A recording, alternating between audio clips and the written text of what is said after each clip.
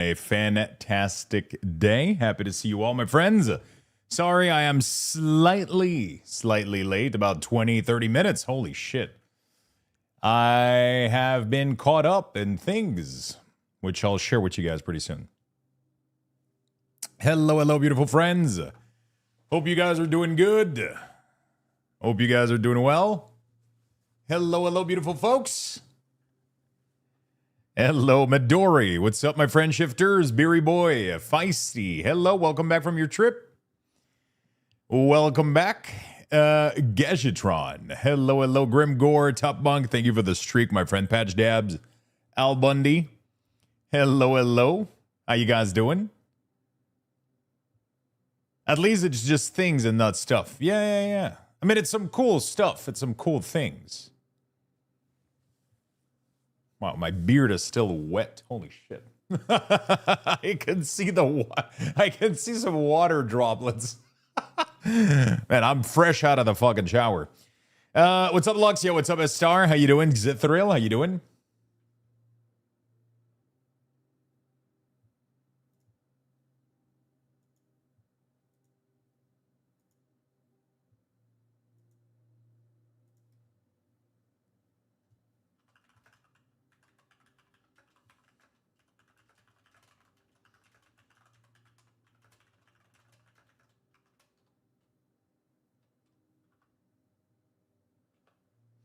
Hello, people. What's up, Star? Zithril, hello. How you guys doing? Not much. Looking into leveling my Hunter for looks nice in 12.1. Any thoughts? If you want to have fun with Hunter, go for it, my friend. That's what World of Warcraft should be about. You know? That's what World of Warcraft should be about. I've been leveling an Arcane Mage for fun. Am I going to play it? I don't even know, you know? Is it gonna be something that I'll even do? I have no idea. But, it is what it is. My guild doesn't even allow me to have fun. Shit, you should talk about that with Feisty.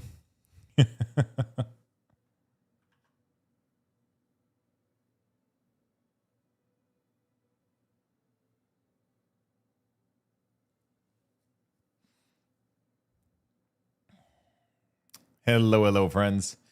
Yeah, I mean, if you, go with the playstyle, you know what I'm saying? Like, I don't know how good they are doing. That's something I haven't looked at. But definitely go with the fun playstyle. But, listen, I'm leveling an Arcane Mage right now just because they seem fun, but they seem overpowered too. And, there's a little bit of that's kind of fun for sure, right? Shaman is the way. Shaman, I'm not going to lie, man. Enhancement Shaman, I did all of my dungeon on that bad boy. That shit was fun. I am not gonna lie to you all. That shit was fun. Lux, yet another legendary spear has been crafted. Put it up for gold. I really hope it will sell fast. God damn, you've been playing a lot of Guild Wars, my friend. Jesus Christ.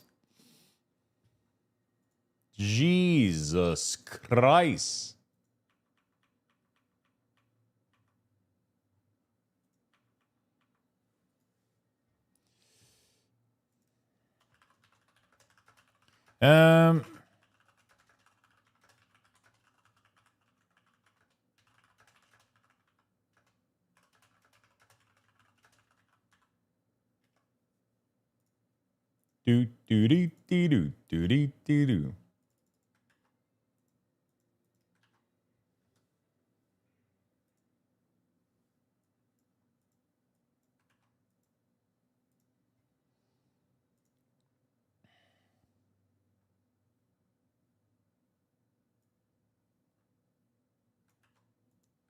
Do. There you go.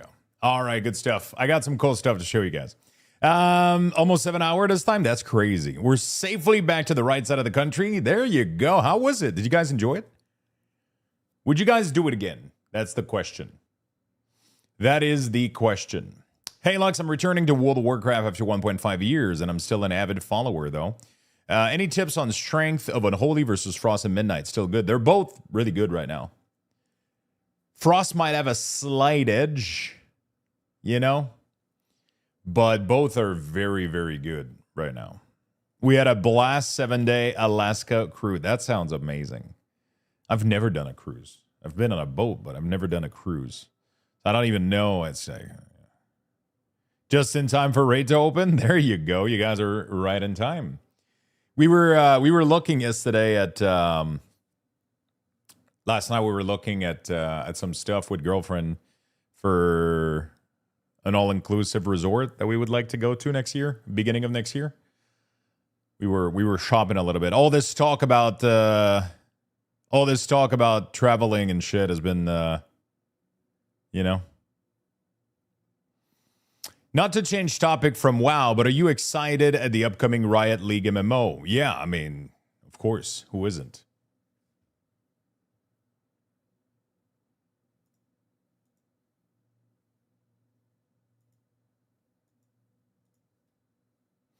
Not to change. Okay. Yeah, so, Jesus Christ. Yeah, obviously I'm excited. Obviously I'm excited. Also, don't worry about changing the topic. I mean, I talk about a variety of stuff all the time. I just don't know when it's going to be. When is that even going to be a thing? You know, like it feels like it's been in.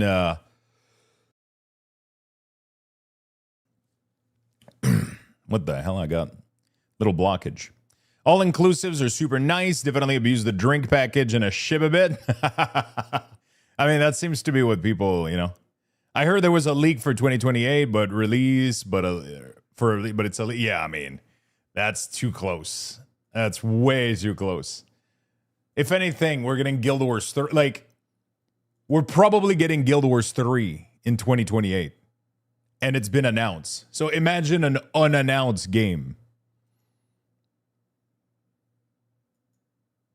It's probably fucking years away, my friend. Like, unless they've been secretly working on this shit and they're gonna shadow drop it without anything. That would be crazy. I made myself some overnight oats. Overnight oats with banana and blueberry. That's gonna be my breakfast for today. And that's what we are gonna go with. Sorry about that, chat. Sorry, we're gonna boot up WoW. We're gonna go. It looks yummy. It looks really good.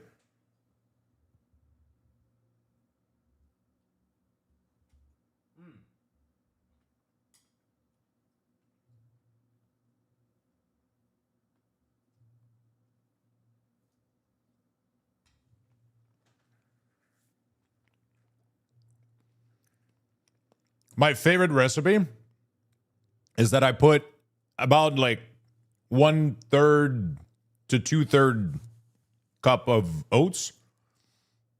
And then I put a huge tablespoon of chia seed. And then I put like 2 big spoons of Greek yogurt. And then I did cinnamon, a little bit of milk, and a tiny bit of maple syrup. And then I shake it, put it in the fridge. And this shit has so much fucking fiber. It's insane with the chia seed. And then I just cover it with fruits. And it, oh my fucking God, it's so good.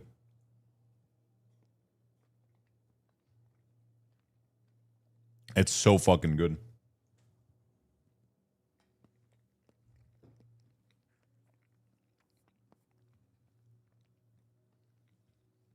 All right.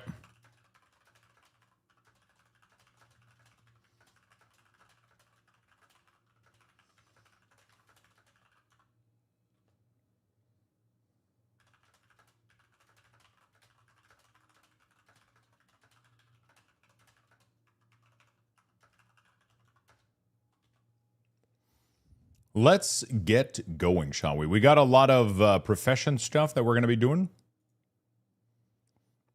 We're going to be going over the profession, and then we're going to probably level up the mage a little bit, maybe work on some UI stuff. But also, I don't know if it's a good idea, but there's a part of me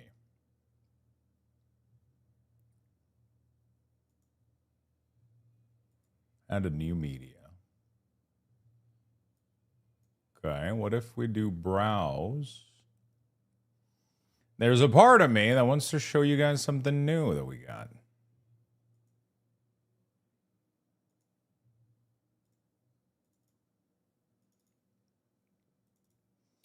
We got something new.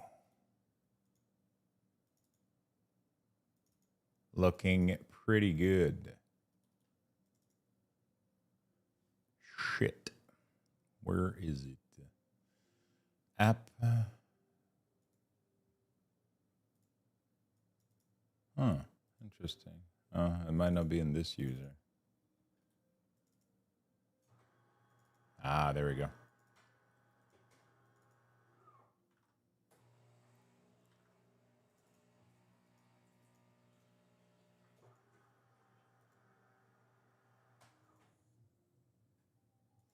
There we go.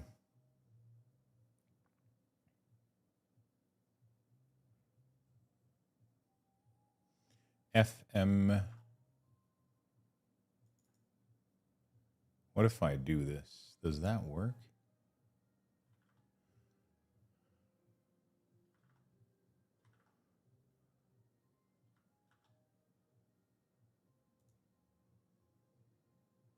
I don't think it did.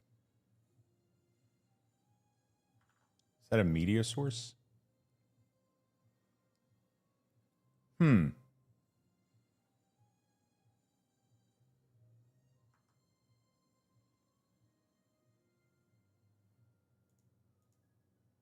that doesn't seem to work. I'll figure this out.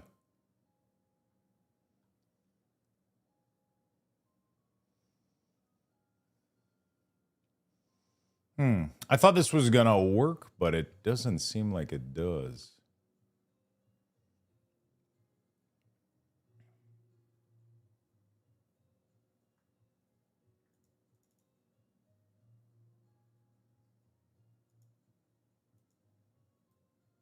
Okay.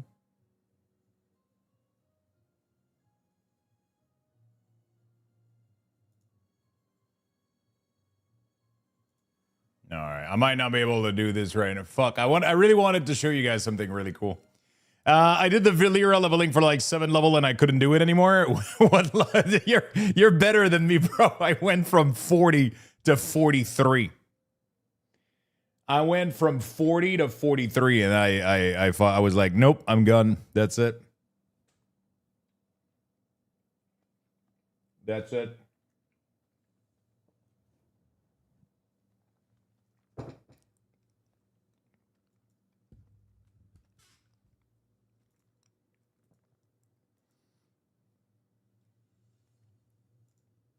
All right. That's it. Pennywise, what's up, my friend? I think mine is at 26. Mine was at 40, and I got to like 41. And then I was like, okay, cool, 41, you know, like let's do 42 and then 43. And then it's like every level is excruciating. It's the same dumb shit getting caught in trap, just like, I'm like, no, fuck this shit. I'll just try the challenge without a proper Valera. Fuck it. Or next week, I'll go run a bunch of Bountiful Delves and see how much level she gets. Hey, what's up, Violet? You can farm bags? You mean the curio? Yeah, that's what we're talking about. It's just that it takes for fucking ever. It's just, I did it for 20 minutes yesterday and I wanted to jump off a balcony. It's the most mind-rotting shit I've ever done in my life.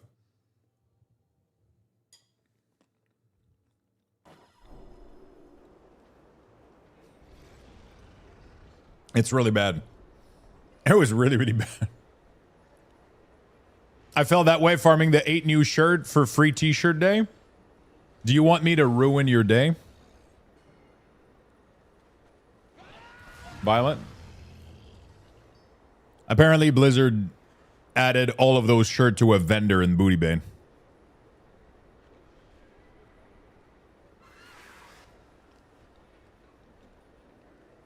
So the entire farming that you did was completely useless. I have no idea why they did that.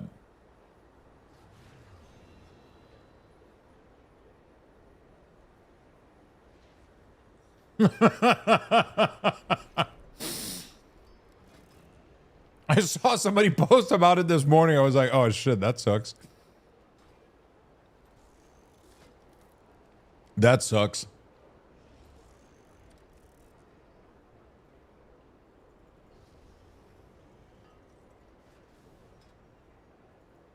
Wait, why is work order?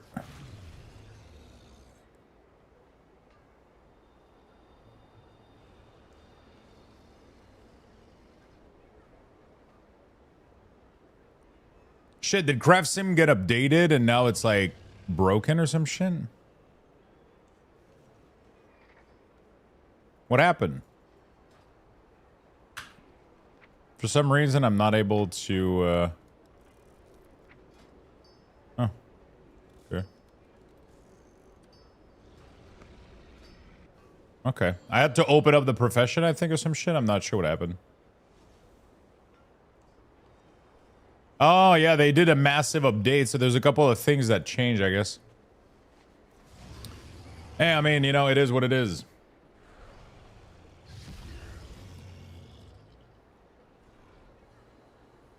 All right, chat.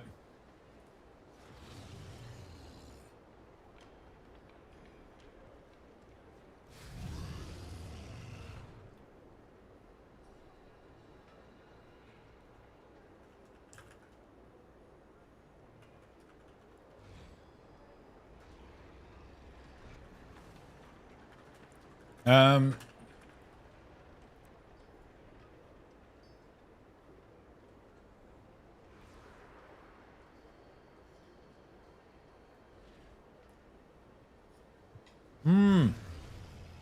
Okay.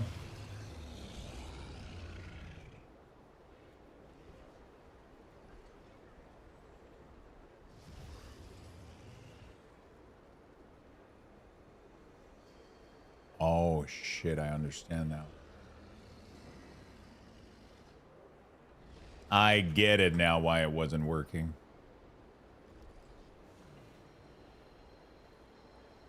You guys ready? It should be working now. Sorry, I want to show you guys something, but I want to reveal it in a cool way.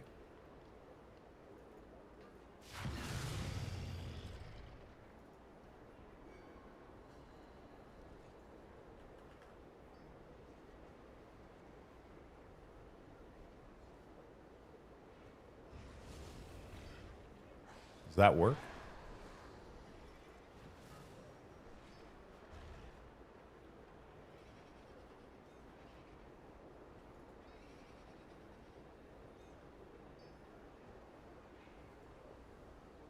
Does that work?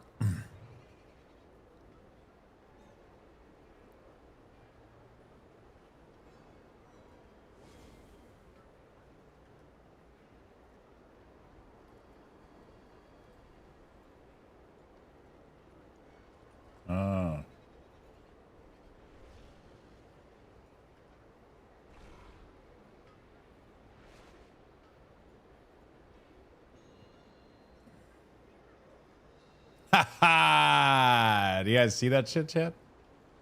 Do you guys see that stuff?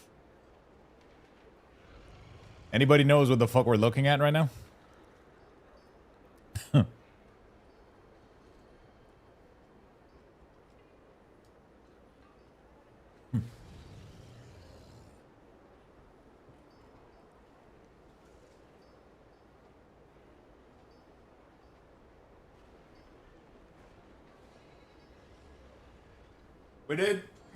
We did our first 3D print yesterday, which is a label dispenser for when I do shipping on, look at how clean that is, dude.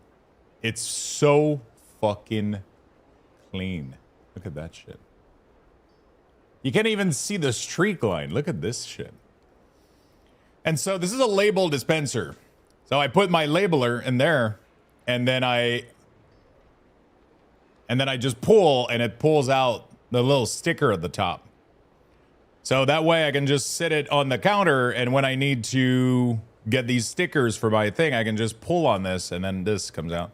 And this was my official first print. The design that they had is supposed to be like a cap here that puts in, but I find it too wobbly. You put in a screw in the middle. So I might have to get that, but you know, overall, not too bad. Really not too bad. Took about 3 hours and 30 minutes, which is also one of the reason I went to bed extremely fucking late. But I'm really happy about it. Really, really happy about it. He recommends putting a screw to hold it together. The only thing that sucks with a screw is that you end up... So this is not like the perfect design, but this was a really, really great first print. This was really, really fun to watch.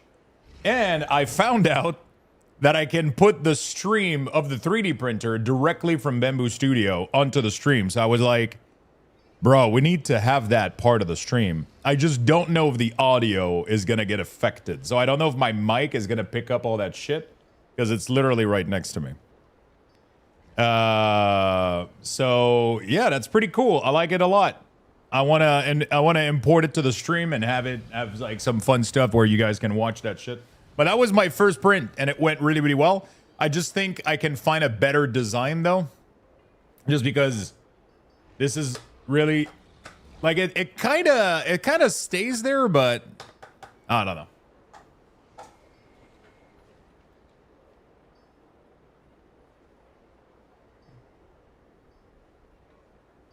It's pretty cool. It's pretty cool. So that's pretty fun. And now I just figured out a way to let you guys see. You guys can literally see the TV from the window.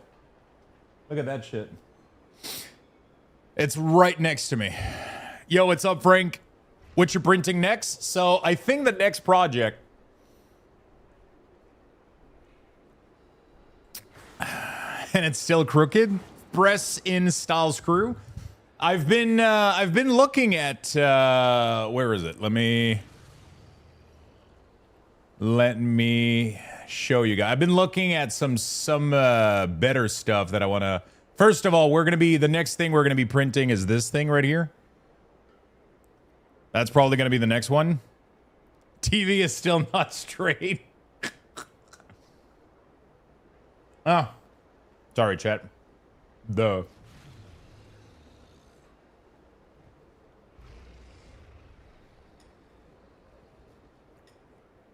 Yeah. Literally with Mentos just linked. We're going to be making a poop shoot because right now all the poop is, all the little plastic poop is just going on my desk, so.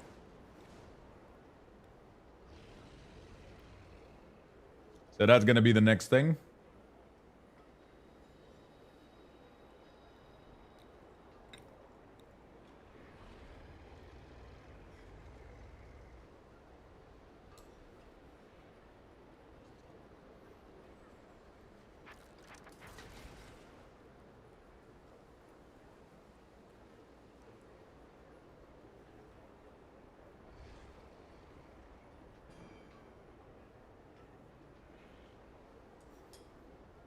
He reposted it on X.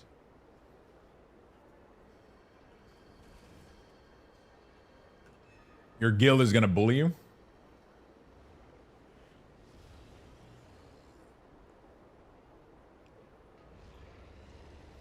Our standard treasure only giving for X per Valyria. I don't know actually. Standard treasure.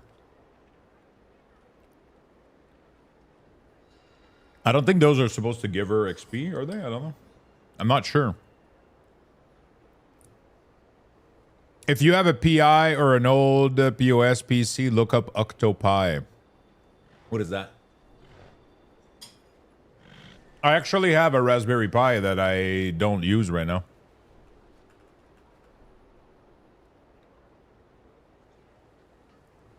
Download and set up Octopi? What does it do?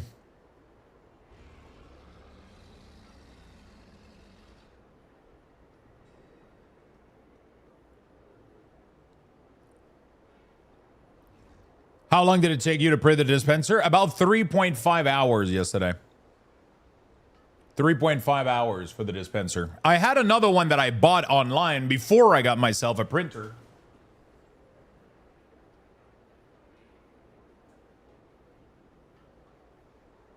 So, this is the one that I bought online. And it worked out great until I realized that the only reason that my roll fit inside of it was because it was half used already. So I realized later on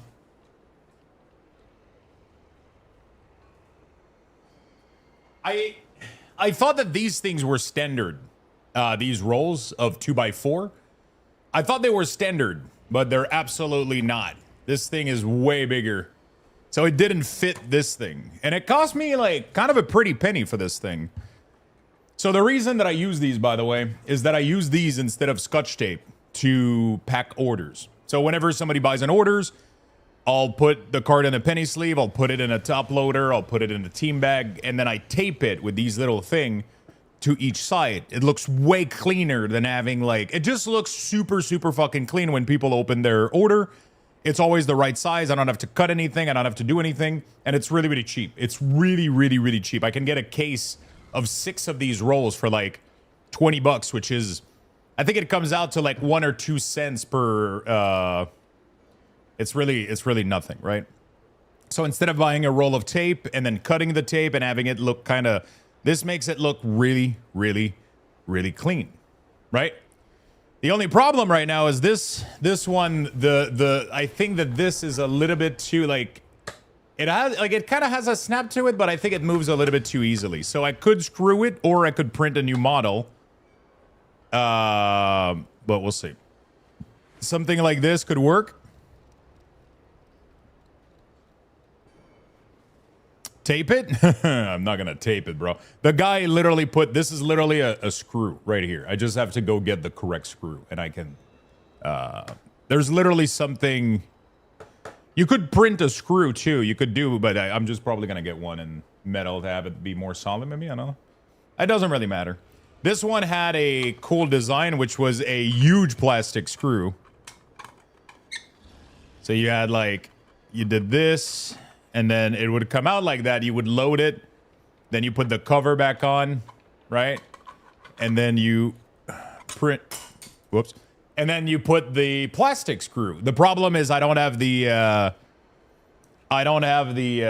pattern for this thing. So this is something I bought on Etsy a while back, and it ended up not working for me. Also, my print quality is way better. It's actually not bad, but it's like, yeah, man. My print quality, I think, is better overall. What's up, Frank? How you doing, brother? Where have you been caught up in, man? What have you been gaming, brother? I sent you a link. Yeah, let me check it out. So, yeah, that's what this is. This is pretty cool. It's pretty neat. But it didn't fit my needs. It didn't fit this. So, my first print was this. And it works really, really well. I just need to put the little tack screw, or like I can put like yeah, okay, Dorman auto upgrade front rear. Oh, that's pretty cool. Yeah, we could print one of those little things. The problem is those things are hard to remove afterward. It needs to be something that I can easily take out and back in, because I need to be able to refill the thing. So I'm probably just gonna buy like a very small screw. He has like the recommendation on his page for this product.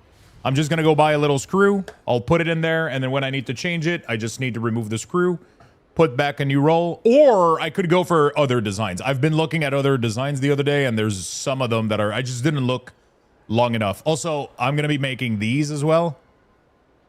Look at these things.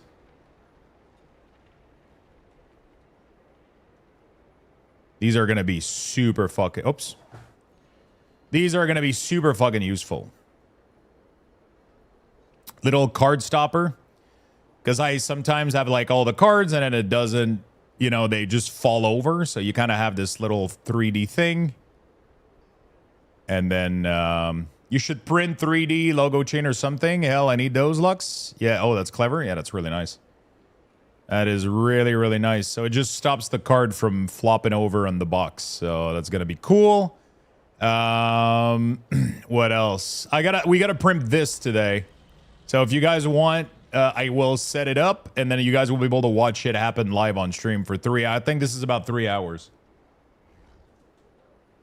But yeah, I need a poop shoot, so we gotta get one of these.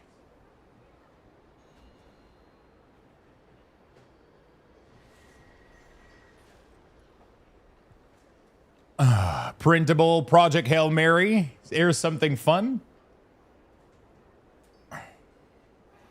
Oh yeah, I might make one of these actually. That could be fun. Thank you for sharing it. My boss put rubber at the bottom of the card box. I used to put blocks of foam that I had. Like I had little blocks of foam. But yeah. I ended up getting a Bamboo X2D. And yeah. So one of the thing I want to do is I would love to start implementing some of these in the shop that we're going to be making. So like right now I'm redoing my main website, luxtos.com, but I want to rebuild my I want to build myself a full Shopify store for my single cards and all my sealed products and all my TCG related stuff. But I would love to have a 3D print section on the site where I can print little gadget that could be related to cards or could be related to similar products and just put them on there for fun and just have fun with that shit. Like it's not even this is literally only like hobby kind of vibe shit. You don't make money with one printer. It's just for fun. This is something that I find fascinating. Could you do somehow magnets? Yeah, we could. I've been sorry, for some reason I didn't saw your message from YouTube. When did you send that? 49. I'm trying to see if it just... Oh, okay, yeah, apparently I just missed it. The magnet could work, but not with the design that I have currently. But yeah, I mean, that's like a fun... I like the... I don't know why, but I love the whole like packaging stuff and shipping stuff and having like a little store, and it's something that I've been having a lot of fun doing with my cards. I enjoy putting orders together and shipping them, and there's something really, really fun about it. So, did you hear my answer, Demvaco? Sorry, it took me a while to answer you. And yeah, so that's the latest little toy that we got. So now we got to print I did some tests yesterday. It did seem like it picked up a little bit of the sound in the mic. So we're gonna have to do like a little bit of fine tuning. We're gonna have to do a little bit of fine tuning, I think, with like the noise gate. We might have to increase it slightly so that you guys don't hear it too much, you know? Because yeah. Anyway, it is what it is. I just gotta make sure that you guys don't hear like all the little sound that are... It makes a little bit of sound, especially when it's doing like repeated printing. So the way that this one works also is it has a little tack clip.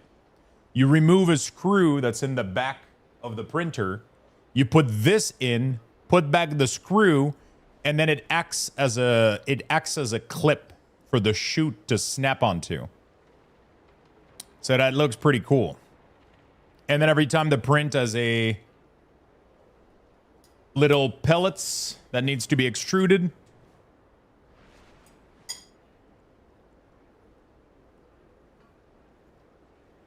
it just poops it out in there.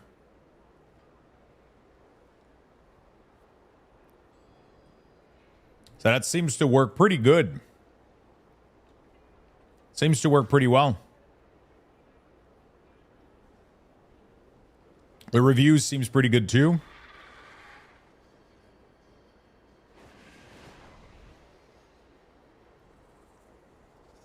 Oh God, now I have to compete with a 3D printer? What do you mean compete? By the way, I totally forgot to message you yesterday. I went to bed fucking late. I went to bed fucking late, brother.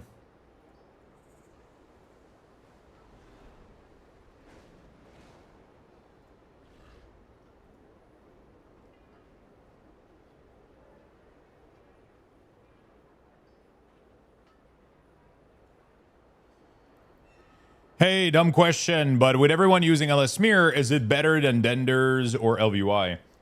It seems to be really good. Better, I think, is a matter of preference, I think. And that most night, yeah. there's a lot of cool little projects that I want to do and fun things that I've been working on. And one of them was like, you know, better is very subjective. However, LSMere UI is less strain on your CPU. That is not accurate anymore. That I love LSMere, trust me. But the claim initially was because LSMere had an issue with his nameplate that has now been reported and fixed. And now with that fix implemented, they're pretty much equal. I know that Plus Mouse did like an entire test run on a bunch of... he did a bunch of test run on... So one of the main issue was that Platinator... LVUI had an issue with their nameplate. Yeah, it comes down to cosmetic. It's not... It doesn't even have any more performance increase or whatever. It's literally cosmetic, but I will say... LSMere for me wins a lot of points in the UI department. Like you can see that he's been doing this for a while. Like the way that the UI is set up and the configuration is really, really hard to beat. It's probably one of the most clever display of UI that I've seen in configuration. It's really, really intuitive. Big props for that. But at the end of the day, you go with whatever you want. Like if you already have a full LVUI UI and you don't need to, you know. Oh, by the way, Lucky Dog, did you saw I fixed the slider yesterday? It's not fully fixed for, I still don't know how to do, but anyway, I had like a couple of minutes to fix the slider or whatever. But it's the only thing I need to do now is how do I make the text inside the slider be different for mobile? Because I need the font to size down and I need the thing to no longer be 60% but be 100% with smaller text. I just don't know how to do that breakpoint thing. So. Yeah, if you already have a full setup and it's working, then, and you don't have any reasons to change, then don't change. But if you're looking for something new, there's issues that you're not like, you know, whatever, you know what I'm saying? Like if there's things that you want to improve or there's things that, then yeah, check it out. But I think honestly, they're all pretty much similar right now. And I don't even think that any of them is like more performant than others now. I think it used to be the case. But there was an issue that was flagged to Lucky One in for LVUI, and it was a nameplate issue. And now that nameplate issue has been fixed, it technically is pretty much the same performance. I've installed your profile for LSMere. Am I right in thinking that it basically offers the same functionality as your old WeakOrs? Yes and no. But very, very close. I would be able to do a lot of cool conditioning, but you can't really do conditioning. It's more like, do you want to glow? Do you want to, like, it does have some form of conditioning, which is pretty interesting that Blizzard still allows for these. If I was to go back and if I would take time and redo everything manually, because right now what I did is I only customized the look of it. I didn't go into the nitty-gritty of every class and making sure that their buff is... I literally just synced from my Blizzard CDM that I did, styled everything, and then I pushed that. That's all that I did, right? That's all that I did. If I was to go down in there and be super, super... Like, I could technically get everything to be a lot more... close to... I did a lot of things. I configured pretty much everything to be very close to what my WeakOrs were, especially for like an End Shaman. There was already a lot of system in there that were looking pretty good, but yeah, it gets you like a really, really close look to it. I wouldn't say it's the same functionality because I went way more in depth with because in my WeakOrs I was doing things like, hey, if you only have one stack of this, then don't glow. And then if you only have like, you know what I'm saying? Like I was able to do a lot more things. Or if you don't have enough resources, then it, you know, like it went a lot deeper than than a simple like overlay, you know, like it was definitely like a lot of thought process going on into every single ability. Like that's the thing with my weak ores, is that I built every ability from the ground up to have its proper condition and proper, you know, so. But not every ability needed that, right? There's some abilities that are very straightforward. They don't need much, but some of them, you know, we did a little bit more. So yeah. I used LVUIs for years, but when I started glitching at the beginning of the X-Pack, I dropped it sadly, but LSMIR is pretty awesome. I'm stoked for it. I like it as much for sure. Thank you for introducing it. No problem. I mean, you know, I feel like everybody's been talking about it, so it's kind of introduced itself. But for the right reason, like it just works well. It's just nice. Why the fuck? Oh, I guess I never did the shopping list because I got distracted with 3D printing. Anyway, yeah, I mean, you don't have to do that now, Lucky Dog. Like, take a break if you want or whatever. I just wanted to let you know that I did manage to improve the slider to be more responsive, I think. I just have to finish, like, we would just have to finish, like, the breakpoint and, yeah.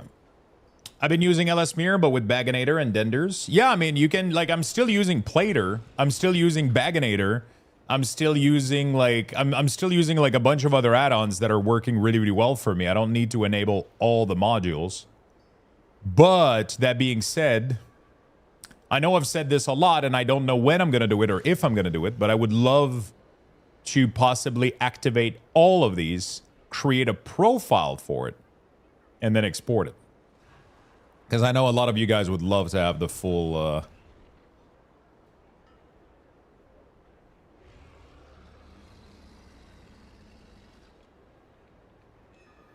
I've been using... Okay, what else you playing this patch, and what do you like about them? Right now, I am playing Affliction Warlock. I am playing Enhanced Shaman. That's been really, really fun. And I even started leveling an Arcane Mage.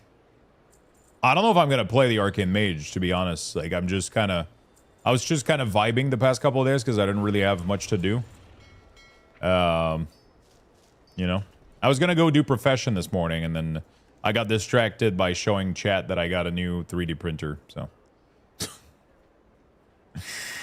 Should we start a print and put it on stream so you guys can see it print live?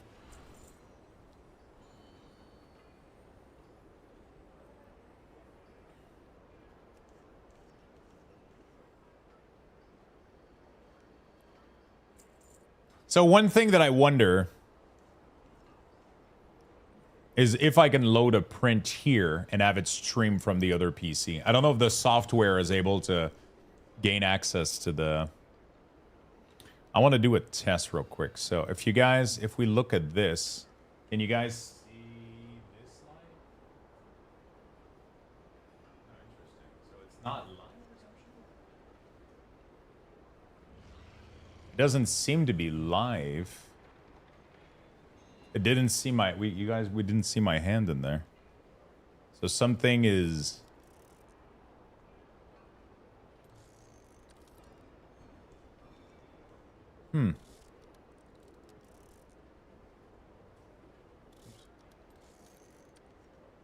Oh shit, it disappeared. Oh yeah, there you go. Yeah, you guys can see my hand. Take my hand. Okay, so it just takes a while to resync. So like, I don't know where we would put this thing, but I don't know where we could put it in the top corner here, I guess, temporarily. Somewhere there. What kind of printer did you get? We got a Bamboo. We got a X2D.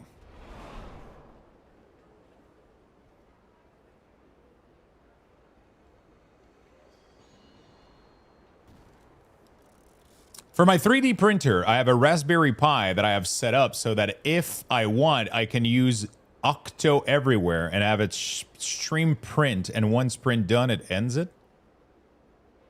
What do you mean? What does it do? What does it do more that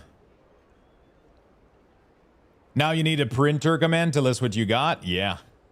Yeah, true. True. Hey, what's up, Gnome? How you doing, buddy? So I wanted to do this thing here. So it's this X2D plane is what we're going to be building today. So we're going to do open in Bamboo Studio. Oh, it loads up a new window. It's kind of funny that Bamboo just 1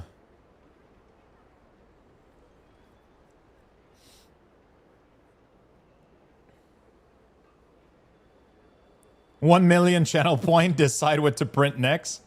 No, but I was thinking about doing channel points to show the current 3D print camera for like 60 seconds or 30 seconds.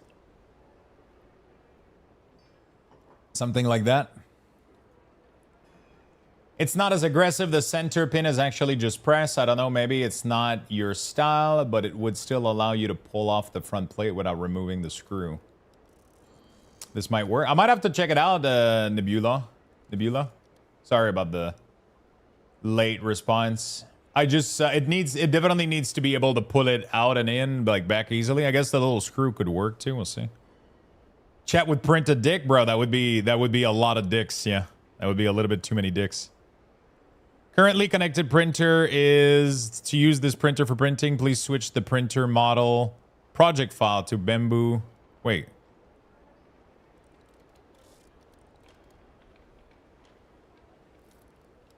Okay, cool.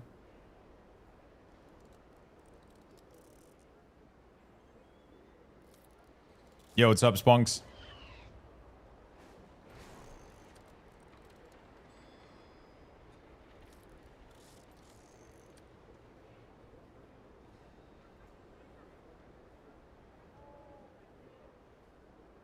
Oh, when you load the thing, I think that it had like different settings and I just overrode them with this one.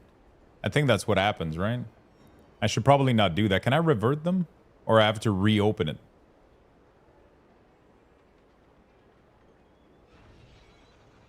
Finally committing to the poop bucket? Yeah, exactly. You know?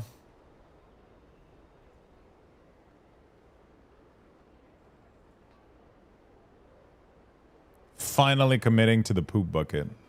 I'm wondering what were the different settings that were in there. Was there even different settings, actually? I don't know. Use the printer to print up some Warlock armor for the raid. With Oxto, anywhere, you can monitor multiple printer if you have more than one. You can remote access the printer if you need to pause or stop a print, get notification of the print first layer complete, 50% done. I feel like I already have that with my Bamboo app that came with this. The Bamboo Handy.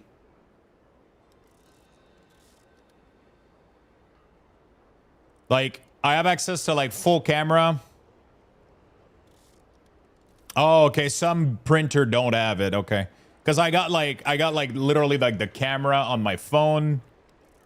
Oh, there's even a, oh shit, there's a time lapse ready. Oh shit. That's pretty cool. Yeah, so it has like a full camera with air. I can, you know, it shows me how much filament I have left, the temperature, the moisture, That's pretty crazy. Whoops. Okay. That seems to be... Recently got multi-printing color on my Sentry Carbon. Ooh. I don't think I need to change anything, right? So I got my plate, I got my thing, I got my nozzle is good. So I just do splice. Do you guys do filament saving mode? That's what I did yesterday.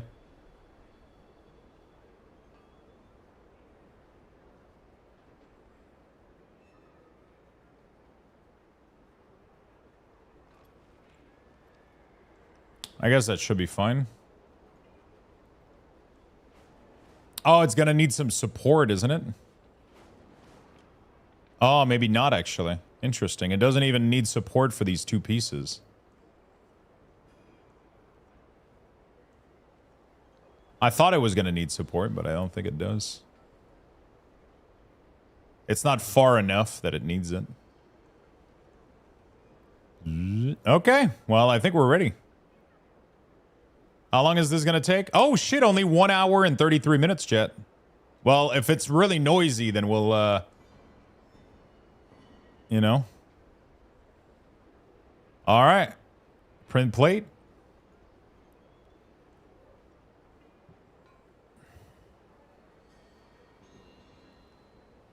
If the filament nozzle of the main extruder hasn't changed, the last calibration value will be reused. The auxiliary extruder, we will use the system default. Okay.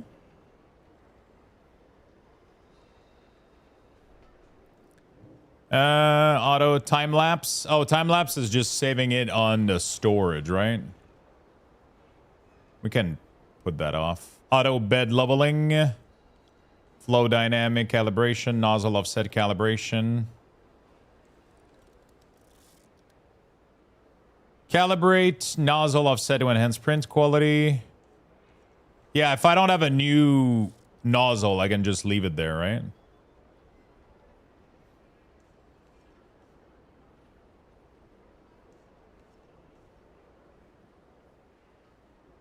All right.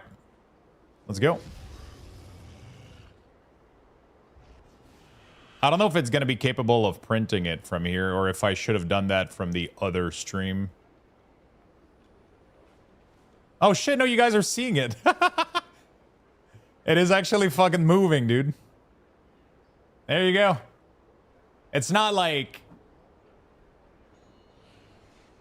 the greatest quality FPS, but now the important part is you guys are going to need to tell me if you guys hear it because it's literally right next to me. It's going to make noise for sure a little bit, so hopefully it doesn't get picked up too much. Hey, what's up, Bouncer? How you doing, my friend? Not yet? Yeah, it hasn't been too bad yet. The really bad part is when it's... the really, really bad part is when it does its... it does, like, mini, you know? Just change the camera, the one you put in the printer, and the printer one for yourself for true classic experience. Wait, what? What did you just say?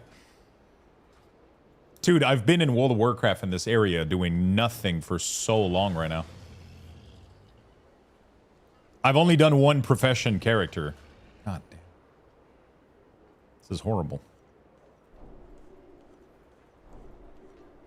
Wow, they didn't even get the DLC. The DLC. Okay, there we go. That's good. You said the camera and the printer isn't the best FPS, so there's the solution. Oh, shit. I mean, I don't think it's the camera that has bad FPS because my phone... It's the way that they're doing the live streaming thing.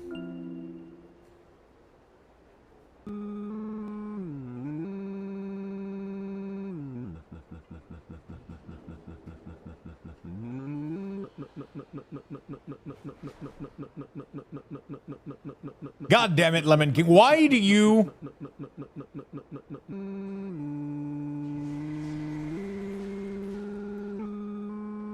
Why?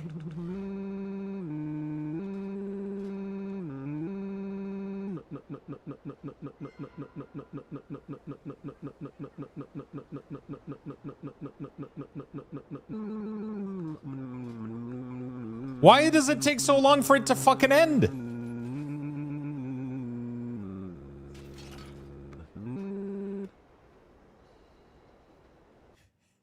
Why are you...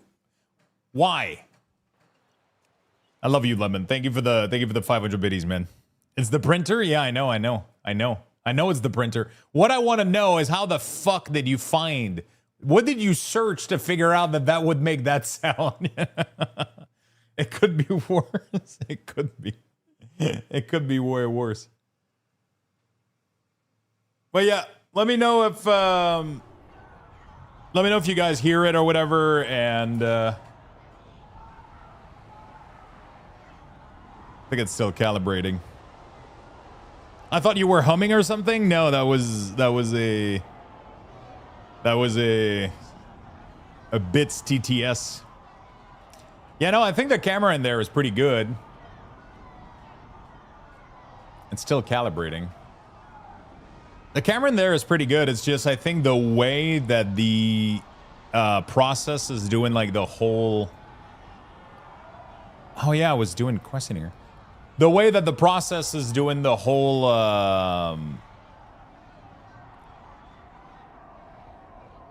the whole like streaming thing with the encoding and thing, I think that's what makes it. It's like a weird thing. Like you install a plugin, it creates a file on your computer, and then you link that file as a streaming video stuff. I think it pretty much... I don't know how it works. I legit don't know how it works. It creates a live feed as a file, and then you inject the file in OBS, and it sees it as a live stream, apparently. I don't know why the fuck that works, but... Remember SpongeBob? Oh, no, I don't want to remember SpongeBob. Thank you.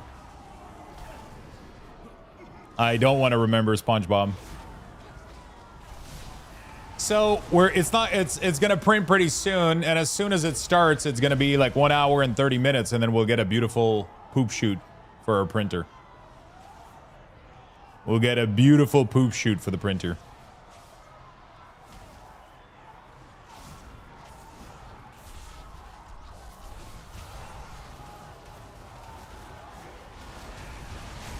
We'll get a beautiful little poop shoot. How you doing, Spox? All right. So what have you been gaming, Frank? Sorry, I asked you the question earlier, but I was... What have you been gaming, my good friend? Why is it doing calibration every... Is it normal that it calibrates every single time? I guess it's probably a good thing. Seeb, thank you for the 59 months. Holy fuck. Modded V-Rising with very high enemy stats. Oh shit, you didn't find it challenging enough? Good, finally. See Odyssey in an hour. Ooh, nice. Enjoy, man. It calibrates every print. Yeah.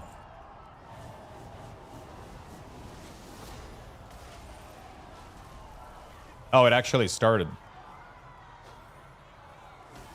Oh, I wonder if I could have made it closer to the camera so that you guys could have seen it better. Thank you for the BDs, Feisty. We're going to put a system where chat can throw bits to fuck up with the print.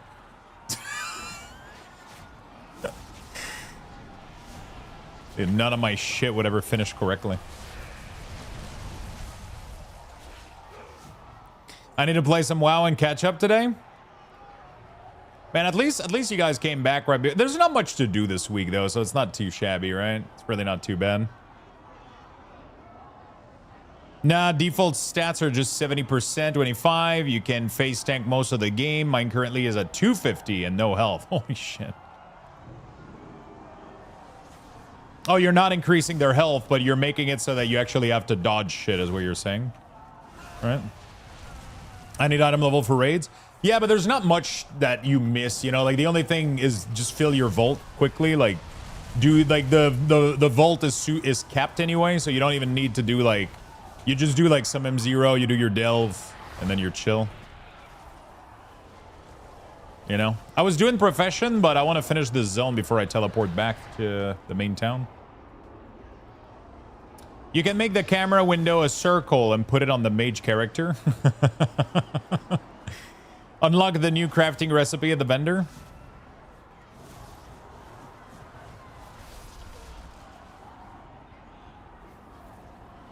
I've been playing it for the past 2 weeks while waiting on Valheim. That's awesome, Frank.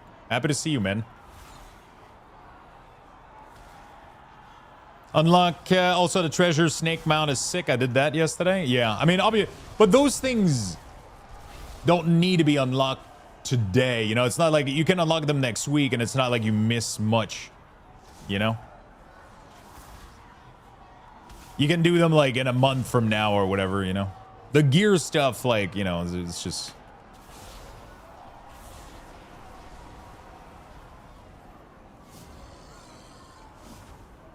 Yeah, recipe for raid is nice if you want to make money, but outside of that, You can ask somebody else to do it too.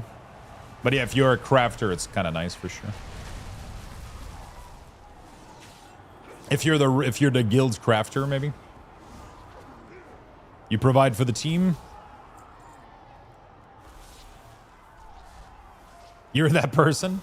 Greeting delves to 8 felt like the biggest benefit. Grinding the delves to 8. Yeah, for sure. That's a good thing to do for sure, Lumide. Food and cauldron.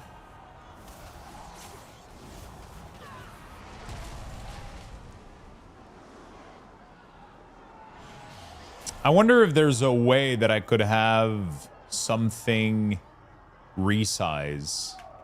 Like you guys could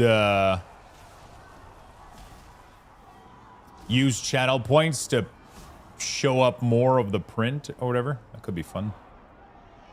I'm going to try to figure that out tonight. There's a way to make a filter so that I could zoom the video. And then there's a way that I could have like a channel point amount where you guys could toggle a filter for X amount of seconds or whatever. So that the camera would like zoom in. So you guys could do like, I don't know, for 1,000 channel points or whatever, you just make it zoom so you guys can see closer or whatever, or better. I don't know. The camera angle is definitely like not the greatest, but you guys are seeing what's going on. That's pretty cool. You guys can see what's going on. And Lux will never be seen again. Obviously, it would still not cover the whole screen. Listen.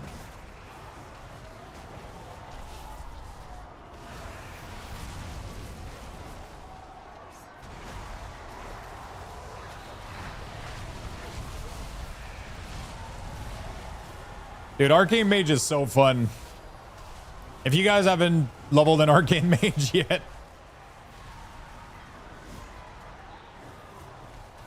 I can't wait to take this guy into M0. I don't know if I can do that today. I mean, if I put a lot of time in it today, I should be able to get this guy into M0. Get him some decent starter gear, I guess. But I don't even know if that's something I want to do. He's really fun to play, but I can't have too many ults, man. Dude, Arcane Mage is so good and broken right now. It's kind of fun. There's like a fun aspect to it, I guess.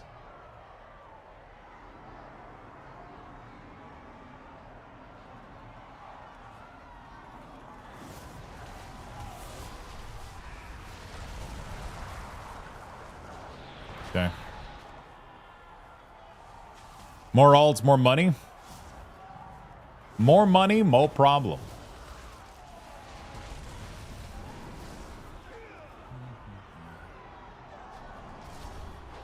Really?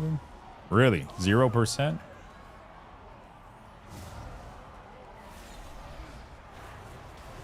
Yeah, Arcane is like really, really fun right now. It's kind of cool. I have a feeling, though, that their damage is maybe a little bit too much into their cooldown window. And outside of the cooldown window, I don't know how good it is.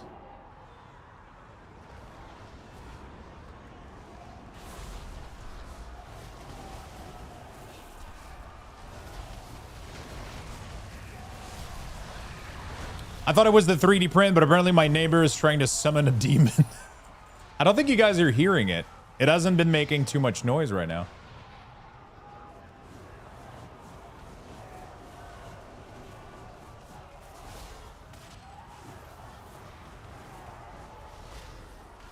Yeah, it's been pretty quiet. I'm hearing the fan loud, but, you know, it is what it is.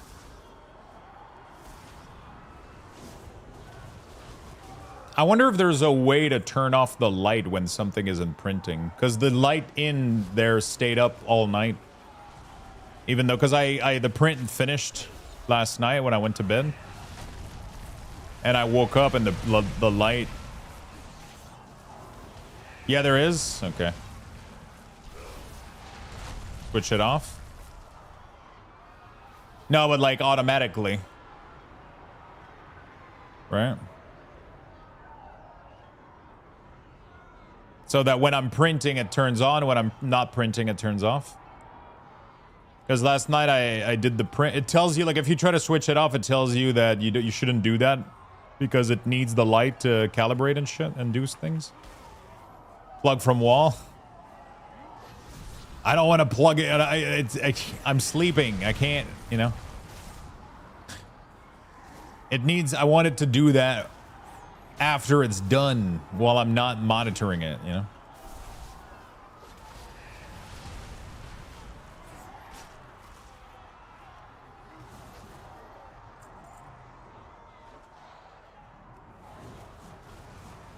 Okay.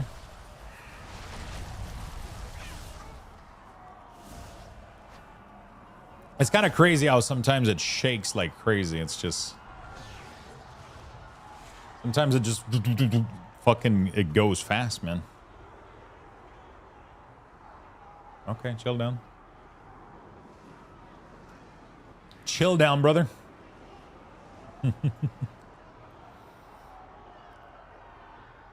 That's pretty cool. I don't know if we're gonna leave it there all the time, but you know, for today we're doing like a 1 hour or something project. I think it's pretty cool. It's a pretty fast project.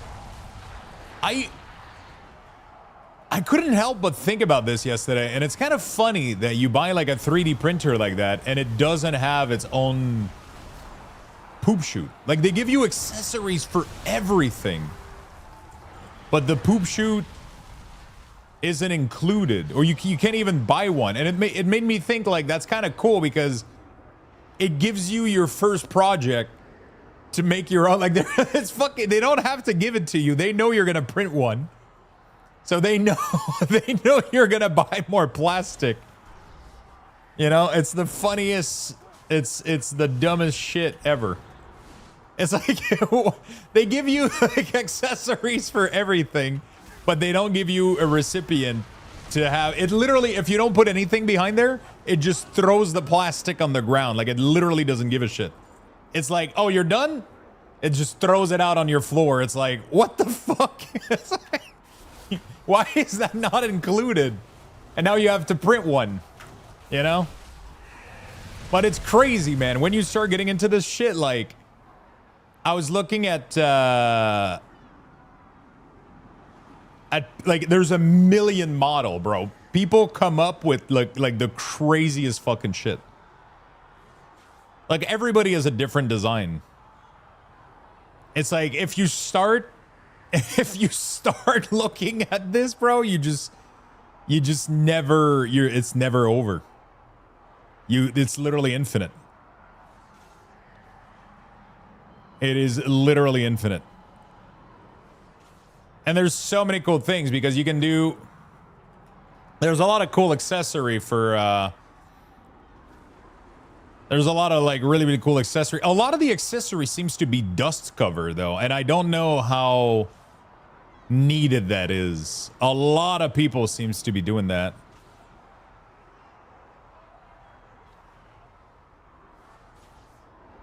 Bro, what? There's no way I would trust this to fucking flip. What the fuck?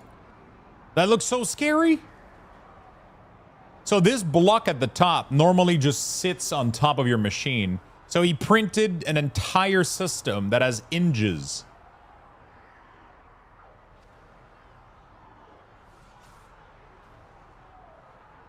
Oh my god, that looks so scary.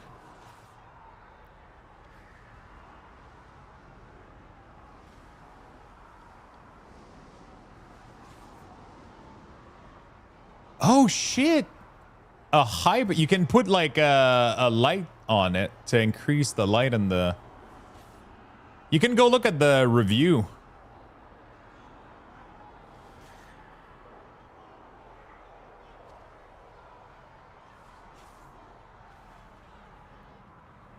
Would not recommend, shit fell down or some shit. I wonder what clips the whole box onto the mechanism. But like normally this thing just sits, it has little rubber feet and it just sits directly on the glass. So if you want to remove this glass, you have to remove this whole box. But then somebody came up with a design where it raises it and then you can even lift it up like that. But like, bro, I'm scared just looking at this.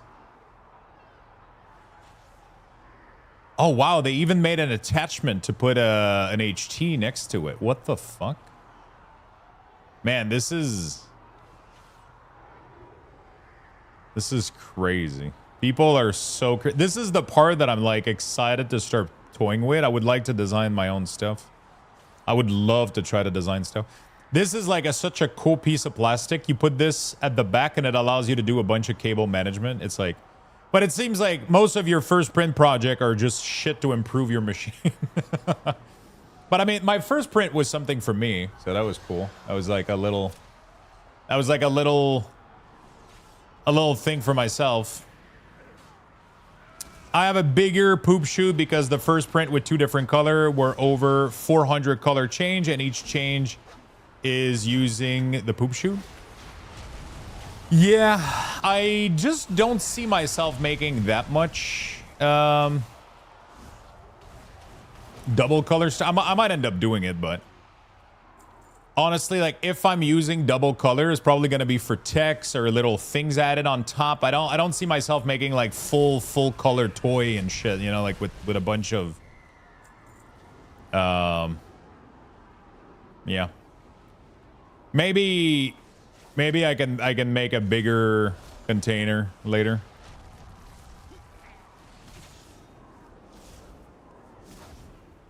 This is always the first print, Benchy, the little, is it the little boat? Yeah.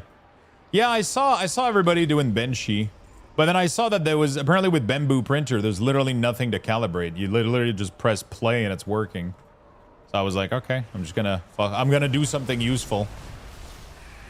You know? Desktop gaming piece. I mean, you can do so much with this kind of stuff, man. I would like to make a controller organizer for my. You can make like so many fucking little things. I mean, most of it is fucking useless, and you're just wasting plastic. But who gives a shit? You know, it's like, it's just fun to toy with. There's so many. There's a lot of useful things, but useful is a very. Yeah, I mean, Gridfinity is nice. You know, there's like a lot of. There's a lot of really cool stuff with that. I have a design in mind of something that I want to do. And I'm going to need to... I want to come up with like the whole design. I don't want to take anybody's system. I want to come up with the whole thing myself. But I have like a really cool idea that I want to do for my table, my rip table or whatever you want to call it.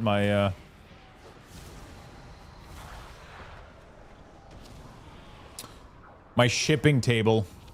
I want to make some little bins, organizer bins, for like penny sleeve dispensers, so that I know those already exist, but I pretty much want to make a little box, and it's a penny dispenser, penny sleeve dispenser. You just like, you can put one finger and slip out a penny sleeve.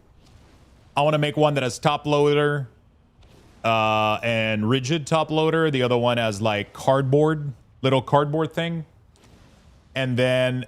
What I would like to do is all of them to have some kind of system that can allow them to snap together or be separate. I was looking at like doing magnets or whatever. It's either going to be a magnet or some clip or some shit. But magnet sounds pretty good. It's just the problem with magnet is you either have to have them print inside, so you have to stop the print and put in the magnet, or you do like a slot that you push them in, or you glue them. But I've heard a lot of people say that the glue eventually ends up failing, and it's kind of annoying. So I don't know. Because the magnet is always going to win, you know, because it always pulls on it slightly.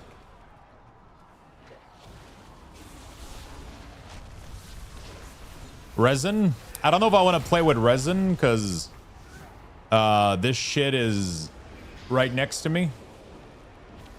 PLA is nice because it doesn't have, like, bad toxic fume or anything like that with the filter, but resin is... UV cure to... No, but I just want to print everything in PLA shit, you know, like what I'm saying?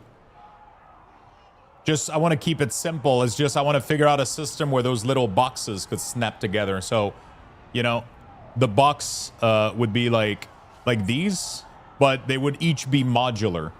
So like one of them would be like a little container like this for penny sleeve. And then the other one would be top loader and rigid top loader. But all of these little boxes could detach themselves or snap themselves together. And then you could create like a little tray and you could order it in whatever order you want. Right? And it would just create a sequence of these things. Because when I'm shipping, I need to take a penny sleeve. I need to take a top loader. I need to take cardboard. I need to take, you know, like I need to access all of those things. And usually like they're all underneath my desk and it's kind of messy right now. So I would love to be able to load a little caddy like that and be able to pick stuff up. But I would love to have these as like little modular box and then have them assemble themselves together or some shit. That would be really, really cool. I don't know what would be the best way to do that. That's still what I gotta figure out. So I was watching some video yesterday on how people do that sort of stuff, but that's pretty much what I'm trying to come up with. I think that would be kind of cool. Works great and I haven't noticed any smell.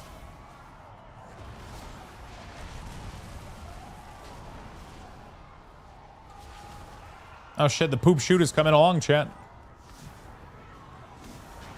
This is a cool one. Mm-hmm. Yeah, I've seen this a lot. I've seen these a lot actually. The thing is, I don't know if the system works on something that you just put on your desk, for example, right? It seems to be something for like a wall or whatever.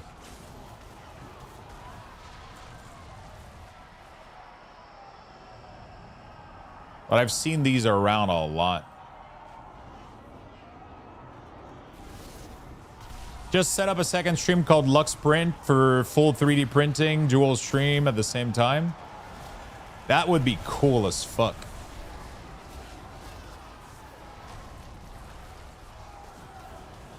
But I don't know if it would be worth it. Your mic has echo? Are you sure you don't have my stream open on my websites, pardon?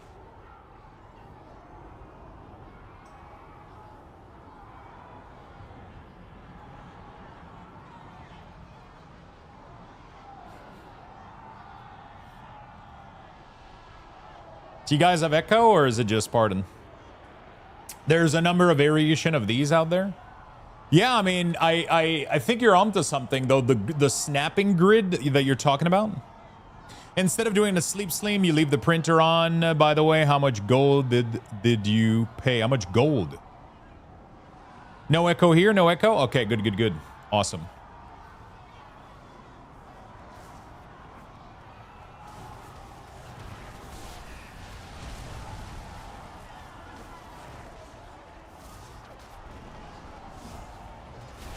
Awesome. Yeah, I mean, that would be like a cool idea. I just don't know if... So first I have, yeah, that could be cool. We could have like a dedicated stream for it. That could be cool. It's a modular box system. There's even version when you can add magnet. I might have to look into it. Might have to look into it for sure. I remember watching a lot of these, what is this one called? I don't remember what those are called.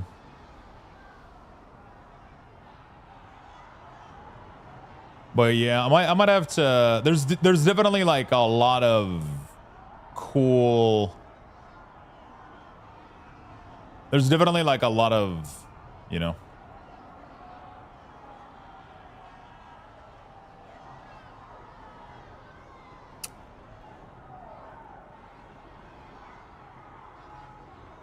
I don't remember like the exact amount with taxes and all the accessories and all that shit, but all the prices are on their website. Tons of options out there. Yeah. It's just that I know that there isn't anything for what I want. So I would have to still design it. Right? because what I need is like a very specific width with like, you know, like some, you know, it's not necessarily a box like this, but I could take and spread, because I kind of wanted the side to be flat, not necessarily have like the. So I think magnet would be best, but you know.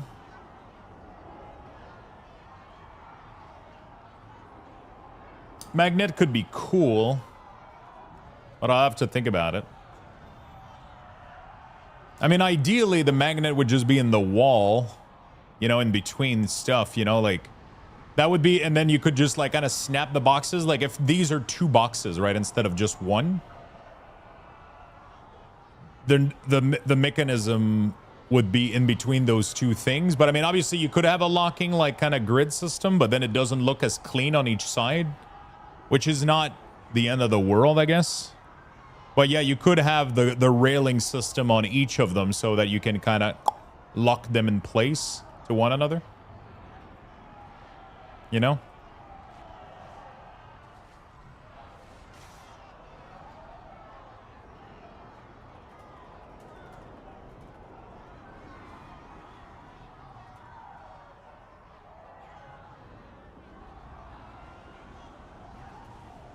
But yeah, that would be nice, Swiftar. If I print enough, you know, because it would need to be running a lot for it to be interesting, you know. I would need to print often for it to be interesting, for it to have content a little bit. I mean, otherwise it's just a bed sitting there with nothing in there, but it could be very, very fun for sure. Could be cool to have like a little dual stream setup just for the 3D printer.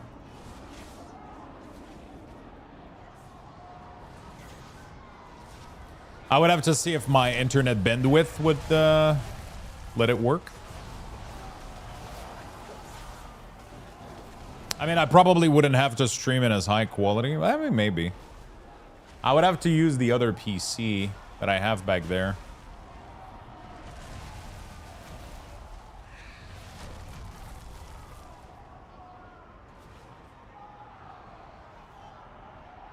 I would have to figure out how I'm doing this. Because I don't think I can run 2 OBS on one PC, right? I haven't figured that out, actually. I mean, I think it would be too much encoding for a single PC. Unless I do one with CPU, one with GPU. I would have to go read into this if I can do dual...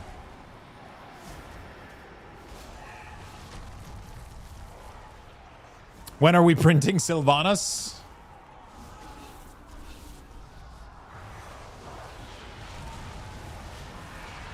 See, I'm not... There's a part of me that's not even interested in printing toy or like printing figurines or shit like that. I'm somebody that's very practical. I want to print boxes, containers, storage, useful shit. You know what I'm saying?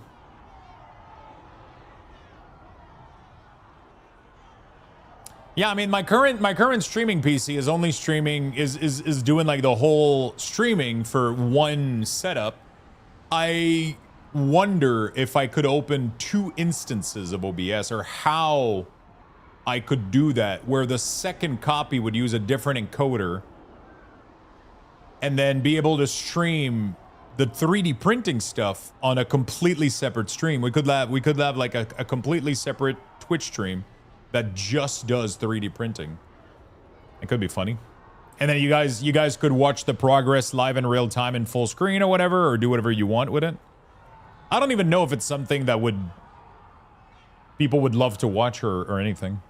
And the cool stuff too is I would be able to turn it on.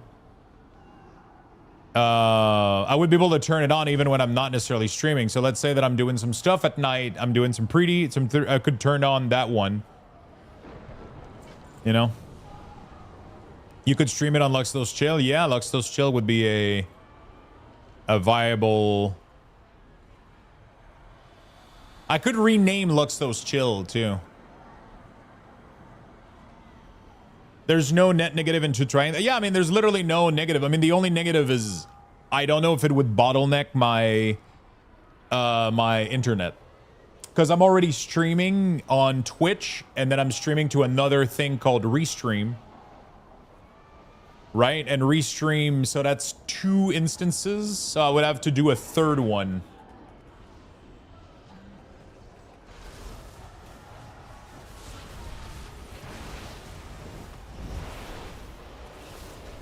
I would have to do like a third instance. I don't know if that would bottleneck my my internet, but I think that could be fun.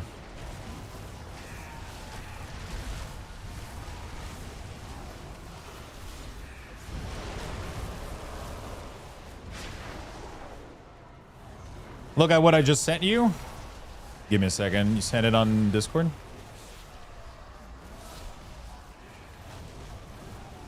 Valera's mind numbing? I'm not doing Valera. This fucking... It is absolutely mind rotting. It's not worth it. I swear to God.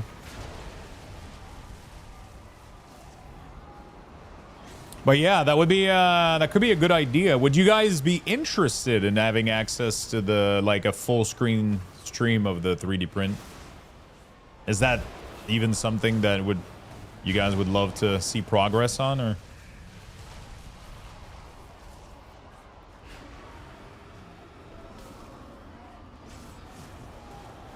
Because I already got affiliate and everything on that other stream, so I think I could do like better quality stuff.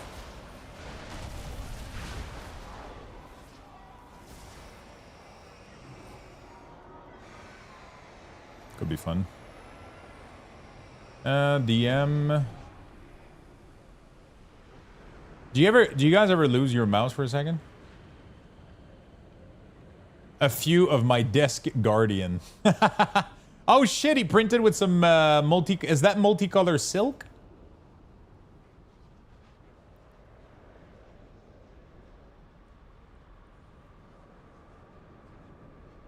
That's multicolor. I was looking at multicolor silk. It looks pretty interesting. All the time? I think that would be cool. Yeah, it could be nice. I'll try to set it up. Can you open 2 copy of OBS? You can run 2 copy of OBS at the same time on your computer. Simply open the program a second time and click launch anyway. If a warning pop-up appears, it does not open. Simply set up the step below. Make a desktop shortcut for OBS. Choose property. Okay. I'll have to test that probably when I'm off stream so it doesn't crash anything, but also, howdy. Yo, what's up, Ragin? How you doing, my good friend? Happy to see you.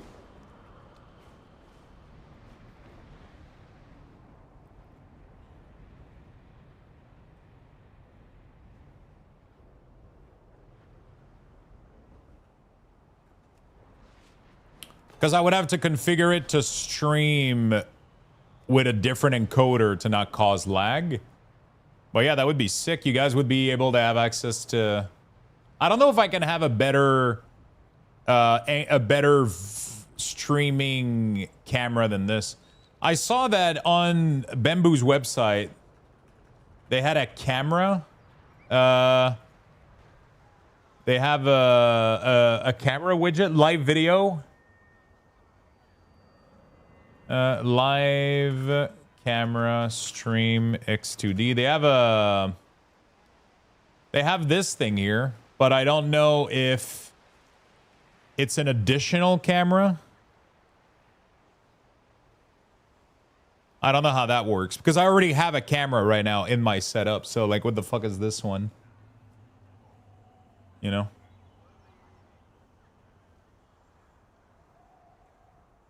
Anyway. Seems pretty good right now. Seems like we got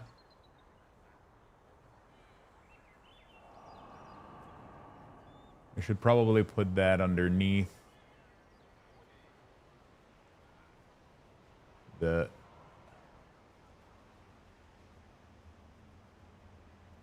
There we go. We can have like... It's looking good. This is my new poop shoot. The quality is pretty good, honestly. The quality is like super nice. Sometimes there's like some little streak on the outside, but apparently you can have like a little blowtorch or whatever.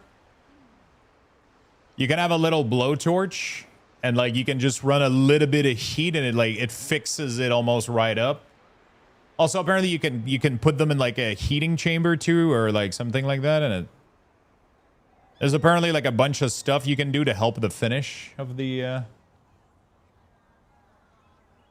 some very fine grit sandpaper works too, yeah.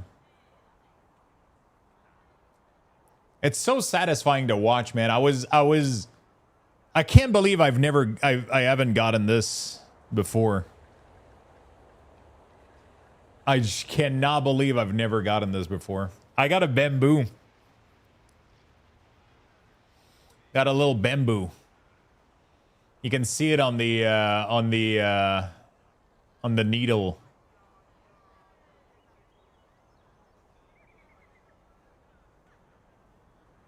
Those are nice. Somebody mentioned, whoops. that's the wrong. I gotta figure out a way to resize this up and down without interfering too much, but I'll put some filters on it.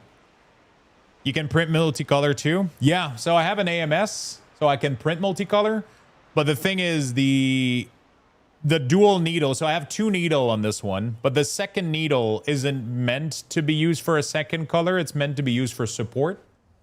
And then I ended up buying some PLA support. So it's a special type of PLA that doesn't mix with normal PLA. And it makes it so that whenever you print and you need support, what it does is it will end up building the support out of your primary material.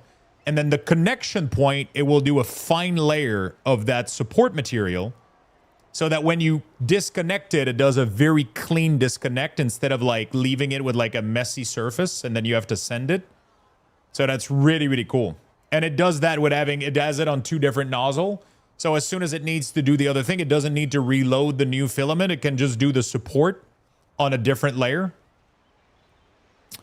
So that's really, really cool. 3D print some Dreadnought armor and an Ashbringer. There's somebody has to have modeled these, right?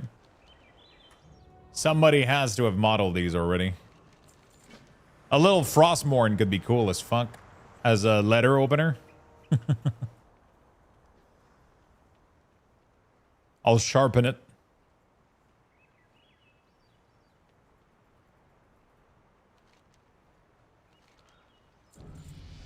Dude, the amount of XP that you get from Delve is completely insane.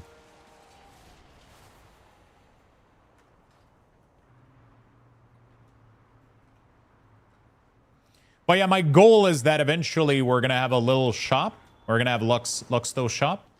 Luxtos TCG. And then it's going to be Luxtos TCG, but it's going to have I'm going to have all of my singles and all my cards on there, but it's going to have a little 3D print category. And people are going to be able to order some of the stuff that we were going to do. I might do some special streaming stuff that could be cool, but we'll see. Could be nice.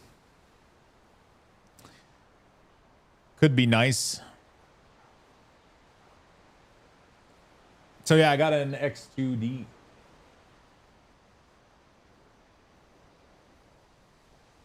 Yeah. It's pretty cool. It is pretty fucking darn cool. How the fuck is it telling me to use? Oh, did I not learn the portal maybe? I would be a sad mage. Oh shit, look at all those bar on the side here. Those are not used whatsoever. Teleport. Dorno Gal. Oh, I didn't learn it, I think. Wow. I actually didn't. Yeah. Yes, I would love to come up with little a bunch of ideas, put them on the site, and like just for fun. You know, like ultimately none of this shit, you know, and then if we get some orders, we could print them live on stream. We could even do like, I don't know, custom stuff with like some logo on there or whatever. You could do some fun stuff.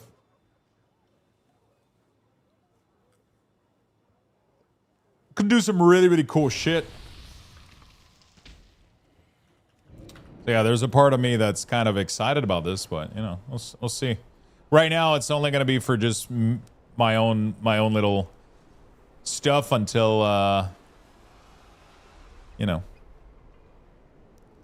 it's only gonna be for my own little purpose, and then we'll figure out some fun stuff to do with it, maybe. Hi, what's up, my friend?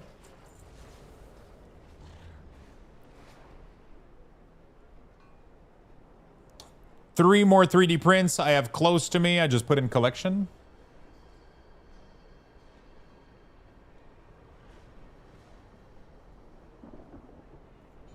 Ooh, is that the cat from The Wolf? The Wolf is nice. The Last of Us. Ooh, a little the print quality is actually pretty good on that cat. It looks really nice. It has like a little bit of filament, but is it PLA or PETG?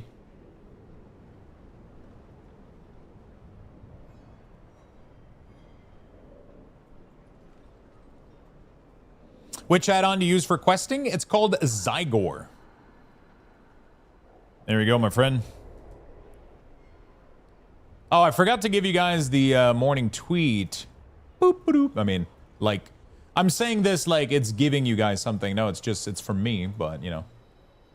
If you guys want to give this a little bit of love, I would greatly appreciate it, as always. Greatly appreciate it, as always.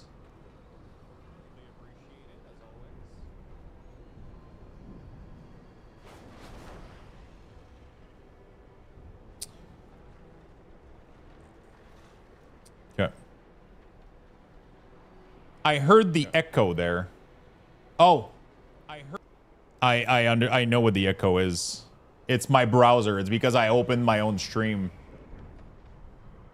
That's what it is. it's because I literally just opened my own stream so that I could pin my. That might have been. Wait, was it there all day or it just started there? Anyway, it just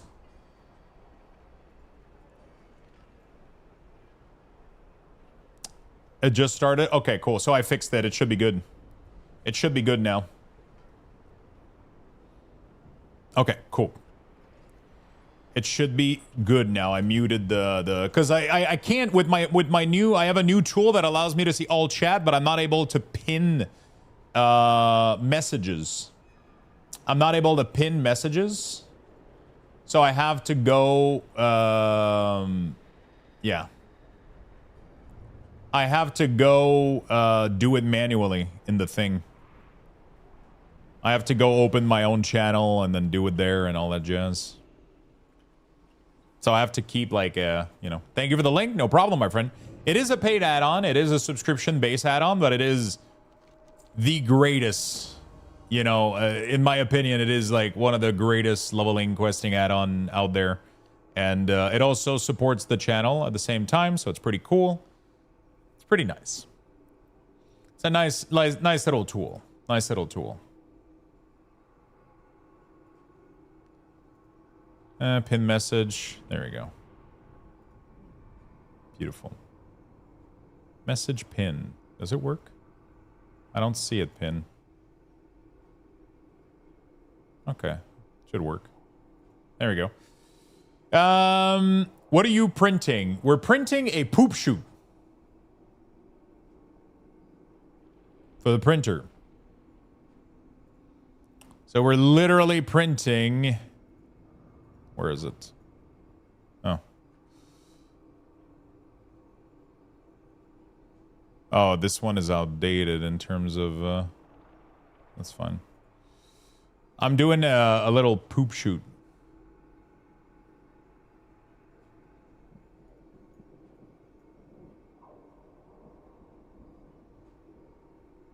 Because for some reason, these expensive machines don't come with a poop bucket.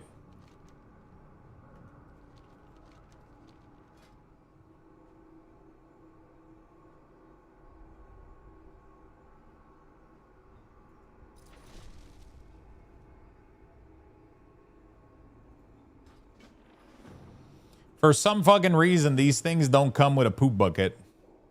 Yeah, no, it's kind of funny that I truly wonder if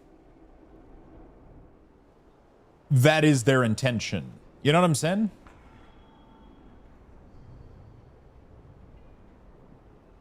I truly, truly wonder if that was their idea. They were like, no, they're gonna fucking print it. You know what I'm saying?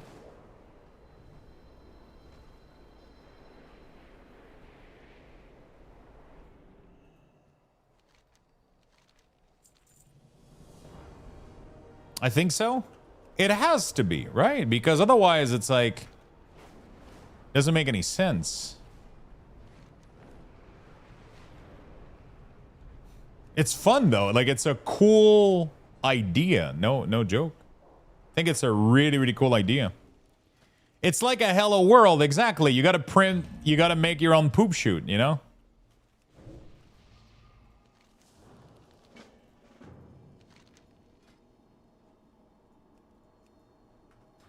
How you doing, my friend?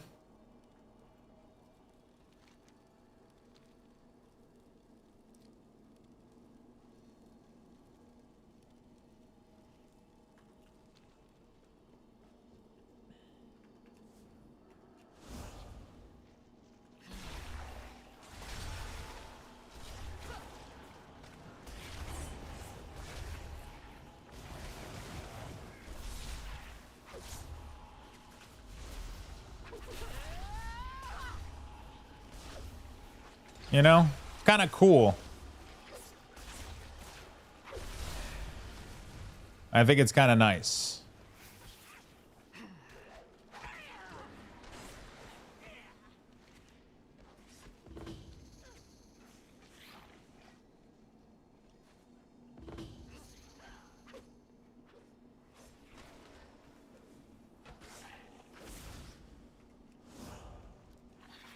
Is the poop bucket part of the... It's not actually. You have to go find a model on their marketplace.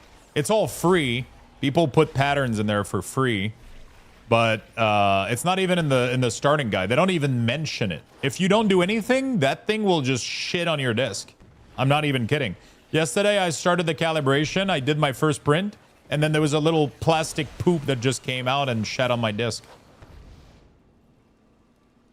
They don't tell you, they don't prepare you for that shit. It just happens. It's just like, bleh. And then you're like, well, I'm probably going to need... So I ended up putting a little receptacle underneath it. But it's way cooler to print one. You know? Like, sure, I could just keep the...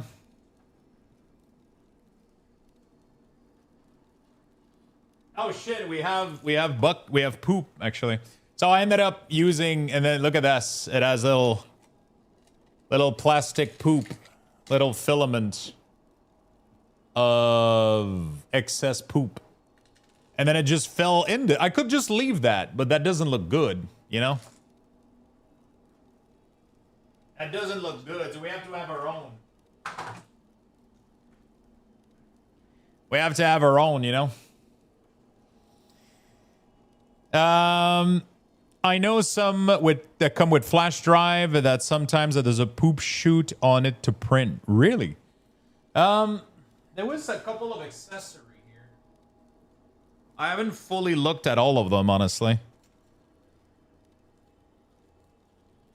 I don't know what all that shit is. I have a little thing here, a little... It came with like a shit ton of like stuff, but... Like, there's a tube here that has a spring in it.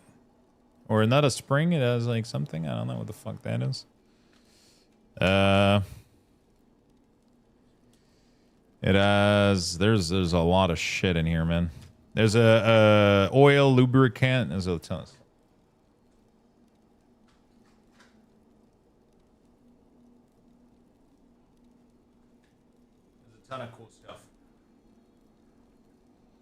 Dude, that thing is gonna be done in no time, man. Holy shit. Sounds like parenthood. Yeah, so the poop bucket wasn't even part of anything. I just went on their website, I searched for one, and we printed it. But like, yeah, that's kind of cool. Like, I would love to print one of these. Like, some people have like cool support system to put on the side of the printer. And I mean, this one is like whatever. There's better ones than that. There's like some really cool shit, man. I swear to God. Some people have like, dude, look at this print. Look at this poop bucket. Oh my God, look at this one. It even has a little... Bro, it's not from my model though. Print it. I mean, we got this one right now. That one should work fine for now. You can print. That's the problem is that you can. There's always going to be a better print. There's always going to be a better. You kind of have to. You know what I'm saying? You kind of have to just go with it and start doing stuff. Otherwise, you always look for the best print. It's kind of crazy though how much cool stuff you can make with this, and a lot of people come up with even like you can reworked build plate cleaner.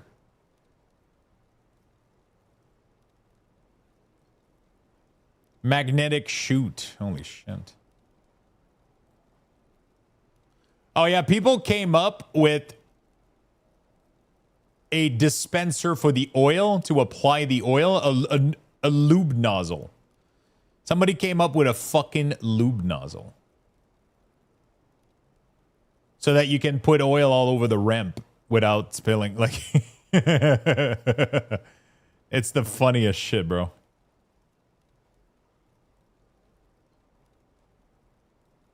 Oh my God. Ultra high detail.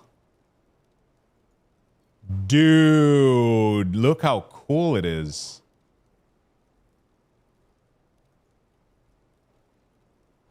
Some of these things are really, really nice, man. Some of these things are pretty fucking cool.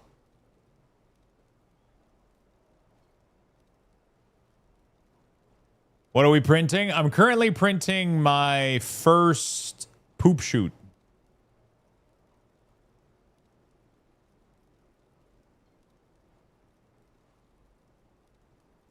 Currently printing my first poop chute.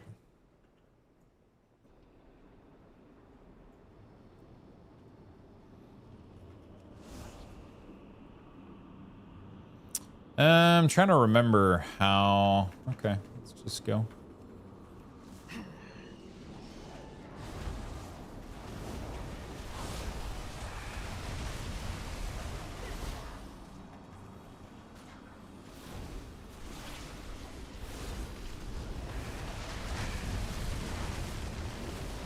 How you doing, Diocese? A what? So it's called a poop chute, and the thing is, at the back of these printer,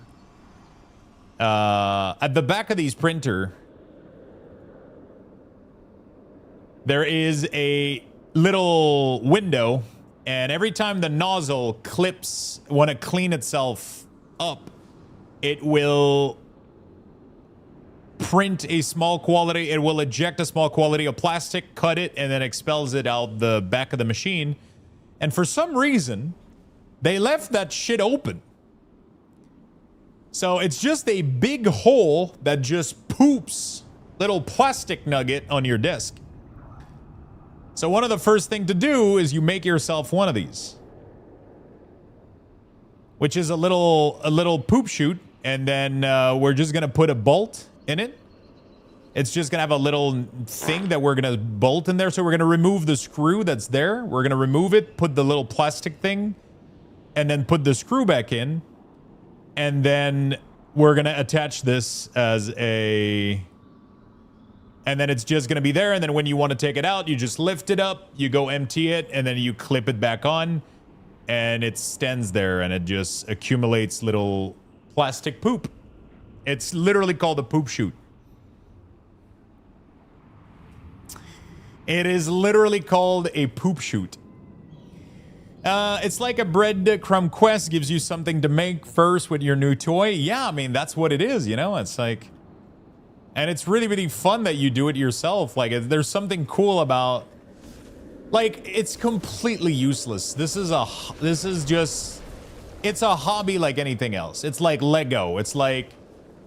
Any of those things, it's just a pastime. It's just to have fun. I love to tinker with shit. I don't know why I didn't get one of these before. I'm somebody that always been fascinated by like all these kind of stuff. So it's like, I don't know. I'm gonna have fun with this thing. It's gonna be fun. And then if we can make some stuff and put them on the store later, it's gonna be fun. But that's gonna be for in a couple months. And I mean, it goes for streaming content too. I might end up booting up Luxtos Chill and dual streaming, and I could stream that. Swiftar actually had that idea to do a separate channel. That could be cool. I already have a separate channel, so we could use that one.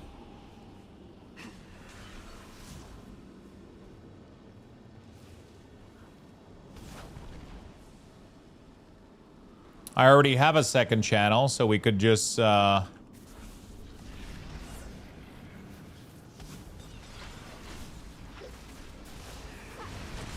use that shit and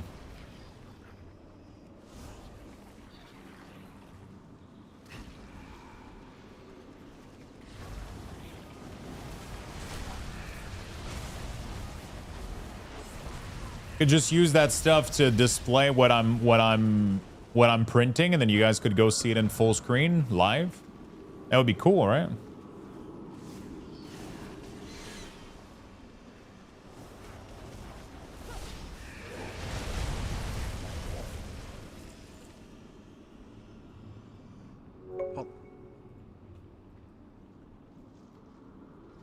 Life made easy. They give it the 12, my friend. Imagine the content possibility. Lux is going to be streaming 24/7. I mean, that's the cool thing with this thing. I could just leave that thing on there and like have it stream every time I'm doing a project. That could be sick. That could be really, really cool. I just have to figure out a way to maybe print like a window blocker on the side to like have the window like being you know, so I can still have a little bit of privacy, because right now that thing is literally, you know, full open window on the back end right there.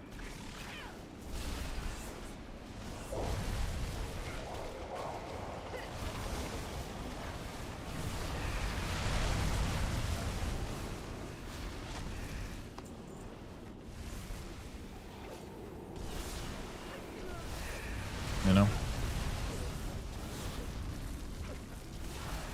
we need more lights. It's Brinthos.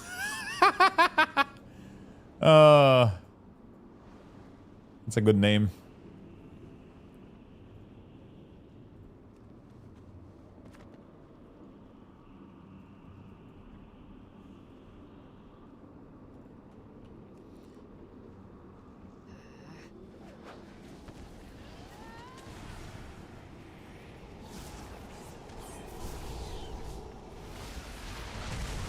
No, I could do, I'm wondering what, I might rename the channel. Instead of being Luxtos Chill, it might be, like Luxto Hobby or Luxtos Hobby or whatever, like just like a side channel where I could use it to do other stuff. Luxto Craft, that could be nice too. Luxto, like whatever the fuck I feel like, lactose intolerant. Yeah, that works, that works.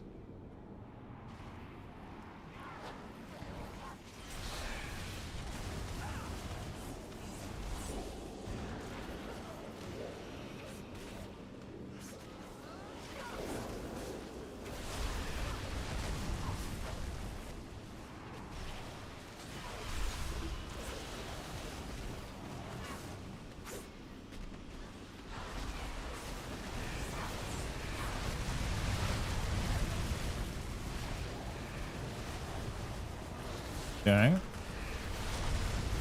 Lux still makes. Lux make. So I was thinking, sometimes I do TCG stuff, and I was thinking I could use the second stream for that as well. Have a little camera on my second setup, so that you guys can see when I'm doing cards and shit. That could be fun too. You know?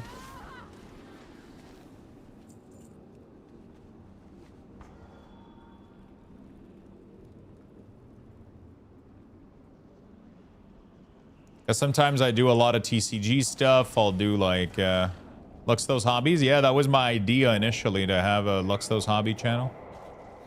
Rename it to Lux Those Hobbies or some shit like that.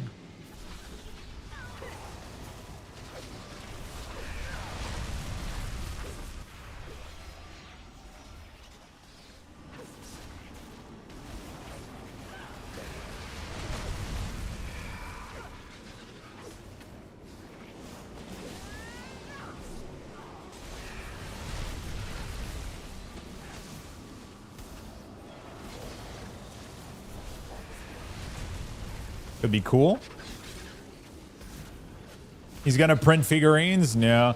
I'm not like, I mean, figurines are cool, but I'm not so much into printing like maybe toy. I mean, obviously like we could do some fun stuff, but I like doing practical shit. You know? Luxthos finally does something. It does some work instead of gaming all the time. Too long? Yeah, I think that might not work. No, but I was thinking like, when I end the stream and I want to go work on that stuff and print card and label cards and scan cards, I could just go chill there with, you know, that could be cool too. I could just have the little portable mic and I go do stuff there, and then, or we could have it run like 24/7 for the printer. Not 24/7, obviously, but like just when I'm printing or when I'm doing a print session or whatever. If, you know, like we could, yeah, I mean, that could be sick. And then we just have it, you know. And when I want to take over and go do some card stuff or whatever, we could go do that.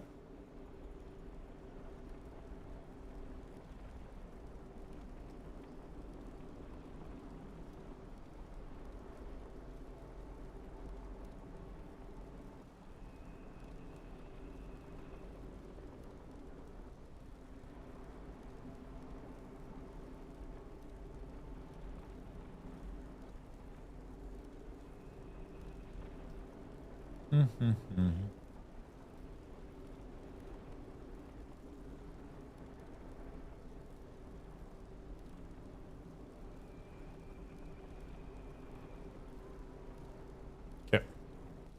Next Locksmith, 50 sub to custom print ornament.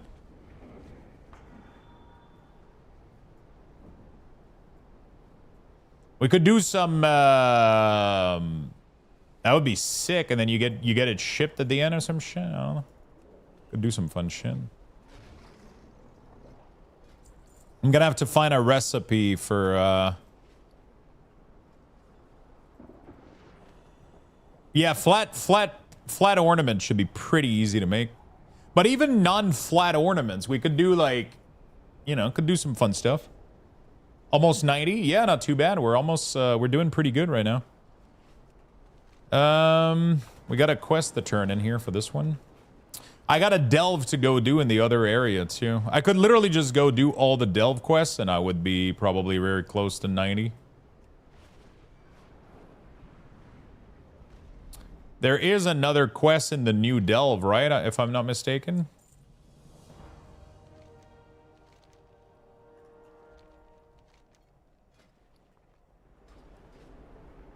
Shit, we're almost close to being done, dude. That thing has been printing really, really quickly.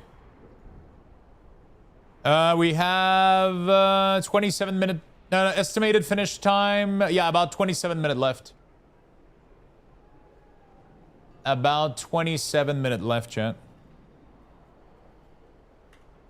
There's a new delve right here, right? So this one right here, we could go do that. There should be a quest inside.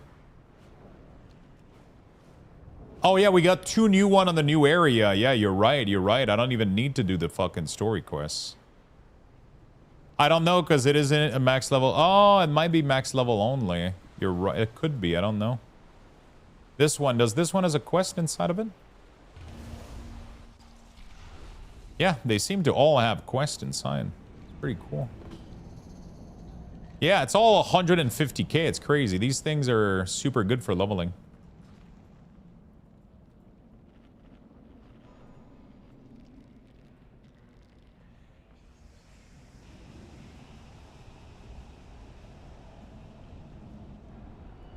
You know what the crazy thing is? You can do dark way.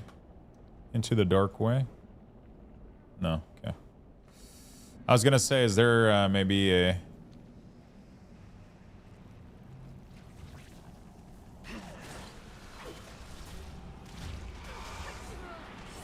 all original Delve quests, you almost only need to do those, at least when you have the time way XP buff for 3 hours. Is the time way buff is no longer a thing though, right?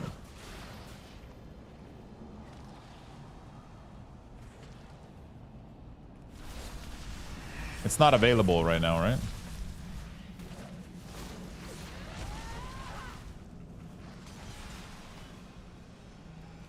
So what do? We just step on these to trigger them, I guess?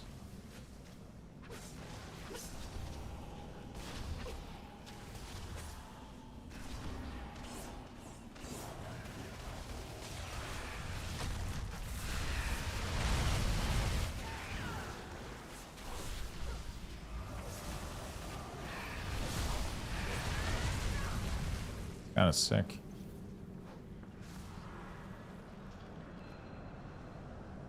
Oh, if you click it, right, time way buff is over? Okay.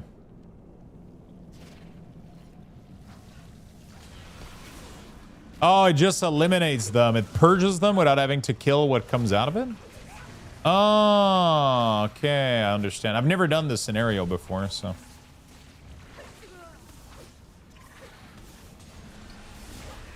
Do you guys like being able to see the print, by the way? Is this something you're watching every once in a while, or... Like, I'm asking questions just because I'm curious how you guys interact with it, or...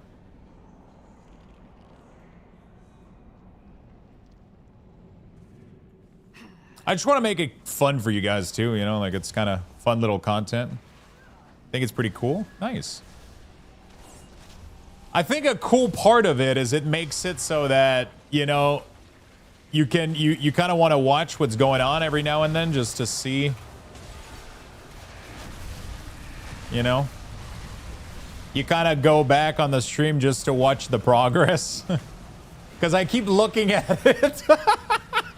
Like, I keep looking at it myself. I mean, obviously it's my 3D print, but like I keep looking to see how it's doing, you know. It's kind of cool to see it evolve. But I think you shouldn't tell us and let us guess until it's finished. Oh, you mean not tell what I'm doing and then have people guess what it is what you're saying?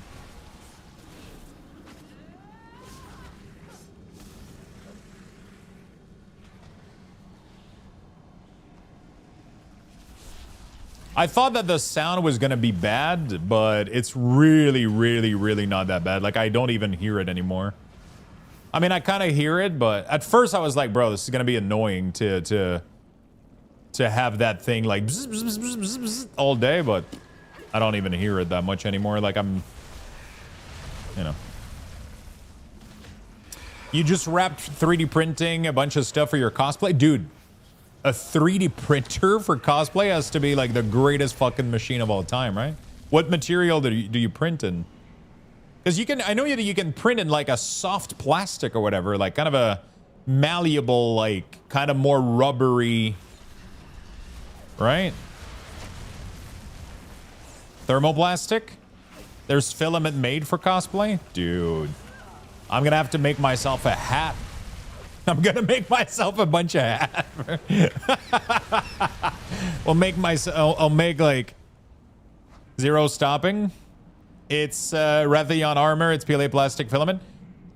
Would you be open to putting that shit in our collection Discord? I have a section on Discord called Collection and Craft. I would absolutely love to see what you printed. If you don't mind. I'm super curious. I'm just starting to get into that sort of stuff, and I would be super, super curious to see what you've made.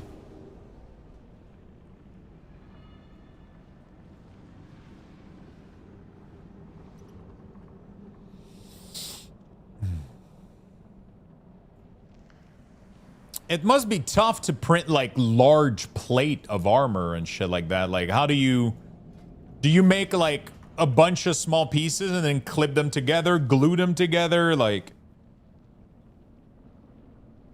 because I mean, I have a pretty big printer, but it's not that big. Like, the plate is, or a bigger printer. Yeah, I mean, some people might have like a huge ass printer, but we're talking like $2,000 and like it's like the price goes up like crazy. Because these small ones are, the shoulders and their sword are split up and glued together. Okay. If you're living in a flat with central heating, put printer next to the radiator and let it hum all night. Yeah, I mean, I got central AC and air exchange here. So I can have full air exchange work all day here.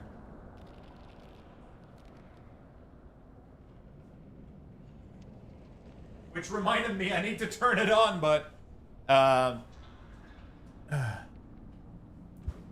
yeah, you want to pipe that stuff out? Pipe that stuff out. What do you mean? There's multiple ways to connect prints together. A YouTuber, Uncle Jesse, who does a lot of 3D print, made a 9-foot Sentinel from X-Men, and he had to print in section. Get a dedicated van to exhaust the fumes. So right now there is a dedicated fan in the back, but it has a filter on it. And from what I understand, PLA printing doesn't really have toxic fume or bad fumes. It's pretty safe to print inside.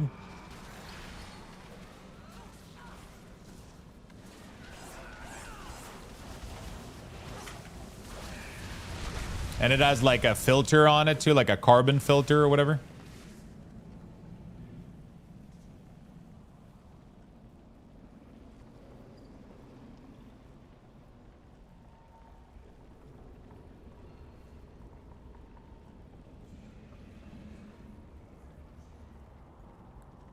Yeah, I mean, I don't know if I need that. Put all the pictures up. Holy shit. God damn. How did you get the models? Did you make them yourself?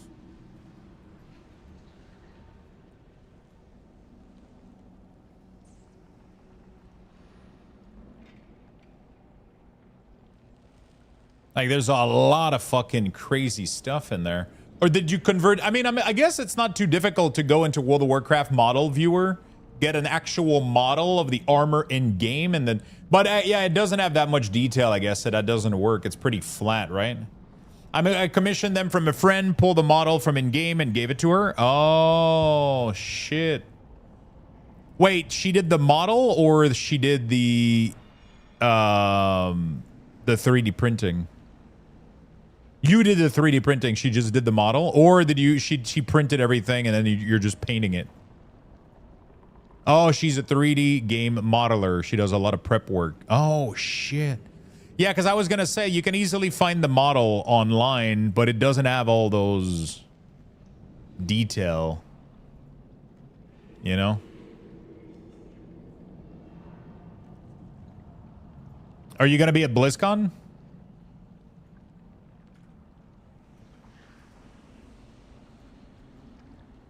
Yeah, nice.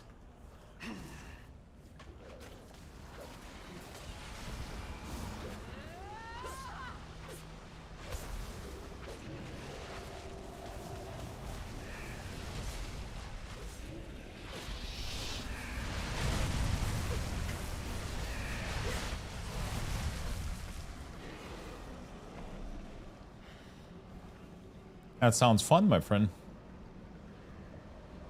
No, the point was the central heating pipe or cast iron transfers vibration to your neighbor. Yeah, I don't think, from what I understand, I don't think I need like dedicated exhaust or anything for these. Like PLA, from what I understand, is pretty safe. There is this is enclosed with a fan. Obviously, the fan is blowing the air out in a filter. So I don't know how much that helps. I have air exchange going. I could open the window also, but then that would bring humidity in. Right now, the air exchange removes humidity and it makes it so that the air flows upward, right?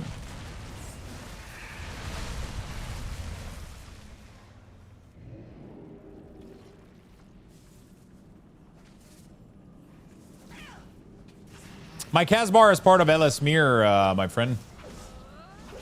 I remade all my profile with LS Mirror and I put the profile on my website. Do not get the filament wet? Yeah.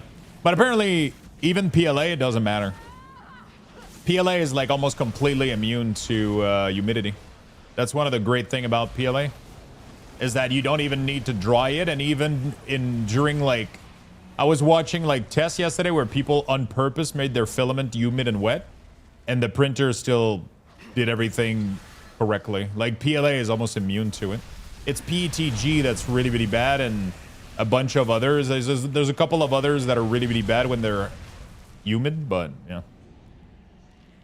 But my apartment is pretty low in humidity. I'm at like 30. And I have the AMS, so it's keeping them in a box, and I can put on the dry function. So if I want, I just leave it closed. I press the dry button when it's not printing, and it will raise the heat to like 60 to 70 degree, and it will dry them. So that's pretty cool, right? Finally starting the weekend. Yo, what's up, Nettis? How you doing, buddy?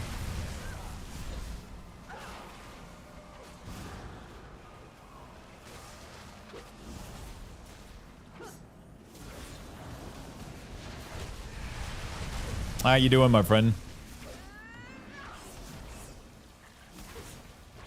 We got a little printer, my friend.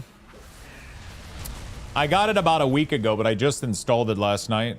I've been leaving it there. I was waiting to get it installed, and I wanted to stream with it, so I made you guys it's been a little surprise. It's been a little surprise just for fun. Gonna do some TCG stuff. I have a bunch of shit I need to make. So.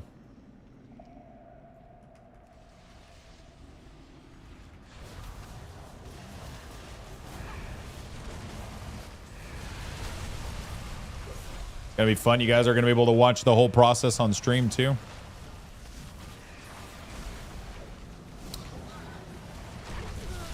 And that is also one of the reasons that I'm, you know, not necessarily going to BlizzCon this year. I prefer getting that over doing that. That was one of the big decisions that I made over the past couple. I've been tempted to get one of these for quite a while, and it pretty much came down to, do I get this or do I go? And it came down to this. You know. What is it cooking right now? We're making a little poop shoot. Can you print a DK helmet? I mean, I literally have the crown, the ice crown on the... I have the helm of the Lich King in the back of the... I would say I probably don't need to print it. I would say the printer was a good call. Yeah, I mean... So, not only do I need to... Like, I've literally bought so much 3D printed stuff that I wouldn't have saved money yet, but it's pretty close to like the label dispenser, the stem dispenser, the thing for my scanner that raises it and puts the bin at the bottom. And every time I need something else that do something different, I have to buy it again from Etsy, and people are selling these things for like 20, 30, 40, 50 bucks. And like, because it's all custom pieces that you cannot get anywhere else. It's like no manufacturer makes this shit. So you're left with either buying it from somebody. Like, there's so many of those things that have insane fucking value. Which is like, You know, it's like there's so many of these things that are super useful, but nobody makes those things. Right? You know, no official manufacturer makes those things. So you have to print them or buy them from somebody online that printed them. And then for the past couple months, I've been thinking about, okay, so I need a bunch of stuff printed. There's a bunch of stuff I need for the card stuff. And I'm like, if I'm going to open the card shop, I mean, not a physical card shop, but I want to open a website that I'm going to have all of my cards on there, on top of them being on eBay. So people are going to be able to go buy packs, boxes, singles. All of my inventory is going to be on there. And I'm going to put 3D models. And people are going to be, if I have some cool patterns that I want to do and stuff that I want to do related to TCG, related to the stream, we could have like keychain. We could do like a bunch of fucking fun stuff. Just put that on there. And if people want to order it, they get to order it, and then they just get to, you know, I just get to print it live on stream, and then I get to ship it to you.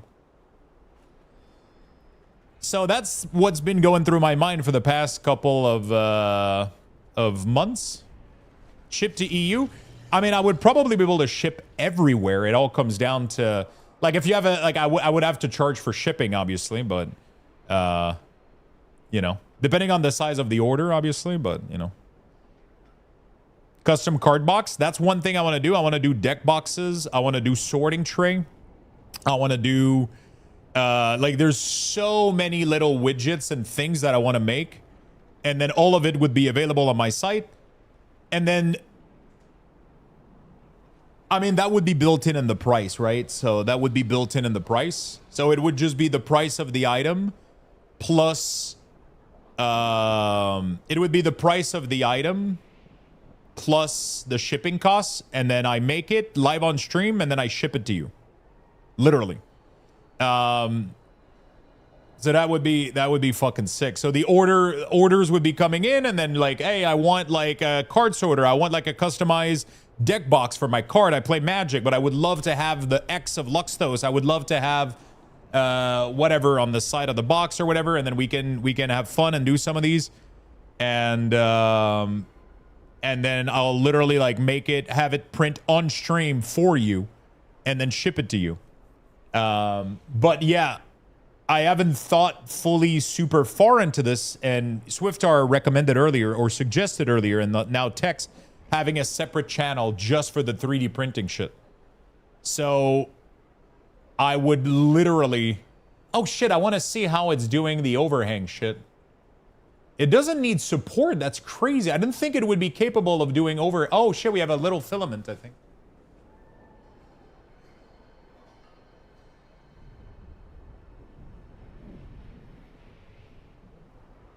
That's not too bad. There's only literally one of them. There's only like a very, very, very small filament that ended up happening. I guess you just put a little lighter or whatever, you burn it, and you take it out. Pretty cool, right? It's almost done, chat. How long do you gotta let it cool, by the way? Do you guys know? Because the other one ended up happening overnight, so I didn't have to. It's gradual enough increase that it doesn't need support. Yeah. It's pretty cool.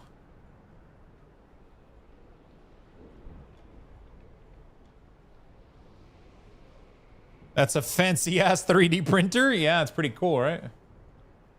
I mean, I wanted to get one that was decent enough to have, like, a nice little cute... I wanted first of it to be enclosed because I wanted to reduce the audio for the microphone. Because I could have went cheaper, but then I live in a very small apartment, and I knew that if I was running that shit next to me without an enclosed area, then with the sound would be unfucking bearable through the microphone and everything. That would be annoying. But right now with it being an enclosed area, it makes less noise. It's less annoying. It has like a nice little camera, so we get to stream it. And yeah, I mean, I got a bunch of ideas to do with this. It's gonna not only be useful for me, I'm gonna turn it into content, and I'm gonna be able to sell some prints. So it's just gonna be fun. It's just a fun little. One of my 18 million little side project. I mean, I don't have that many shit. I have the card shop and then 3D printing, and then streaming and all that stuff. But like, you know, it's not too big of a deal. At least I'm not caught up in like painting minis and shit.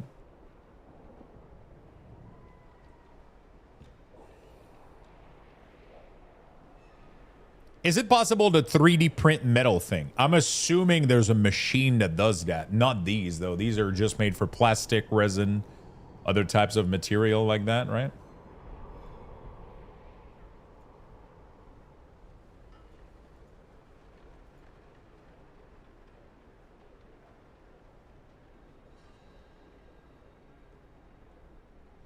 That's dope, dude. I added an auto leveler to my Ender and a camera so I can check on it at work. Yes, additive manufacturing. There's cool stuff out there for aerospace and other industries. There's crazy shit going on. It is PLA, yeah. It is PLA matte. Matte? Yeah.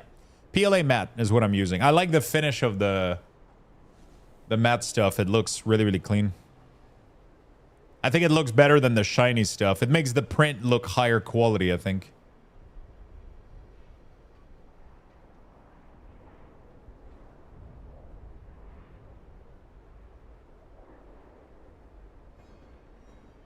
Yeah, resin is crazy. So leave it 15 minutes in the chamber when it's done and you can take it out. Nice. It's crazy. It's almost done. How much more? How much longer? 5 minutes only. 5 minutes and it's done. There's only a slight little filament, but outside of that, everything looks fucking perfect. I don't know if there's anything that I can do to prevent that or if it's just going to happen every once in a while. I'm using LE right now. As you can see on screen, it's Ellesmere right now. My 3D printer is about 10 years old. My father did not get me the one I wanted. He found one on Amazon. It worked okay, but took special cartridge to hold the filament. It went out of business in 2023. Really? What model do you have? Now it's just going to happen. I mean, the integrity of the print doesn't look affected, so, you know.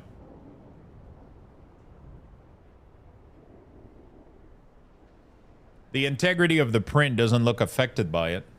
Da Vinci 3D. Oh, shit. I heard that I saw a channel where a guy was like, he was using a little mini. You could slow it down a bit or turn down heat. It could be a bit too hot or fast if you want to min-max. I left everything by default. So I literally, like, it came out of the box. And, yeah. Is there something automated, by the way, that cleans the nozzle from the plastic? I'm assuming that's all integrated into the machine, all of that process, right?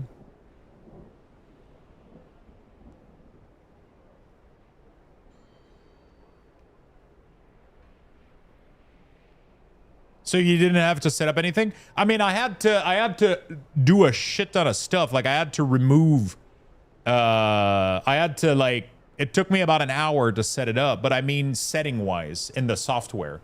But like I had to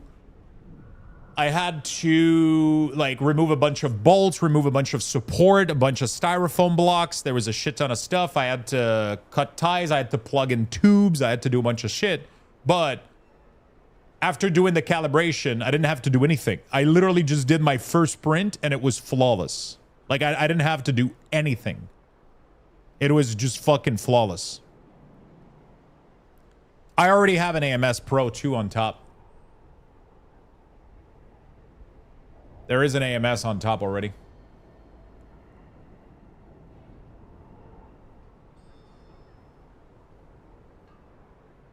Is that a cobweb?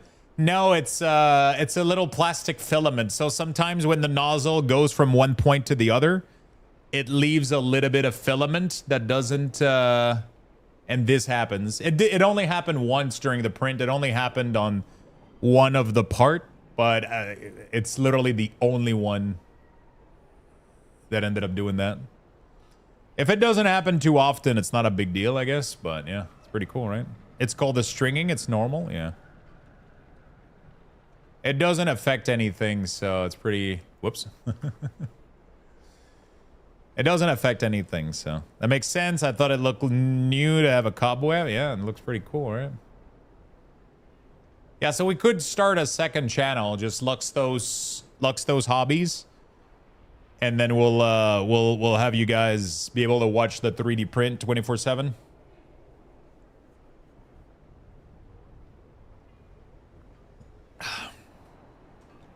Not 24/7, but you know. Oh fuck. It would be cool if you had a channel point to add a print. Yeah, I mean that's probably going to be part of the store, so people will have to buy to get a print. Otherwise, it's going to cost me a shit ton of money if I let people just print shit for. If I let people just use filament for channel point, it's not going to be very, very good business, you know.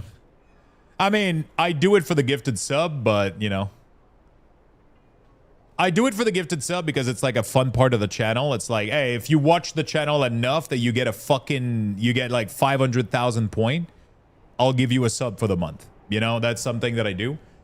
But for printing stuff, I would really, really like to have, for 3D printing stuff, I would really, really like to have, like I said, like a store, and I would put models in there. For TCG related stuff, for streaming related stuff, like maybe a little Luxtos keychain, or I don't know, like just some fun little shit. And then people could buy it, pay for shipping, and then we print it live on stream and I ship it to you. You know, like that would be fucking insane. I want to come up with like a system. I'm gonna figure out how to do it, but I would love to come up with a system where I could even see if you put in a note your username, I could even show like we're currently printing Swiftar's print, and then it's currently like, and you see who was the latest person, how many orders are in queue to be printed, you know, like all kinds of shit. Do you 3D design your own print? I literally bought this machine a week ago. I installed it yesterday. I know nothing of 3D printing. I would love to do 3D modeling though. I already started watching a ton of stuff on it yesterday. It looks cool as fuck. Hand-printed emotes coaster or a Blender stream would be cool too. I was looking at a software yesterday that looked really, really simple. Oh shit, it's done. It's over, chat. It's over. We just gotta let it dry now.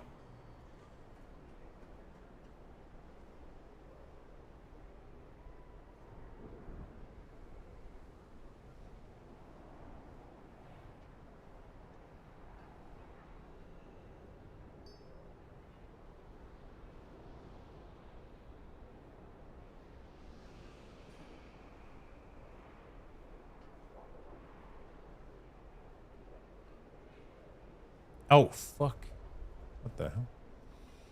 Sublux, I just joined. Whether you 3D print?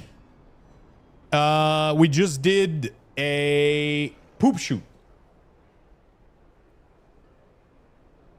So there is a system where you get an order and Till automatically send the order to a system that tells the printer to use this color and file, and it would print automatically. I would probably want to do it manually, but we'll see. We'll figure it out. How long did this take? This took an hour and a half.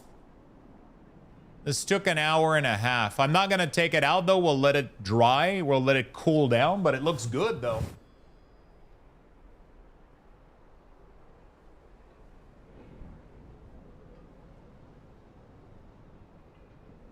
Yeah, I mean,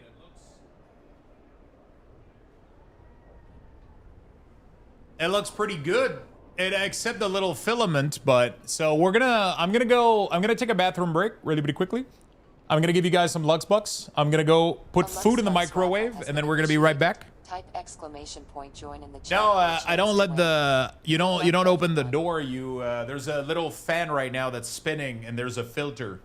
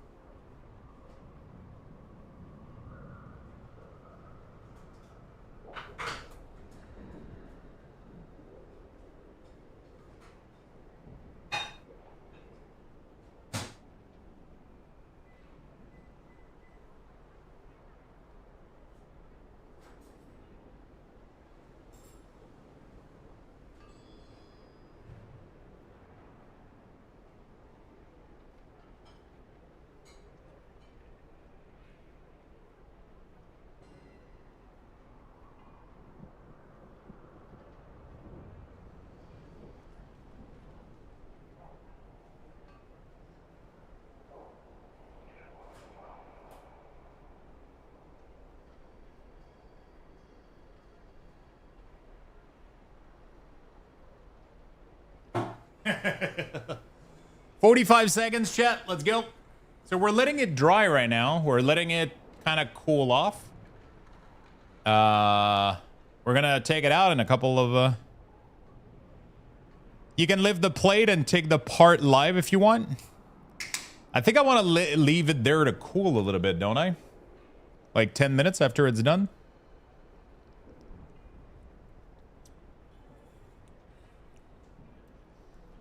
Right? 15 for PLA? Yeah, 10, 15 minutes. You did a helm? This is what my wife used her 3D printer for? God fucking damn it. Helmets for cats? Jesus Christ. Okay, Lux, looks like you have a moneymaker there. Looks cool, right? Things went 100 to 0 really quick. Ew, what the fuck is that?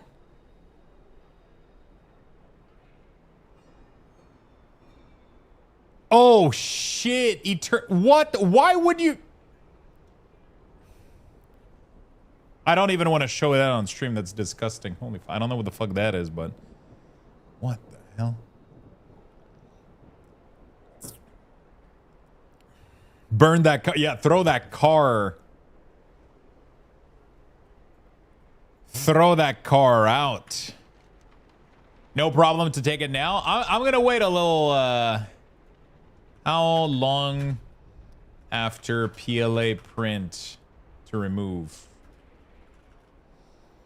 Wait until the bed print cools to 30 to 40 Celsius. Usually 5 to 15 minutes after the print finishes, PLA shrinks slightly as it cools, which often makes the part pop off the build plate on its own.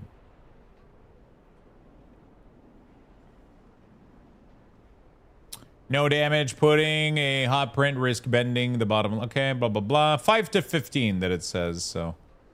Wait until the bed cool down to 30, 40. Let's see how much is that right now.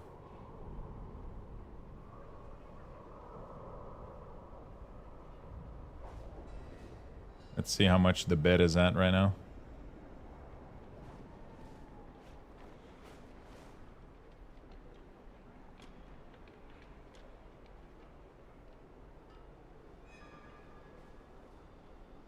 Heat bed is at 47 right now.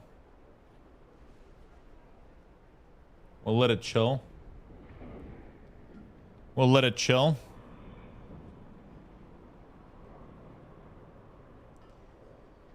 My friend bought a small 3D print pterodactyl for like finding out after how much it cost to make. I think he was really ripped off. My friend bought a small 3D printed pterodactyl for $70. After finding how much it cost to make, I think he was really ripped off.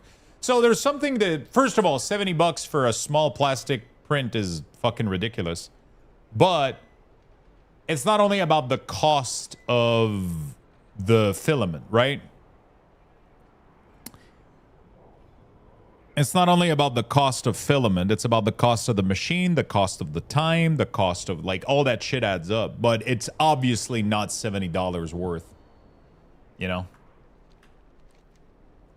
It's about the skill. It's not about this. I mean, it's 100% just filament, time, and machine costs. And, you know, that's pretty much all it is. You know? How much time does it take you to make it? So, you know, like how much, you know? If it takes 3 hours to make it, you obviously don't want to sell it for $5, you know? Because $5 for 3 hours, you're not like, and then you subtract, you know, cost of the machine, cost of the, you know, like it's a lot of thing that goes into it, but $70 is definitely a lot. Like, I want to turn this into content more than I want to turn it into money. You know what I'm saying? Like, I like the idea of having a little shop with like models that I can sell and then we can print them on stream.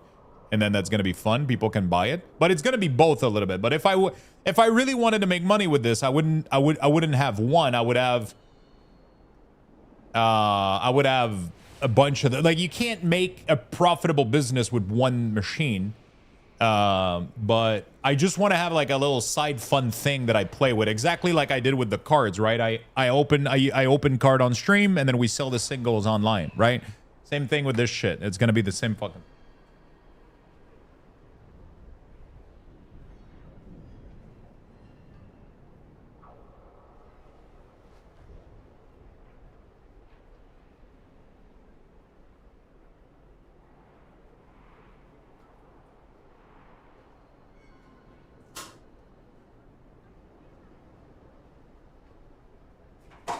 Oops.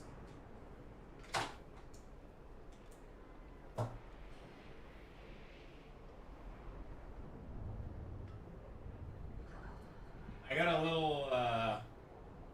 little scraper for these little parts. I can scrape these down.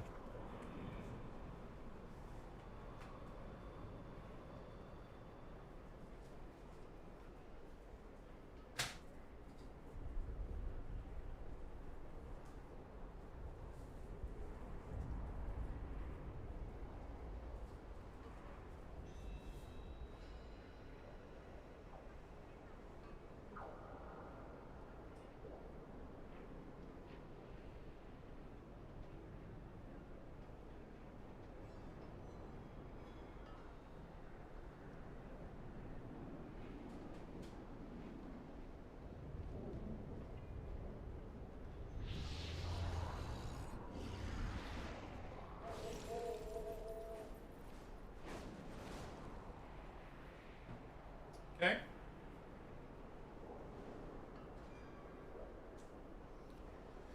It looks good. It looks really good, man. Look at the quality. You can't even tell that this shit was...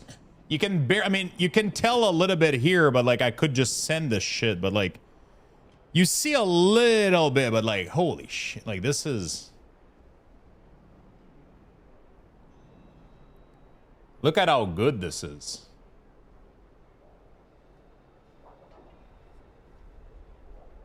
It's crazy. You can see the bottom, like the type of bed, how durable it is. So this is a little bit flexible. Obviously, you know, you can probably drop it, but I probably can't sit on it or put weight on it. It's not printed thick enough. You know, it's not printed like super thick, but this doesn't need to be durable. You know, PLA is pretty brittle. I'm not known for that here, but my job to design industrial parts printed with a 3D printer. Shit, really? God damn. He's like, I'm not known for that. And yeah, we got a little thing here. I'm going to remove the screw at the bottom of the printer, put this in, screw it back on, and then this is going to simply nudge like this and hold like that, right? In the little thing here. So there we go. So it's gonna I'm gonna simply put it at the back and like that, and then I'm gonna be able to take it out and then empty it, right? Because there's literally a screw right underneath the chute. So by having it be perfectly aligned there, you can just screw this in and then clip it on it and then remove it, empty it. It's pretty small though. Like, I don't know if like it's a nice design, yeah. It depends on the percentage of filament used. You have it all inside. Yeah, I mean, like it seems pretty sturdy, you know, like it's like, I don't think it would like explode or anything, or, but I wouldn't put too much pressure on it. It's still cheap plastic. But you can use other filaments that are way stronger, like PETG. But PETG is a little bit more complicated to print. Yeah, the filaments needs to be dry before you print. It's a little bit... But PLA, you don't need to do fuck all. But it's a little bit more brittle. So you wouldn't do things that are mechanical, right? I wouldn't do like mechanical hinges and shit like that. That takes a lot of pressure out of PLA. Unless it's a small box, like a small thing, you can totally do that. But something as you know,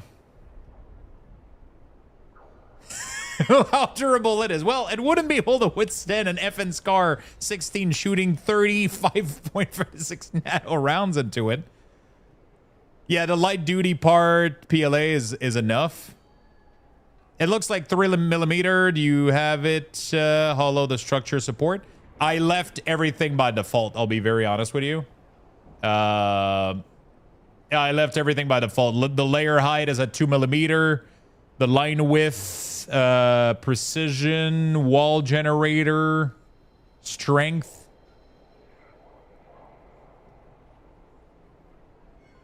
Top shelf thickness. I left everything by default. I'll be very honest. Speed. Inner wall, 200mm per second. I don't know if there's shit that I can, you know, but...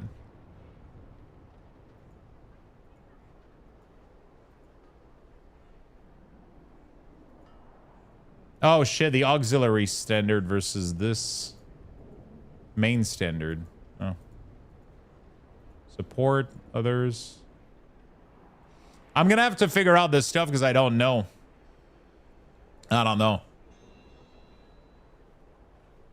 Yeah, there's a shit ton of type of filaments. There is like at least 20 types of filament. But most people start with PLA because PLA is extremely easy to print with. It create, especially like what I bought is called PLA matte. It's called PLA matte. So it gives it this matte finish that doesn't look too shiny. And because of that, it gives it a cleaner look. Like it doesn't look like I just 3D printed, you know? Unless you look, I don't even think my camera can focus good enough. You can barely fucking like it looks like a like you can, if you look at it like really really well, like you can tell the little lines, but it looks so fucking, and like I could send this or keep this and have it be the matte looks less cheap. It does, and like the thing with matte finish is that the light catches on those lines. I actually bought it online from Bamboo. They have literally a Canadian warehouse. It took 2 days. The fucking machine was here. I literally went to the Bamboo website. I went... Oh, you would have... Sorry, I misread you. You would assume it's store-bought. Yes, it looks store-bought. It really does. There's a couple tell sign, like the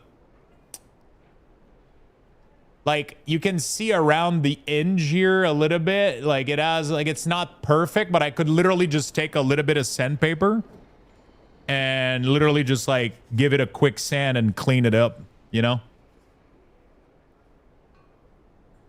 It's really good, man. It's fucking sick. Anyway, so now we gotta go screw that, but I'm not gonna do that now, obviously. But I would have to go remove the bolt. I mean, we could. I would have to go remove the bolt and then screw this back on, and then install it, and then, you know, would look pretty cool. Where's the screw? Oh, it's right there. What kind of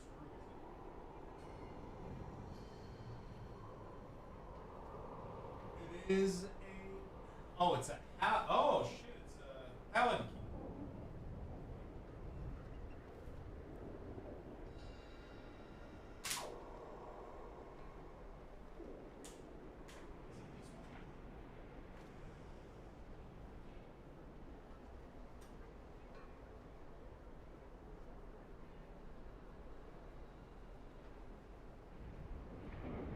Oh shit, that literally, so it comes with a little Allen key, and that was the little screw, right? And then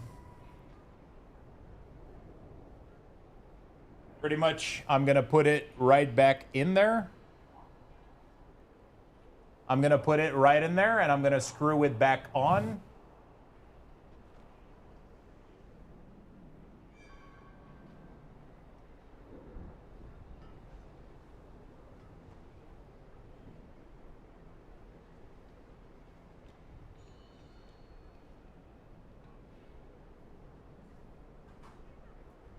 And then we're gonna put that in there. Ta-da! Let me take a picture real quick.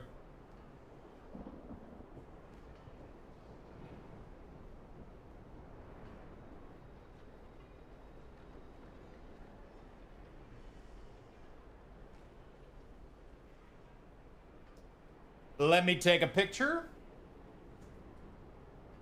There we go. I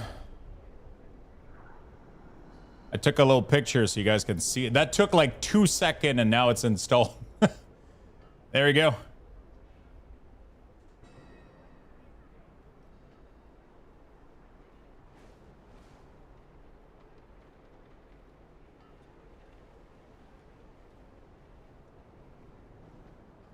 That's fucking sick.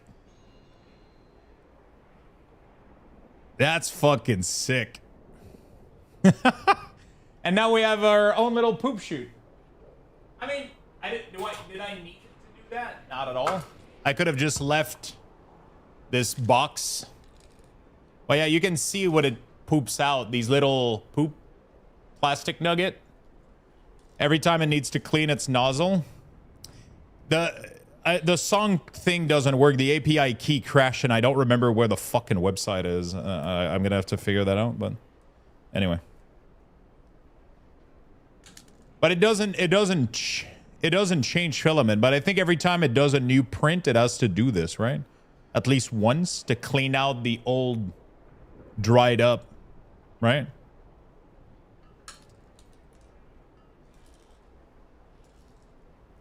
I don't know if it's big enough to, like if I do a multicolor print, I might run out of space, I think.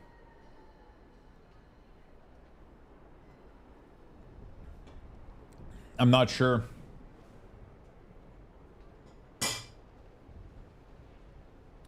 I'm not sure.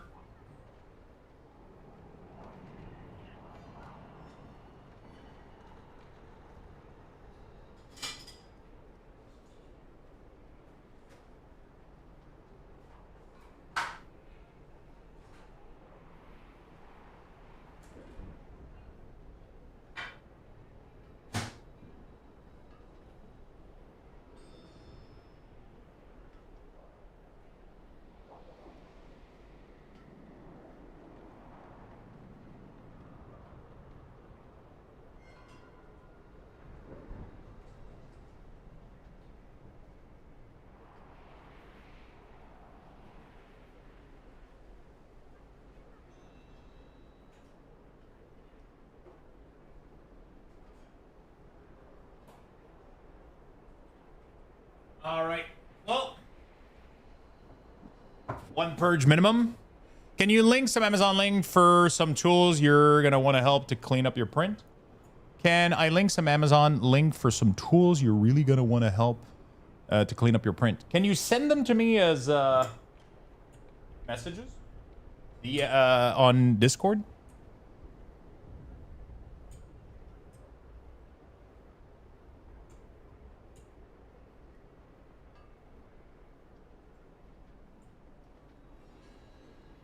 So I don't lose them? Hey, what's up, Fury Gaming? How you doing, buddy?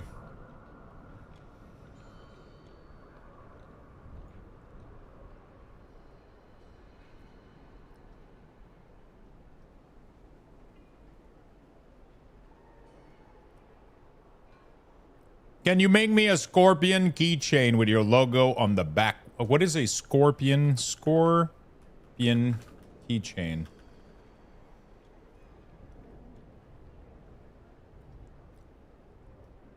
Is it a type of keychain, or you mean with a scorpion on it? Because that's your sign or some shit? Not the Mortal... Not the Mortal Kombat character?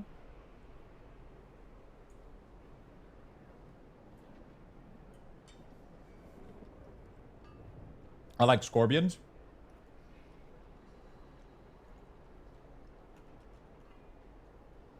World scorpion keychain 3D print. Oh wow, there's actually, is there? Oh shit. Printable scorpion model for 3D printer. Oh shit, some people do some cool stuff, man. Look at this shit. Oh my god, look at that one. There's some cool stuff.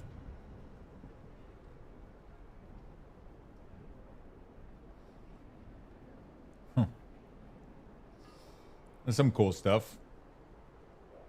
It's crazy, man. You can do whatever the fuck.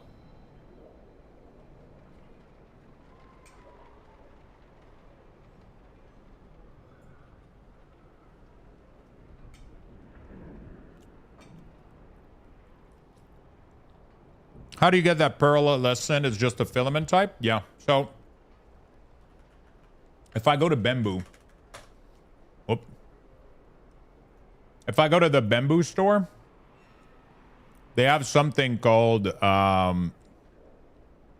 PLA silk.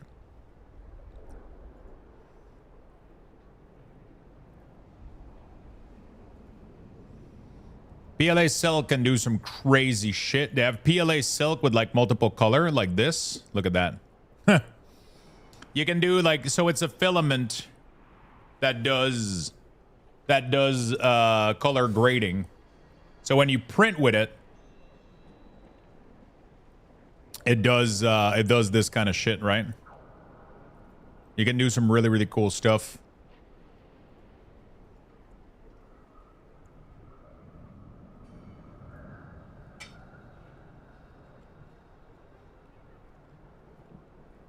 But yeah, there's a lot. What I get is this one right here.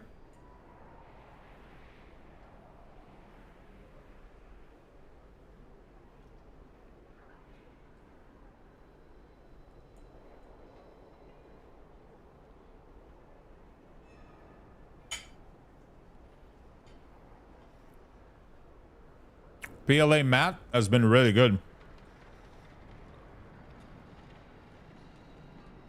PLA wood, what the fuck?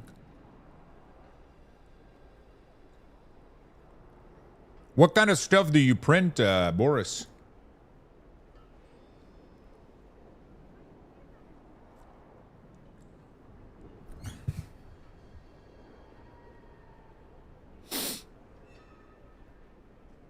It all comes down to slicing, I think. So when you do a 3D model, after that, you can do slicing configuration, and you can ask the 3D print to put more reinforced structures when it does the slicing. Because when you design, from what I understand, when you design a 3D model, you don't think about the inside of your model. You just make the model, and then the software is where the calculation for the slicing happens. So you give it the model, and then you tell the software, I want my walls to be this thick. I want the inside to be hollow, but I want it to have like a support grid of X amount of millimeter. And then the more dense you make it, the more resistance it's going to be, right? And it will even invert the pattern. It does like a bunch of shit. And all of that is done in the software. So you can open any 3D software. Literally, like, you can open anything. Make a 3D model, and then you extract it into a file that's readable by a slicer software. I use Bamboo Studio because it's a Bamboo that I have. And I literally, you just tell it to slice it, and then there's multiple things that you can do, bunch of settings. It's fucking insane. It's really, really crazy.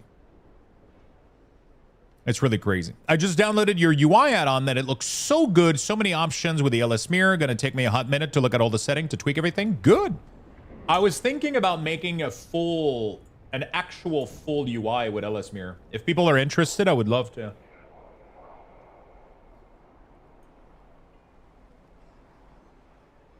Okay, so you 3D print at home, but you do it at work also?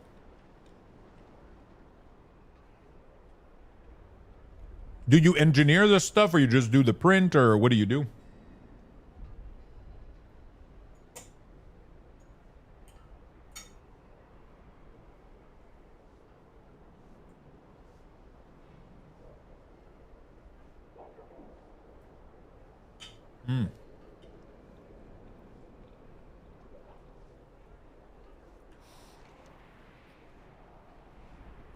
Cool.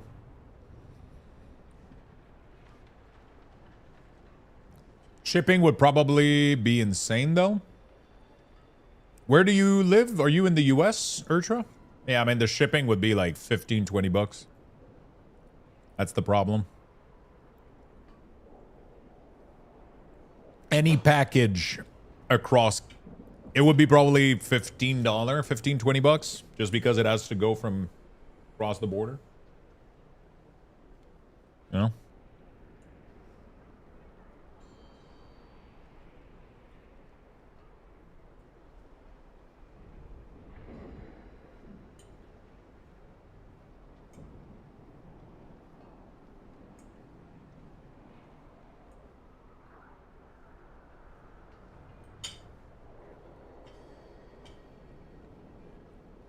I just got here. What's with the Japanese restroom shot in the corner? That's my new 3D printer.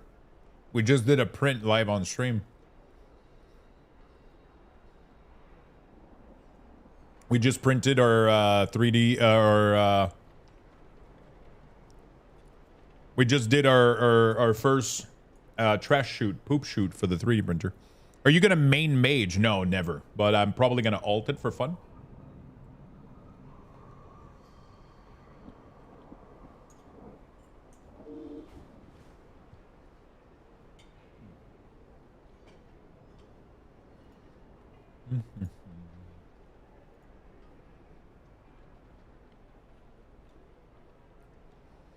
Oh, okay, those kind of tools.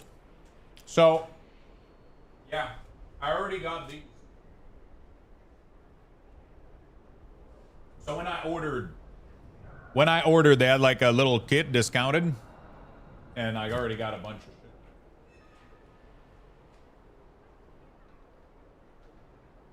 I even have these right here.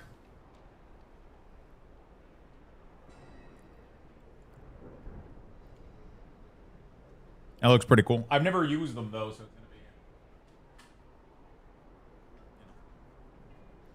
Lux said never, like you insulted him. No, but like I would never, I would never main anything else than DK or Warlock. You know, like everything else is always just an alt. You know.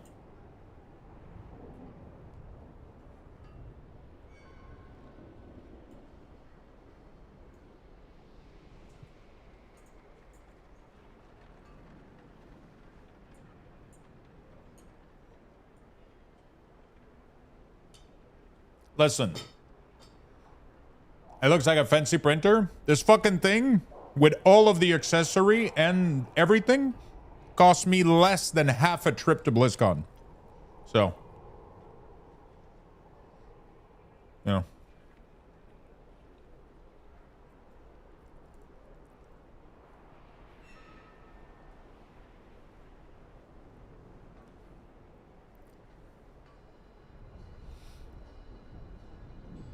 I was going to say that it took you a second to respond. So still around 5K? Bro, no, not even close. And you don't have the cheapest one? No, but I'm far from having the priciest one though. Like it's, you know, it's not one of the cheapest, but it's not one of the priciest by far. It's closer to the entry model than it is to the high-end model. Like if you look at all the product line, it's closer in price to the entry point. The problem is the entry point one, a lot of them are open, and I needed one that was closed because I wanted less noise for the microphone for the stream.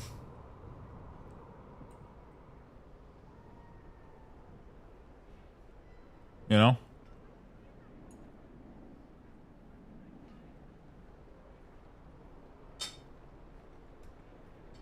So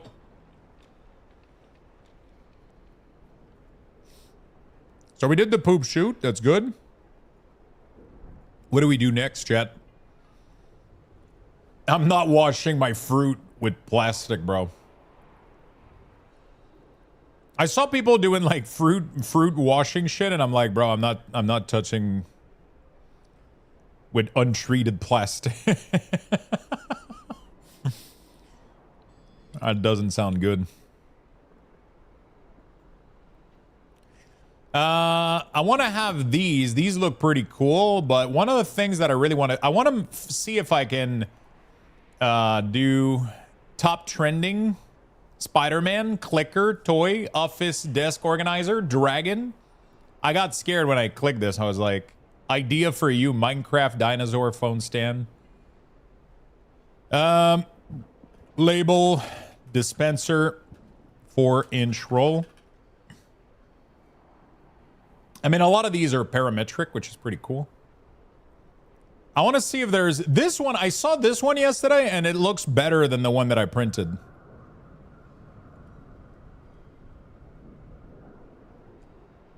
Look at this mechanism. This has to be more secure than the one that I have.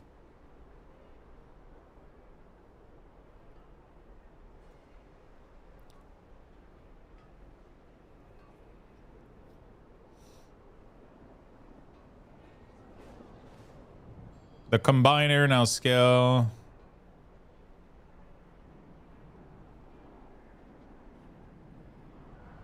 You can find a lot of things to organize your TCG stuff. That is the #1 reason why I bought this machine. Is because I love these things, man. I have so many like labels and I use these right now for, I mean, not these particular one, but I have stamps for my mailing envelope, and I bought these little containers on it. They're fucking insane.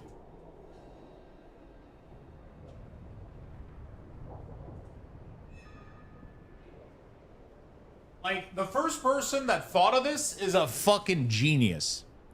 They're so fucking cool. They're a little thing like this, little boxes, and then you literally just pull here and it gives you a stamp.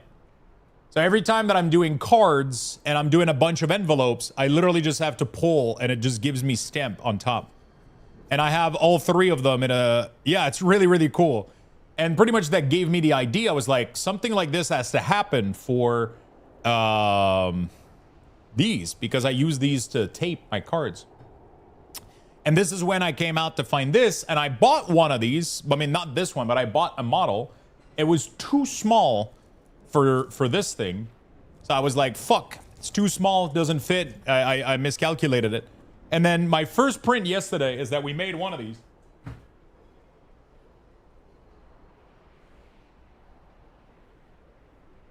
My first print yesterday is we literally made a label dispenser.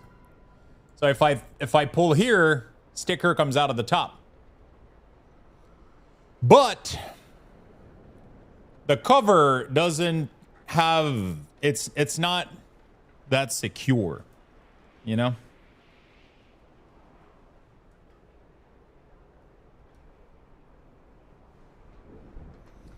It's not the best design, I'll be honest. It's not perfect. It's cool, but I think we could do better, you know?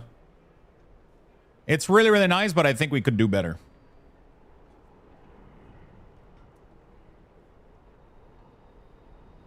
And yeah, pretty much you literally just do this, and then it just pops out stickers. And if you're not lucky, it sticks on the side of the thing. But yeah, it's really, really cool. It's really, really nice. So it saves me a lot of time and a lot of handling and a lot of stuff.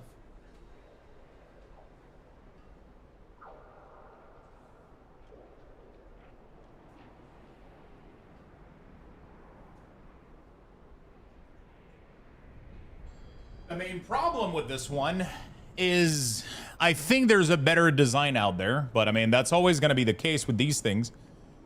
So first of all, the one that I have right now, the little corner piece interferes with the tape. This one has it locked down in the middle like this, which is really, really cool. So this seems to be a little bit more sturdy. You know what I'm saying?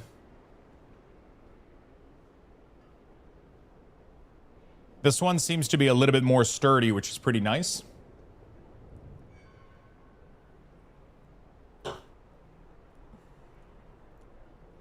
It also has like an interesting design where it only loops once instead of looping the entire time out. It's pretty cool. I like the idea.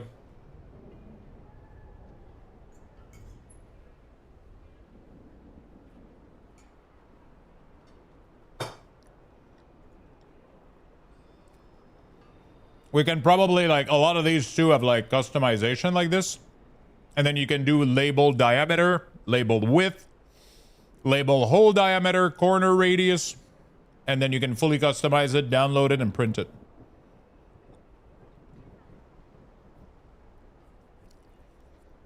It's kind of sick, isn't it? The outer diameter of the label roll. I'm assuming that's in millimeter. So let's say that we do 4 inch to mm. So 101, so we'll do 102. There we go. Label width of the label roll. So this label roll is, I gotta buy myself a measuring, like a proper measuring tool. This one is a little bit more than 2 inches. So 2 inches in millimeter is 50. Let's do 52. There we go. The diameter of the label core roll. So this is 1 inch. So we'll do 26. There we go. Corner radius. Clearance connector. The clearance between the line and the base. Okay, we can do generate, and then we'll generate the new model.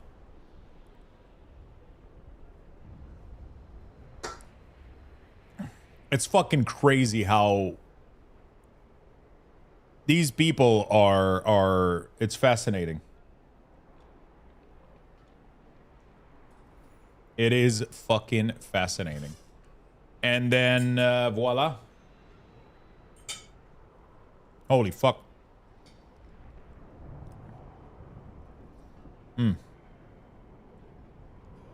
Jesus Christ.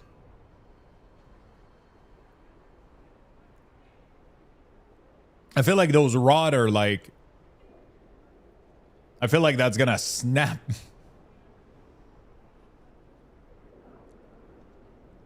But that's technically the width that I would want. I think it can fit on a bed if it moves over. It's fine. It's just, I don't know if that's a good idea.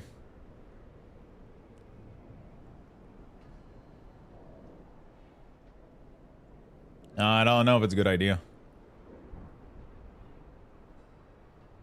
This piece also is like to connect them, I think. You could tie the rod together in the middle. Put a cap X inside the prone at the tip. So, I mean, there's like a million model like this. You can just find like whichever one works the best. Everybody has their design. I could just keep the one that I have and just buy a little screw and, you know. The one that I have works fine. Belt. Bro, what the f... Some people have like cool ass design. This one is not customizable, no.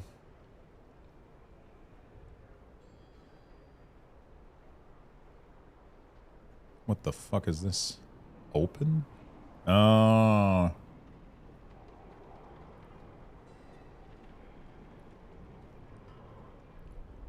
There's like a million design for these. 50 millimeter label dispenser. Oh shit, he even has a system to add it to its grid. Just add a magnet if possible to hold it close.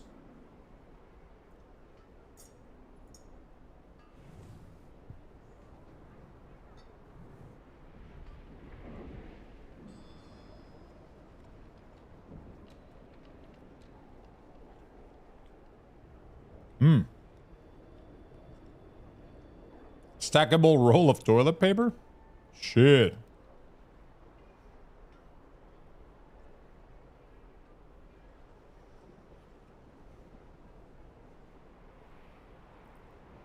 Yo, Rob. Hello, folks.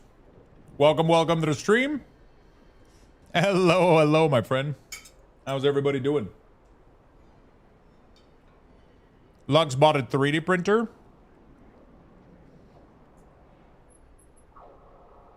Lux is playing with his new toy.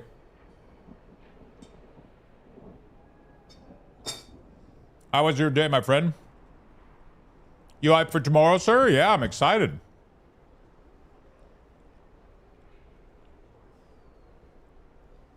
I'm excited.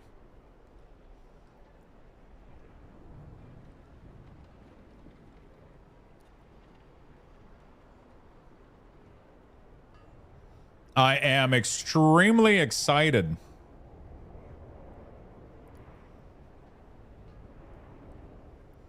Da-da-da, da-da-da.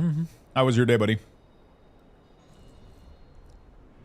Did 4 world boss plus delve. I think I'm ready.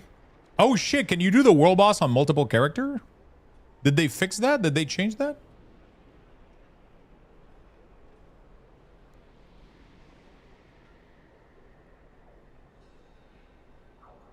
Oh shit. Well, thank you for letting me know. I didn't know that.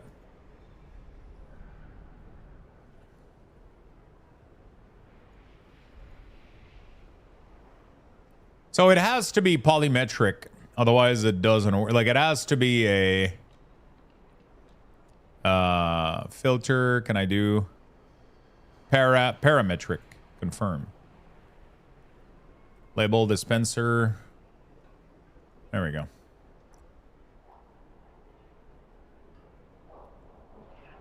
Label dispenser V2.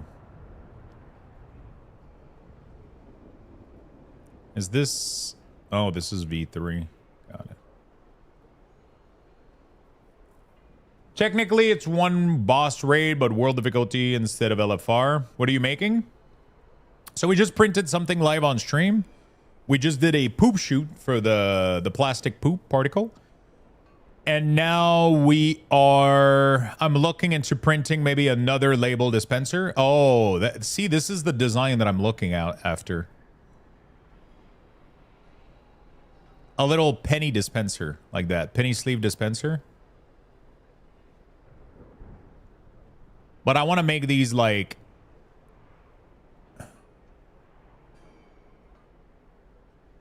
Oh, I gotta buy non-slip pad to put underneath some of my stuff.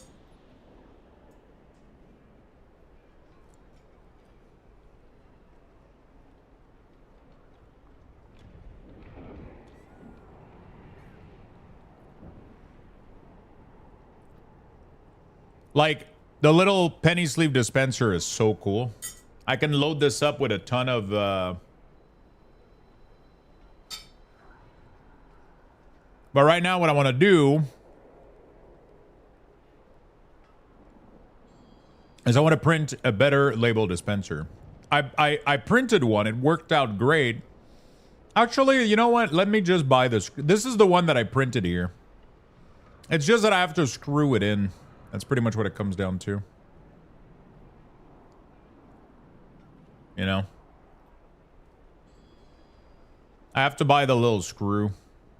It says it optional cover screw. The size minimum M4 by 6. Countersink screw. M4 countersink.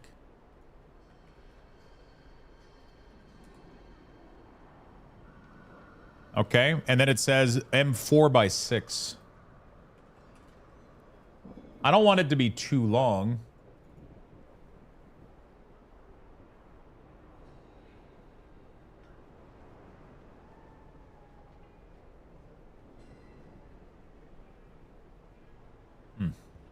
That's what she said? Indeed. Because I don't want it to be like a pain in the ass. Oh, this looks good. This looks good.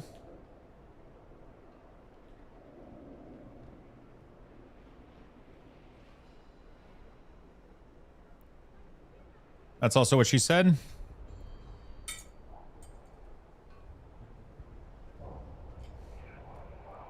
God damn it.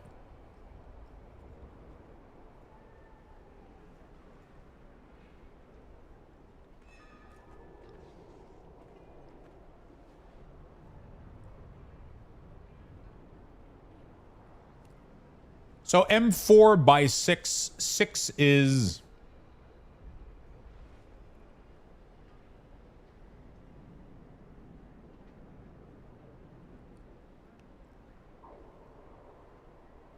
The number of millimeter. Is that the size of the...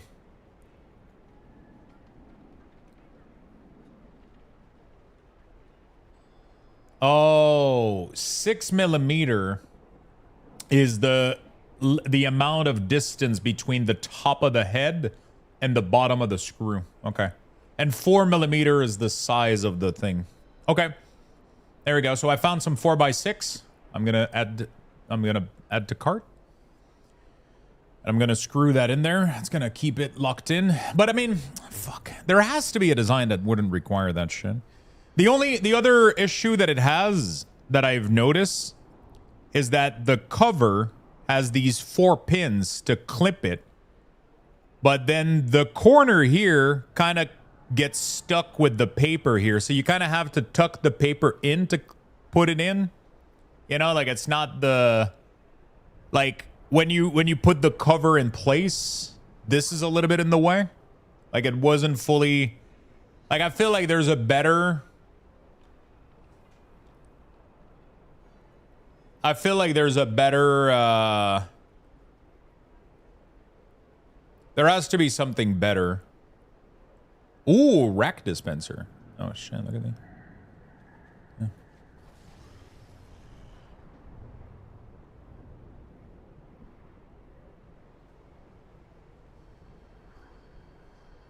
Get a lid that locks when you turn it instead. A lid that locks.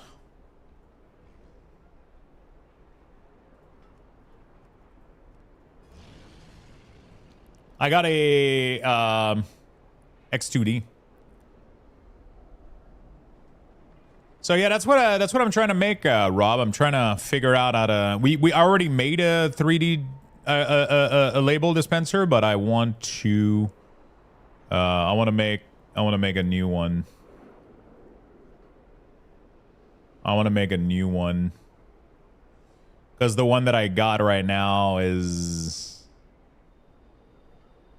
Ooh, how does this one work? Label dispenser box. Oh, it doesn't unstick it though.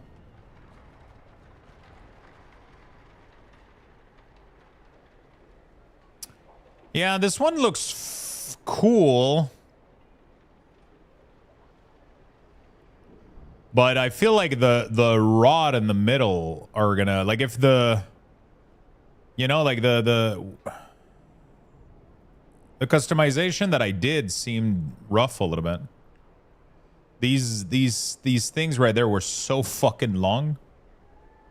I wanted to get one. I'm not sure what I would make. Probably some Warhammer stuff just for fun. So the problem with Warhammer stuff is usually if you want to make it look good, you have to do resin, and resin is so much more complicated. For me, I ended up getting one because a lot of TCG stuff, like card dispenser, label dispenser, like a bunch of little toy for what I do. And obviously you can make shit for, you can figure out stuff for everything in the house if you want, right? I mean, obviously, you know, it gets kind of crazy.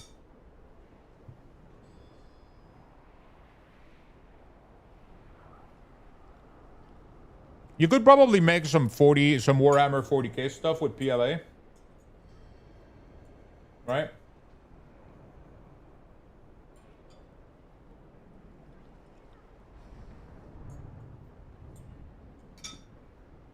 It's kind of fun, honestly. And now we show it up on stream and you guys can see the progress. So right now I'm just trying to see what's my next, you know, what's the next thing that we're making. So we had like what, 102. The label width is 52. How much was it? I mean, it's a little bit more than 2 inches. So we do 2 more millimeter, 52. The label hole dispenser is 26. 25, actually. Wait, do you want it to be? Yeah, it's literally just 1 inch, right? 1 inch is 20.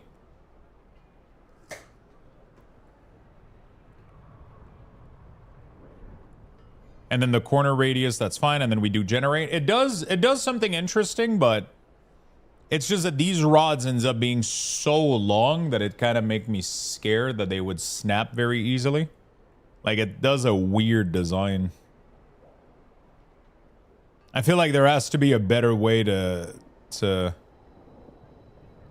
I like the you know.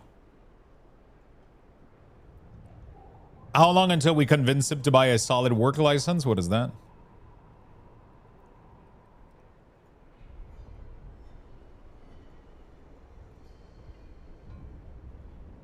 This one has little screws, I think, right? Or little magnet, I guess. It did put little magnets in the corner.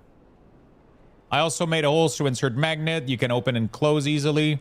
You may want to insert small pins for locking. They work equally well. Hope you like it. New version. Ooh.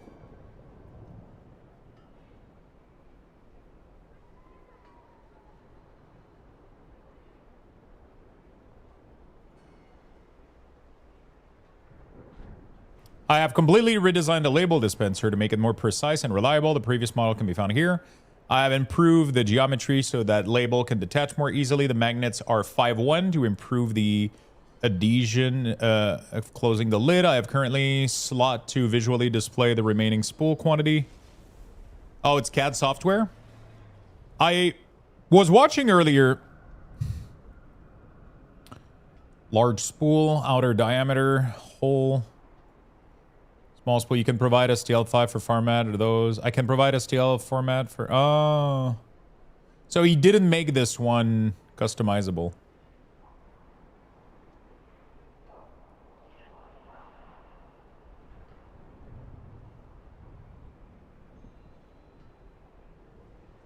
Hole diameter.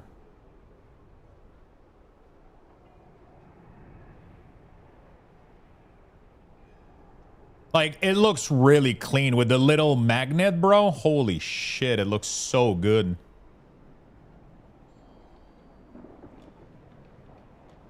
You know?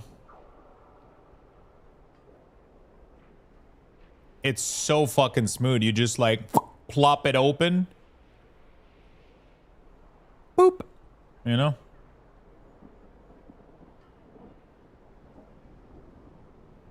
I wonder if they stay fit in there without using any glue, though. You know what I'm saying?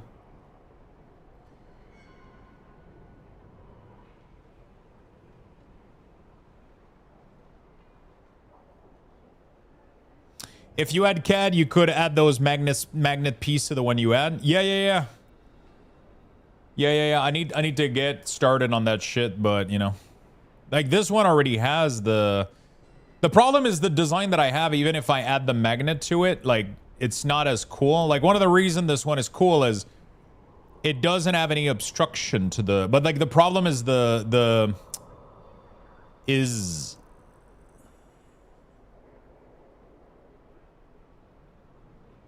He says that he takes requests, though, so... I can provide an STL file for format other than those listed. Hope you like it. I wonder if you can...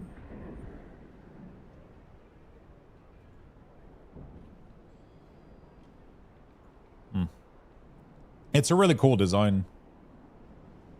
I could make my own, too. That would be, like, a really cool project. You know? Learning a 3D software and fucking... figuring out how to... That sounds so fucking cool. And then making, like, the little...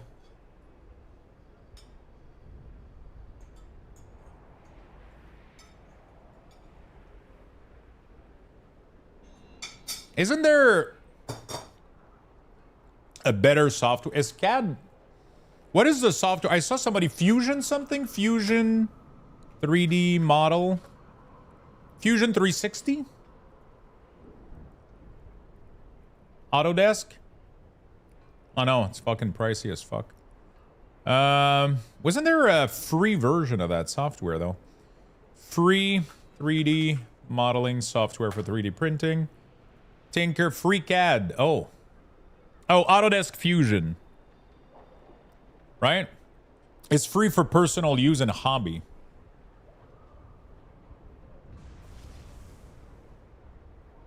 Free CAD also looks good. My work use Autodesk. Fuck Autodesk? Really? Free CAD. Your own 3D parametric modeler.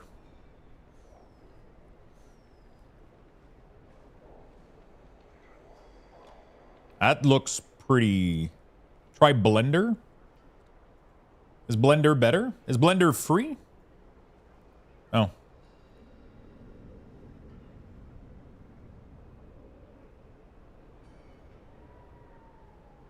Blender is free?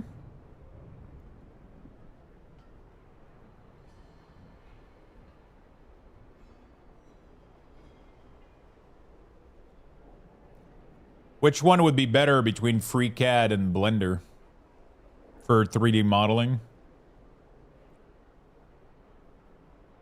Hold on a second. Let me ask, what is the best 3D modeling software for 3D printer modeling? Let's see. Man, I thought this was going to be a World of Warcraft stream. This is turning into a... FreeCAD, best for functional part. If you want bracket, mount, organizer, replacement case, this is probably the best genuinely free choice. It uses parametric modeling, so you can change dimension later without rebuilding everything. Ah, there you go. That's what it is. Tinkercad. Best for your first model. It's free and browser based. No. I think we might just do, I might do FreeCAD. Let's see, seems like a cool software. It has also like settings so you can like, you know, like adjust shit, parametric stuff. I don't know how that works though.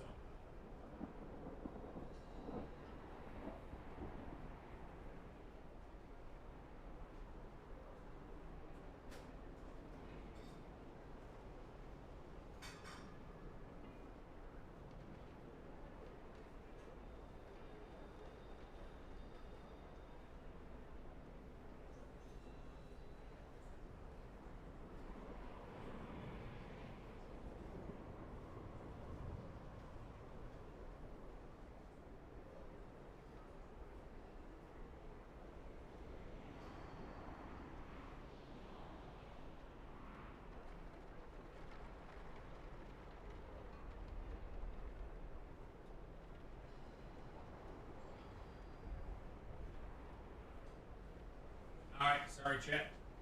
Back. Hey, chat. Question for Ellesmere stuff. Is there a way to make it not white text on black? That's a good question. I don't know. I don't know.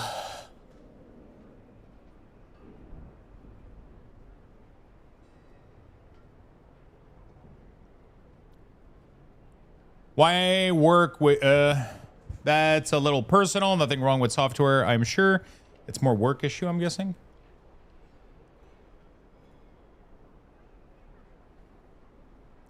I'm curious. Have anybody of you, has anyone of you have been using FreeCAD out of curiosity?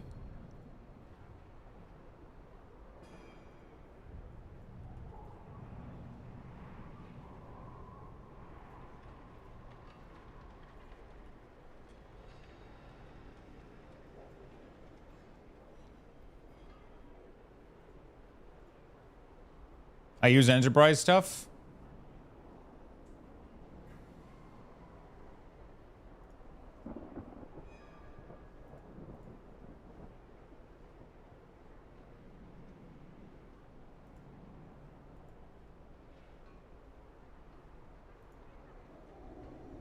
AutoCAD, SolidWorks, Creo, Gracia. So what does these things give you that that is better? Like, does it have like that much more feature that makes it more fun to build with, or?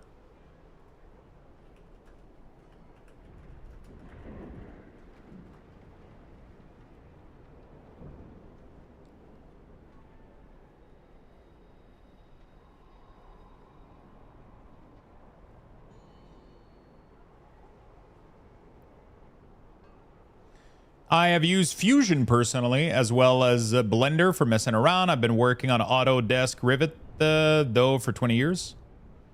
My friend, who's an engineer and roboticist, uses CAD, probably another one or two, but she built some incredible thing, some simple household, some entire robot, gear, and all components.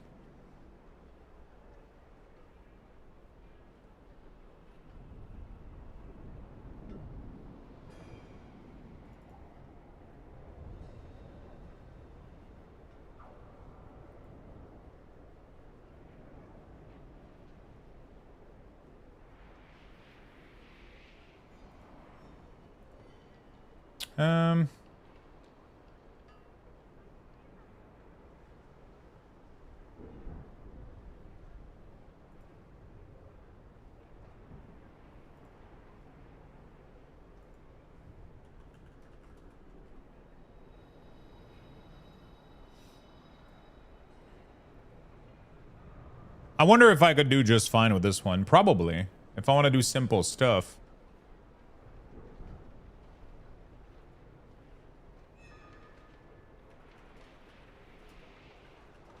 I was watching somebody make something with Fusion yesterday, and it looked really fucking good. You know? I was watching them do something with Fusion yesterday, and it looked really, really good. Dark.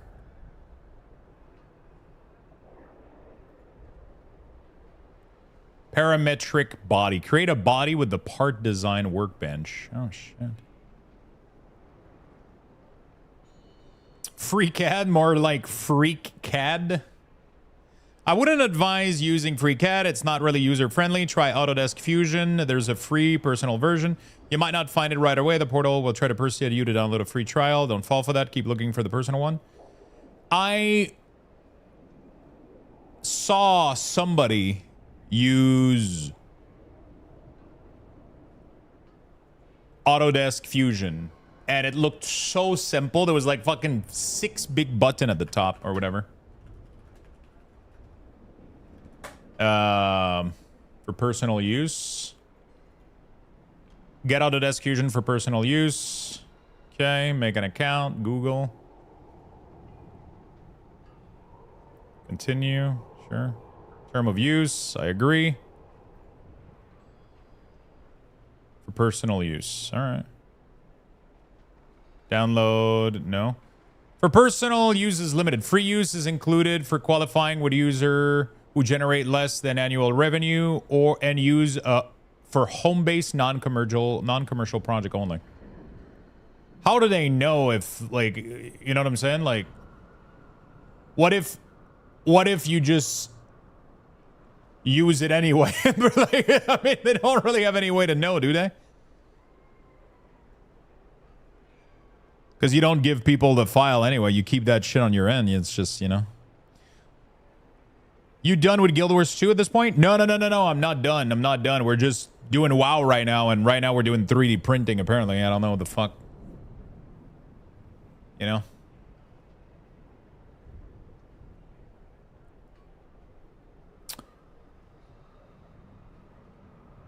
This is like WinRAR bullshit, you know? Like, it wants my email. See pricing, contact. How do I download it? Do I have to fill out my email? Continue, step.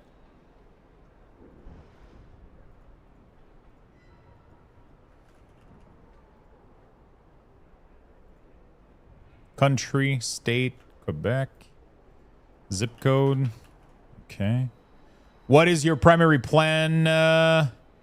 Hobby, maker project. What's your industry? Building products and fabrication. Consumer products? No. What is it? Building products and fabrication?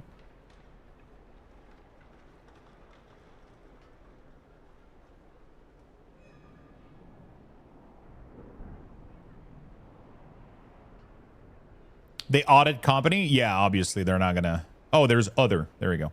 I agree with the terms. Submit. Download now. There we go. Beautiful.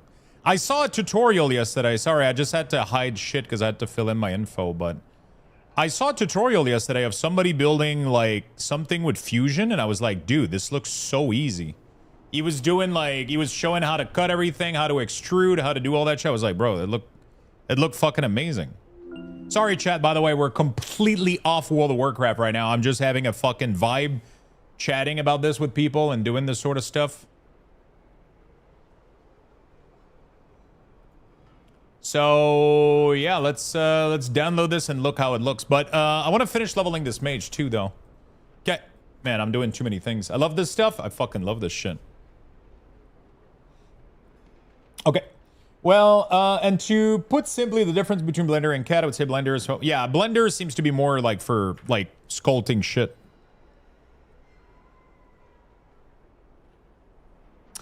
But like, yeah, yesterday I was watching a YouTube video. Let me go check it out real quick.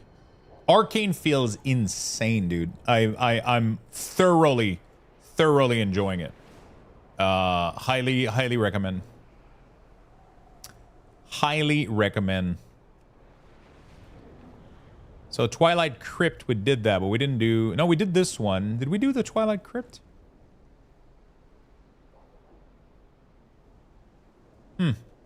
I don't remember doing the second delve in here. 3D print is a really good time-consuming hobby, and I love it. Yeah, it's really fun.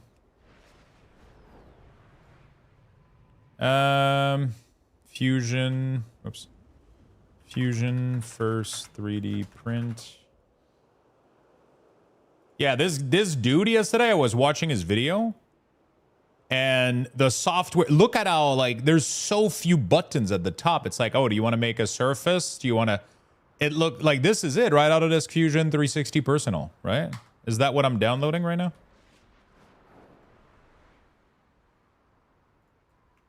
Yeah, it looks super easy. I was able to follow the tutorial really easily. It seemed really nice.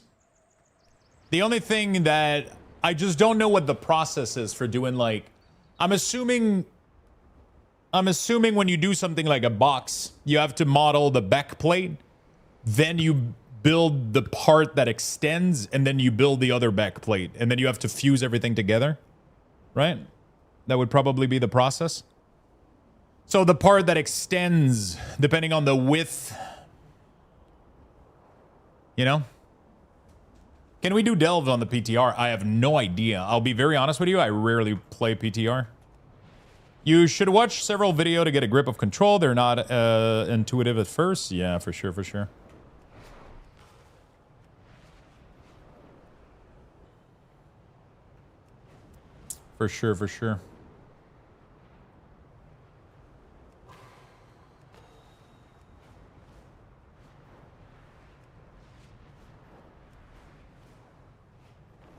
I want to go clear these things. I kind of wanted to start another project, but I don't have something ready right now to print that wouldn't, that, you know. I mean, we could print whatever, but if I'm going to print something that I'm happy with, you know. I hope they keep improving on Affliction. The Season F has such a satisfying smooth rotation. Please don't break it.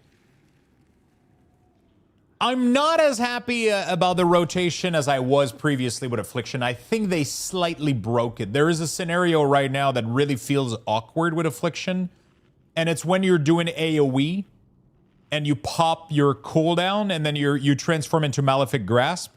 So if you don't pop your, I have an AMS, yes.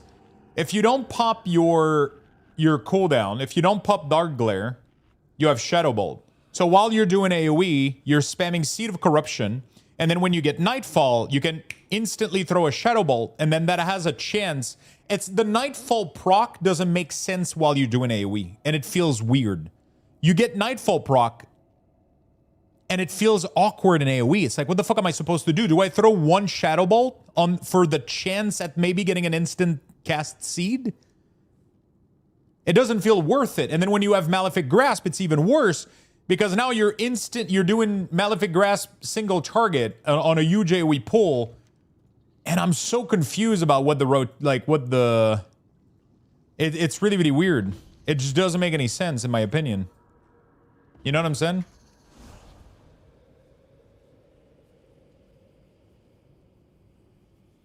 Delves are scaled for season 2. How big are these software, dude? Dude, I want to build this, but I want to build it for my role. I want to do the 4 magnets in the corner. One thing that I'm wondering, though, would it be better to put magnets while it's printing and then cover it up with like a 1 pixel, like 2 millimeter of...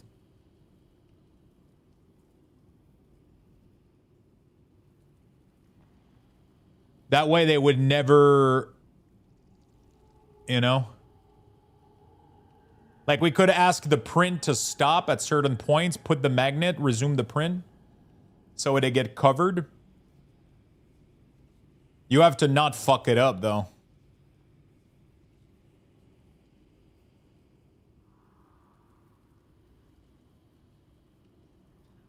Because otherwise, how do you do this? You glue them? Because you can't just snap fit them. They'll end up loosening out over time, you know?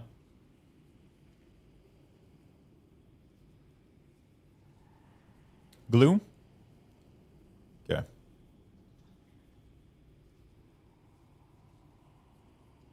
Yeah, I actually bought a kit of magnet.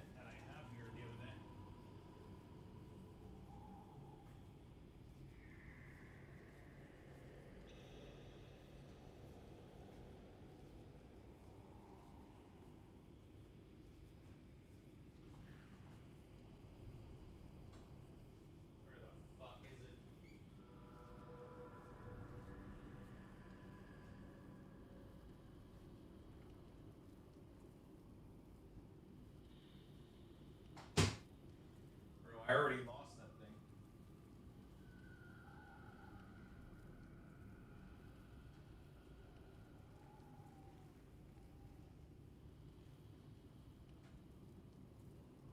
Well, I got magnets somewhere. Where the fuck, bro? I just bought these.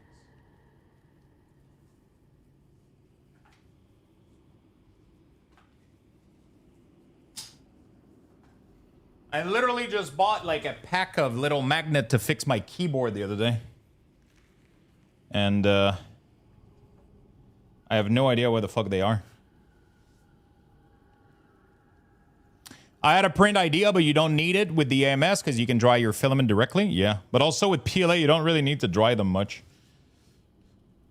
You put them in a safe place, bro. I'm literally flabbergasted as where the fuck did I put magnets?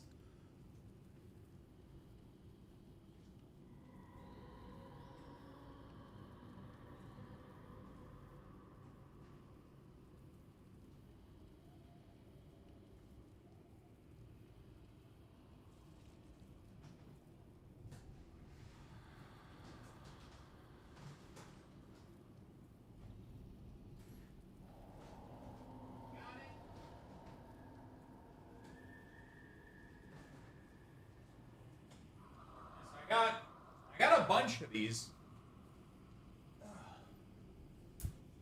Oh shit. I got these little guys. Right? So I could just grab like some of the bigger ones. Could grab like some of the bigger ones. We could put a hole in the print, put a little nub of glue, and, right?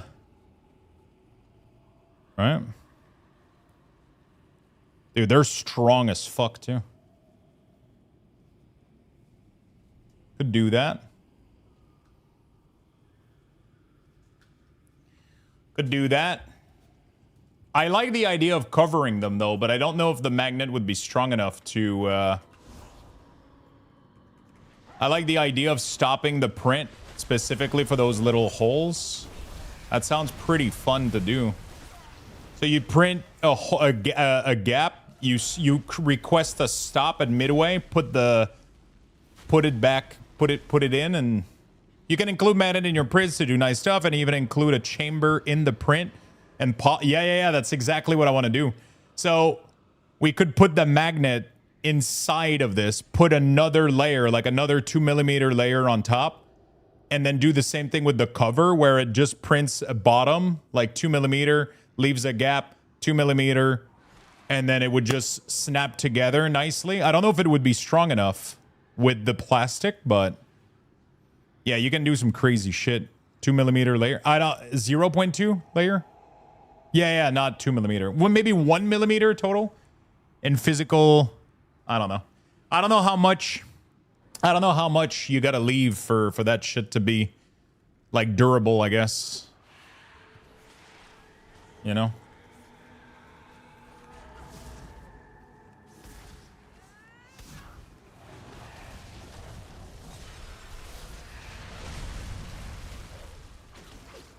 Depends on the mat. Yeah, you can't have a thick layer for sure. But I wonder if it would be good enough against, because there would be magnet on both ends. So even if they lose a little bit of strength, there would still be two of them, which is pretty cool. So you still get good pull, right? Like, it doesn't need to be super fucking robust. It just needs to hold together, I guess. Giveaway needs sub. No, you don't need to sub. It's available for everybody to participate in. Everybody can buy tickets. Tickets are Lux Bucks. You get Lux Bucks by watching the stream. The more you watch the stream, the more you accumulate Lux Bucks. The more Lux Bucks you accumulate, the more entry you get for the giveaway. And yeah, that's it. So Lux Bucks is passively earned by watching the stream. I also do raffle. Every time I AFK, I'll do a raffle. You enter the raffle, you have a chance to win more tickets. And then you can just dump your ticket at the end of the week into...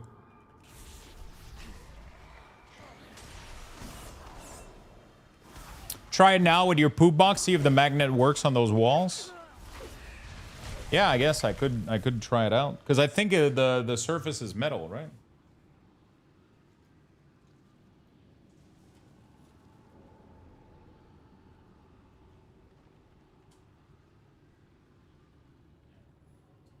It works, but the wall is really thick. And it doesn't have a magnet on the other side.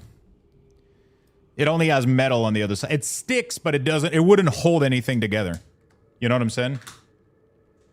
How do you enter the giveaway? Type exclamation mark. How? Oh, somebody already did it.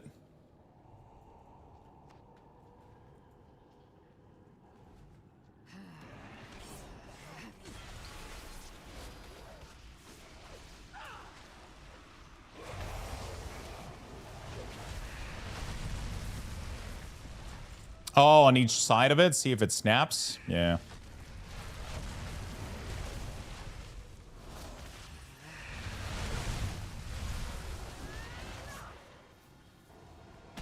Oops.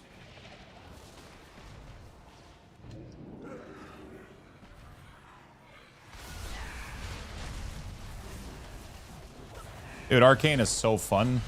Crazy.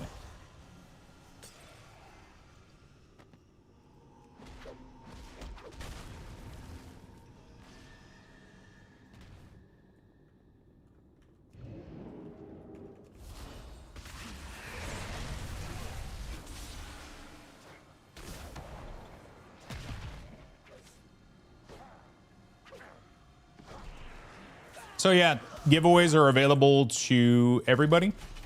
There's no limitation. You pretty much... I mean, there's a ticket limit, but yeah. You just buy as many tickets as you earn, and the more you watch, the more you're rewarded for watching, because you have more chance at winning. That's how my giveaways work.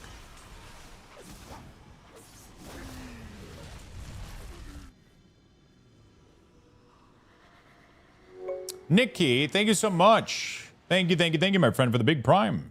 Thank you for the 3 months. Welcome back.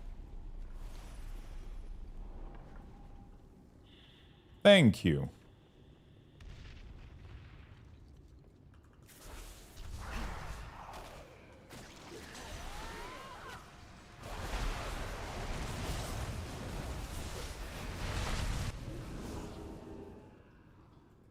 Yeah, so we could do some testing. I would have to model my own. I would have to go learn some basics though, like how much. Oh, actually, no. The wall. I just have to make a 3D shape, and then the splicing takes care of all the thickness of the walls and shit, right? It doesn't specify though if the 60 days are for NA specifically or no matter. It's no matter. I don't specify it because I don't do giveaways that are only one-sided. It's always worldwide on my stream. Everybody's always included.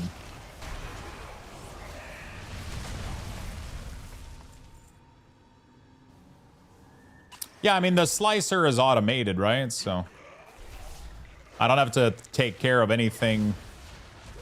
I just do a big 3D block and then I let the slicer handle it, right?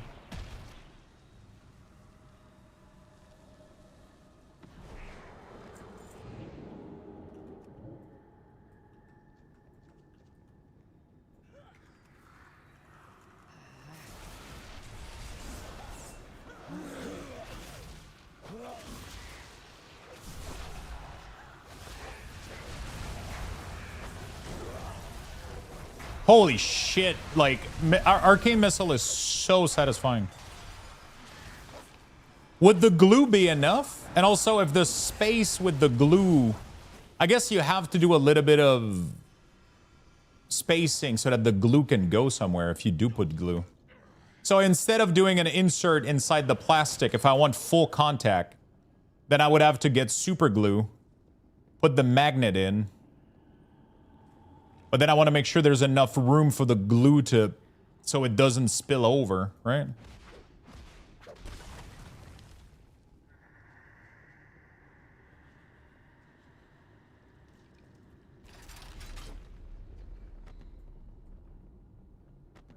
Or tight tolerance. Yeah, that's all these concepts that I don't know yet, I guess. How that shit works.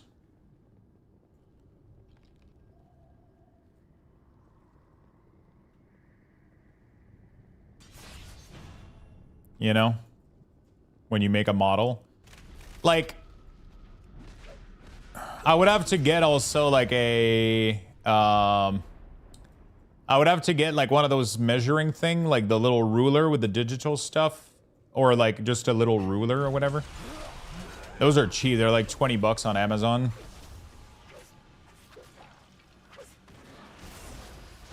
Just to measure things, like, because I don't know how much millimeter those magnets are. I just need like a little ruler, be sure I get the dimension correctly. Don't go cheap on a caliper. I mean, I don't want to spend like fucking hundreds of dollars on a side hobby, but is that what it's called, caliper? Oh shit. Calipers are pricey. There's one of them that is rated really well on Amazon for $25. It's 4.7 rating. Oh shit, this one, what the fuck? They're super nice. I have a $40 Canadian Tire one for 20 years and it's enough for those design.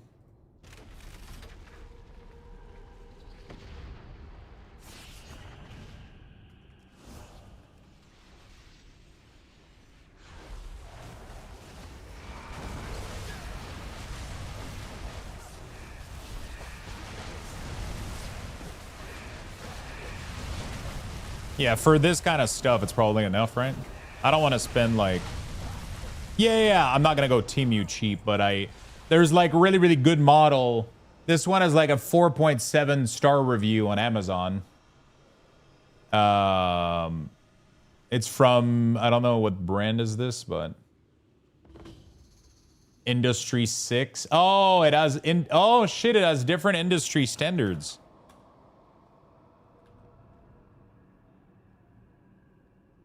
I don't know how that shit works, though. So you got Industry 6. It's $25.99. It has, like, pretty good rating. It doesn't have a lot of people that bought it, though, so I don't know how accurate it is. This one Kinup.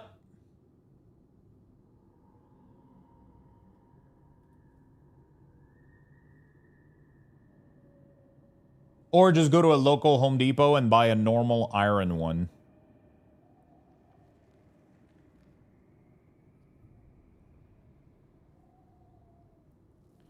And I can just order it too. It doesn't matter, right?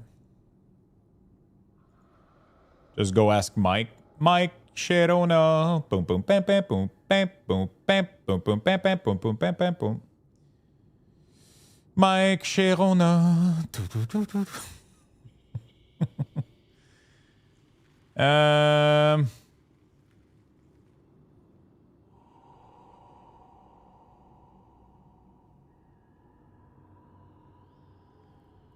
Pay the extra money for a good one. We use cheap ones here at work, always having issues. The total length, so if you need to measure 12-inch part, you take the bigger one, but 6 is enough, IMO? Oh.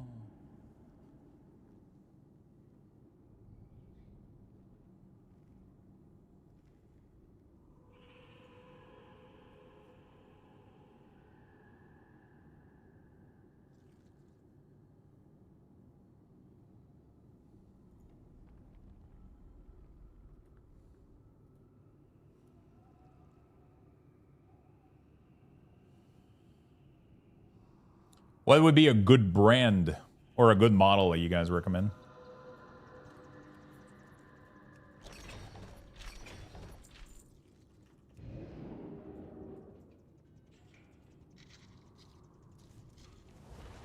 Mastercraft?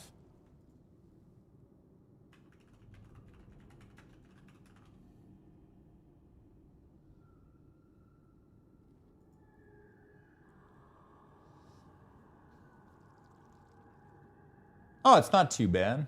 Oh, no, that's maximum. Mastercraft caliper. Mastercraft electronic caliper. Oh, shit, it's only $39.99. But it's not rated well, though. It has a pretty bad rating. It's only 3.9 on Canadian Tire.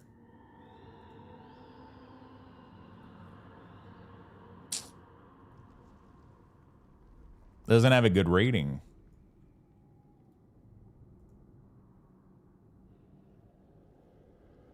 Oh, there you go. Is that the same one?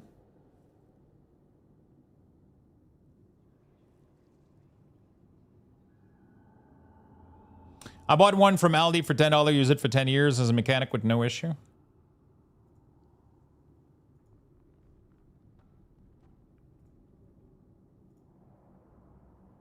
There's 0 customer review. Like, I mean, I could just get this one here. There is one right now on, there's this one on Amazon. Looks pretty good. Whoops. It's a little bit like, you know, it's like whatever. I mean, it's just the fucking Mastercraft 6-inch.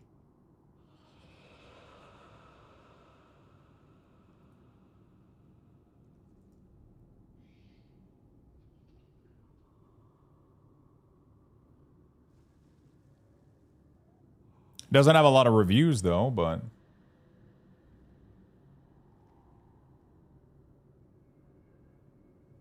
they work okay. The reviews are pretty mediocre.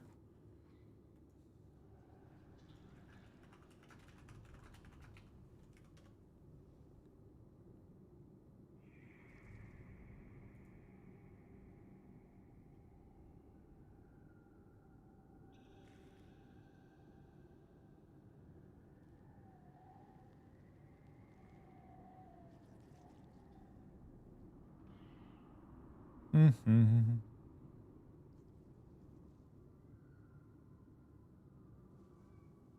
Harbor Frame. It's really cheap. It seems like people are saying that most of the cheap ones are really, really good.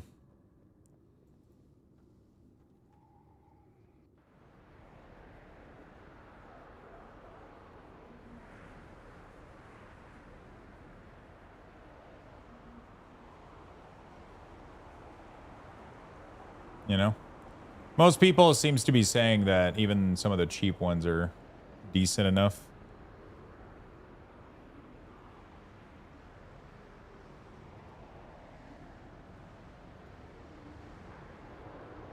Action required.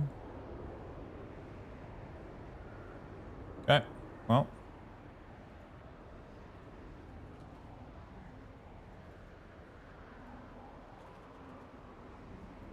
Let's go report that. Sadly, Unholy is no more and M plus and raid. What do you mean? Unholy is perfectly fine.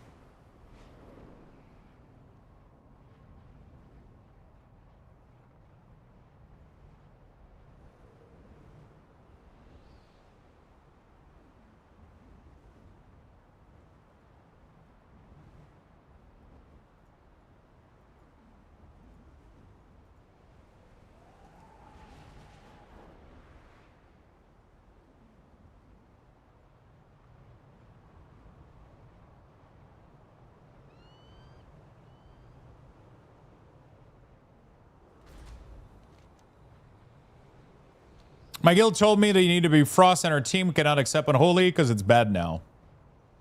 Well, your guild is kind of dumb. Frost is barely over Unholy. Like Frost is gonna be a little bit better, but unless your guild is limit, your guild is kind of dumb a little bit. I'll be very honest. You should just play whatever the fuck you want. Unless you guys are going for like some world first shit, but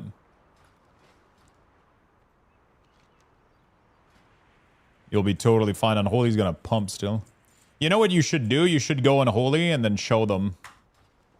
You know, show them that you can be the very best like no one ever was.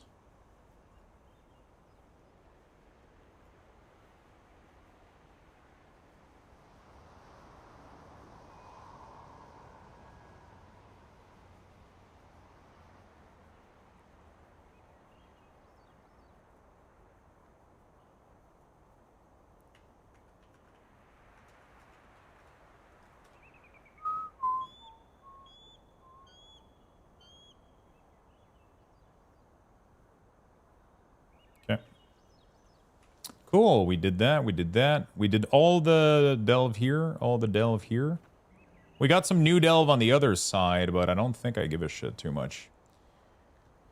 Everything is viable unless you're a world first guild.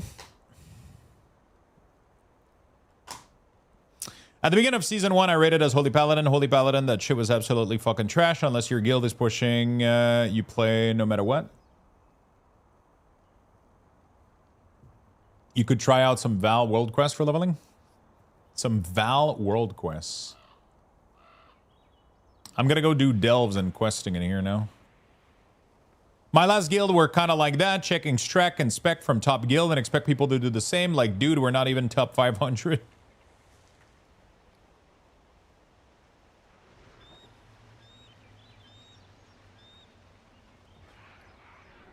People are funny. People are really, really funny.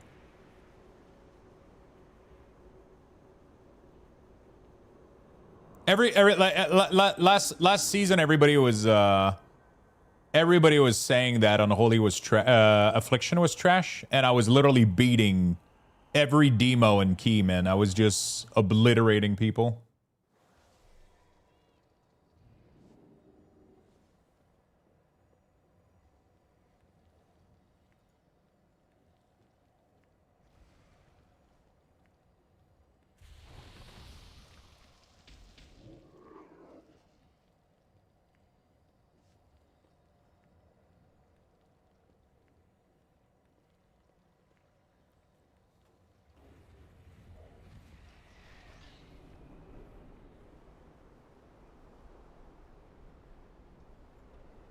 After you get better, this one be, will you get the next machine to buy? What is the...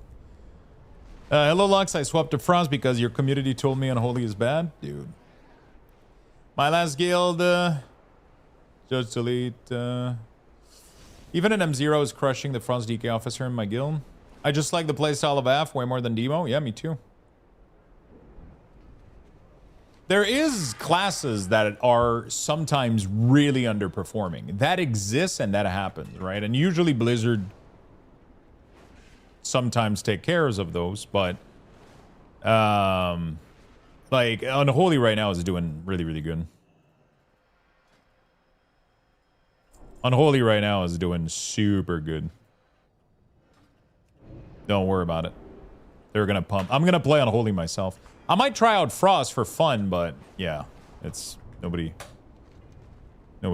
should care too much.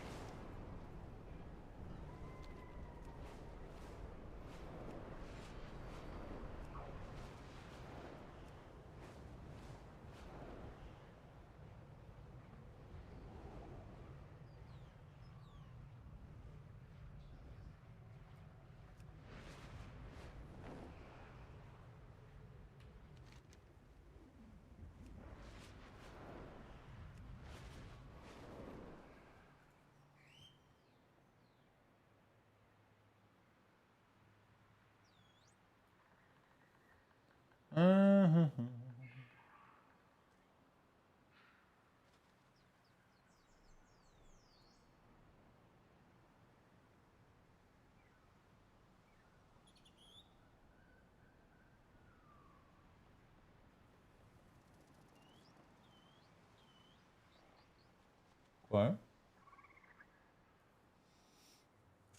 All my life, just playing DK since Lich King.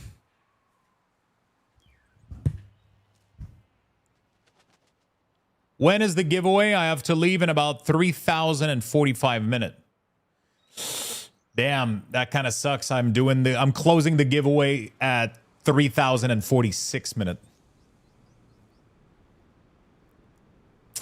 Shit. Well, better luck next time, my friend.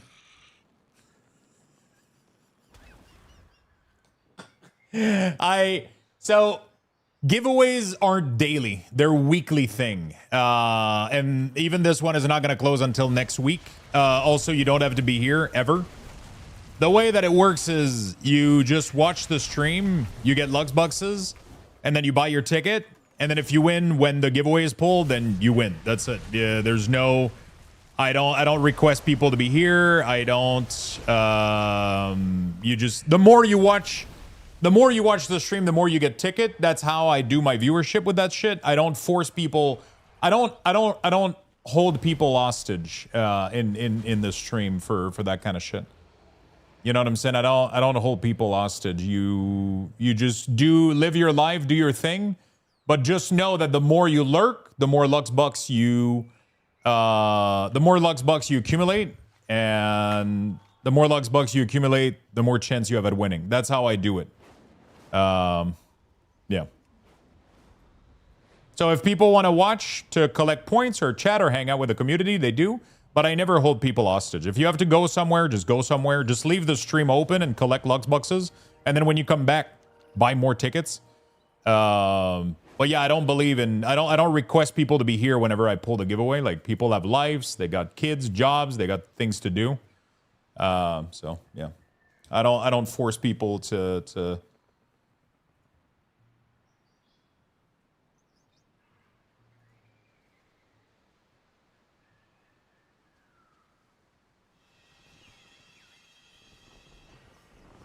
I don't force people to...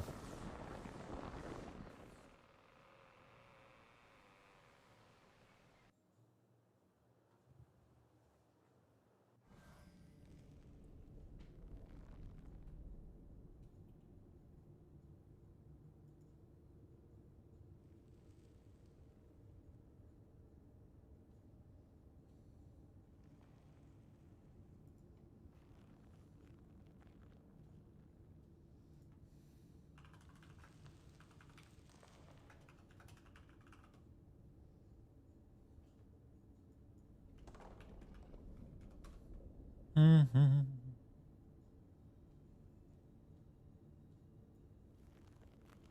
Okay. What are you planning to main this season? I'm probably going to be maining my Unholy DK still.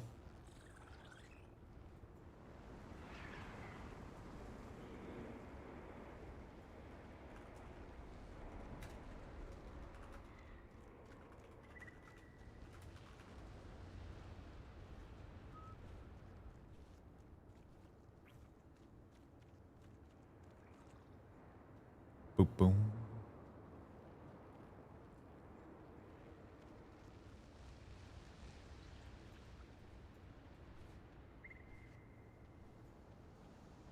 Unholy is the king. It's so fun. So I do Unholy DK as my main. I'm going to be playing Affliction Warlock, and Enhancement Shaman looks cool too.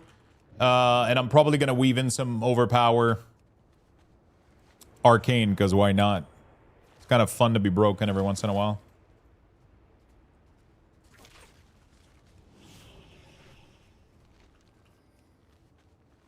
No Arms Warrior? I enjoy playing what's OP, but I don't enjoy playing bloated classes. And Arms Warrior is the king of bloat, dude. Holy shit, they're bloated. They're too yeah, I'm not interested in that.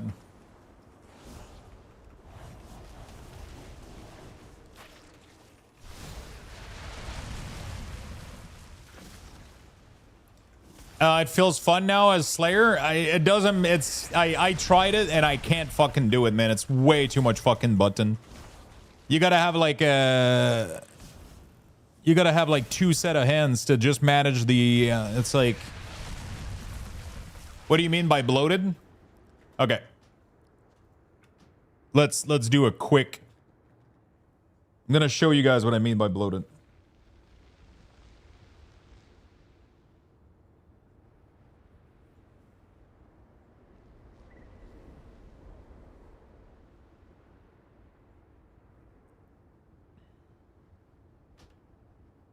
Gonna show you what I mean by bloated.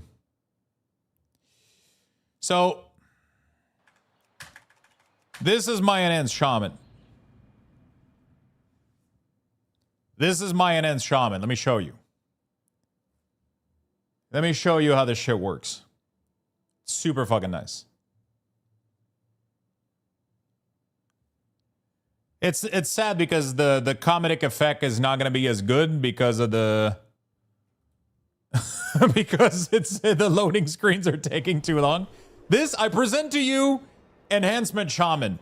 You got ability number 1, ability number 2, your dot, your AoE, and then every once in a while you can press your cooldown. And then you have a Chain Lightning and Lightning Bolt. That's it. You got like, that's super fucking fun. It feels good. Visually, it's nice. It has everything you would want. It's super fucking sick. You have one cooldown. You have, it's like, hey, you apply dots. Okay. Do you want to do your full on resource? Chain Lightning. Okay. Press the AoE button. And then you mash the button number 1. And then you make sure that you spend on, like, that's it. That's literally it. Super fun. And then you refresh Flame Shock with that one. Chain Lightning. Super cool. And then every once in a while you get a little nice button to press. And then Arms Warrior.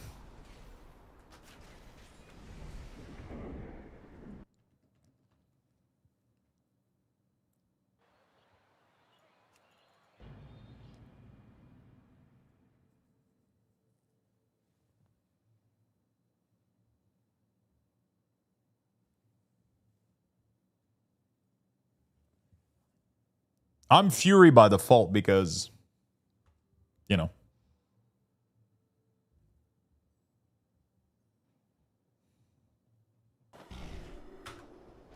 Arms Warrior.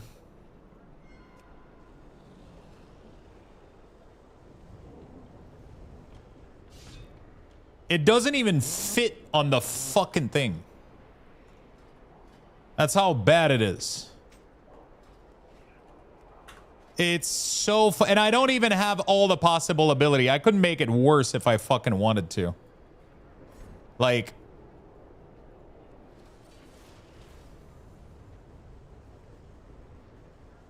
it doesn't even know where to put the ability next.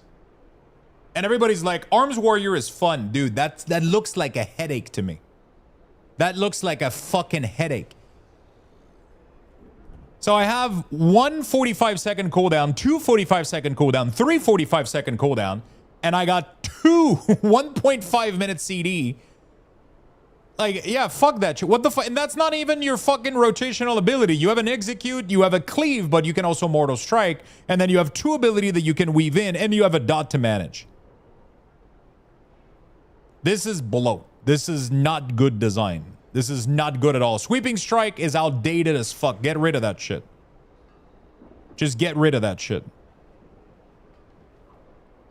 Arms shouldn't have Avatar. It should be Bladestorm. Protection should have Avatar. Fury should have Recklessness. Arms should have Bladestorm. That should be it. That's it.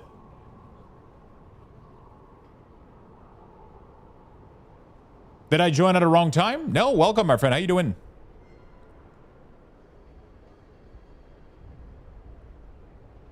So this is bloated. There's a lot of shit in here that could be made passive. I think they could remove Sweeping Strike completely. They could remove Avatar completely as well. I know you probably I don't even know if you take it, but like yeah, I mean it's pretty bad in my opinion. It's pretty bad in my opinion. There's a bunch of shit that could be easily. Oh, and you can, for some reason, you can pick Thunderclap on top of Cleave, and you can. It's crazy. You can have so many buttons. It's so confusing. It is so confusing to me. How you doing, Queen? Hello, Lux. Hello, hello. So yeah, I think Arms is a little bit bloated.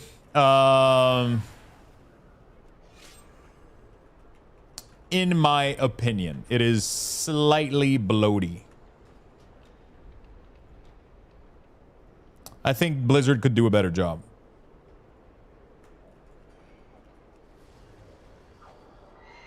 Most classes got really, really cleaned up. But Arms is still a little bit problematic. There's definitely a little bit of cleaning up here that could have happened. A good example is Demolish. Demolish could be an ability that happens after Colossus Smash. A little bit like Hammer goes for Paladin, right? Paladin have like their ability transform into like the Hammer after Wake of Ashes. That's like a really, really good way of doing it. So you have one button that performs as two ability, and the ability doesn't lose its feeling, right? When you play Red Pally, you Wake of Ashes, and then it's just massive Hammer Strike, right? Demolish could behave the same way with just the, you know, every time you Warbreaker, your next ability just becomes Demolish, right? And then you get the same meaty feeling, but you don't duplicate the button. And anyway, you probably want to Demolish into your Warbringer for the armor reduction, right? So yeah, there's a ton of stuff that they could fix and clean up, in my opinion. But that's just like my opinion based on me building Cooldown Manager, right? Like I've seen most classes, and I've played with most classes, and I've built Cooldown Manager for every classes. And Arms Warrior is the one that stood out the most. It is the only DPS in the game that fits an entire 8 to 9 button bar. Normally, that issue only happens with Tank, because Tank have to have their defensive inside the window. But normally Tanks have that problem, and for some reason, Warriors ended up with that issue. I know that not everybody, you know, necessarily like agree with that. It's fine. You can enjoy. I'm not saying you shouldn't be enjoying. I'm not saying you shouldn't be enjoying Arms. I'm just saying that personally, I think it's slightly bloated. I think they could do a better job. They did a great job debloating most classes. I think Arms is just slightly, you know. The thing is, when you have a lot of button to press, it becomes a lot of cognitive load on a daily, on a gameplay to gameplay basis, right? You have to retain so much information out there on how to, you know. It's kind of complicated. How you doing, Queen? By the way, Outlaw's even worse, is it? I mean Warriors and play an IN and M+, and it's not that bad, but I get your point compared to an ENS, for example. I mean, it's compared to every other class. Like, I obviously did the worst case scenario, which was Enhance or even Sub-Rogue with Warrior, but pretty much most classes out there, like all of them, don't have this issue. Warrior is the only one that I saw that has this much button. There's some of them that are close to it, but Warrior is the biggest problematic one. Shadow Priest is the second closest right now. Shadow Priest could use a cleanup as well, in my opinion. Shadow Priest could use a little cleanup for sure. But it's not as bad. It's really, really not as bad. But it's close. It's really close. Yeah, Outlaw is definitely weird compared to like it's weird that Outlaw, Arms Warrior, and Shadow Priest exist in a world where Devour, Subtlety, Enhance, and Red Pally exists. You know what I'm saying? That's the funny part to me. It's they feel like you're playing a completely different game. They feel like you're playing a completely different game.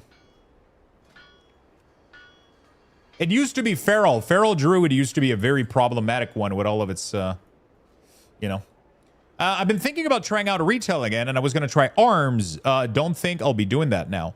I mean, definitely try it. It's not because I find it bloated that you're going to have an issue with the gameplay, right? You might enjoy the gameplay. The problem is I criticize it from a place of not playing it a lot. Obviously, if you put a large amount of time into the class, it's going to end up feeling really smooth for you and you're not going to have any problem. But the way that I view these things is I'm an Unholy DK main. I don't play arms. But looking at arms makes me not want to play it, and that's a problem.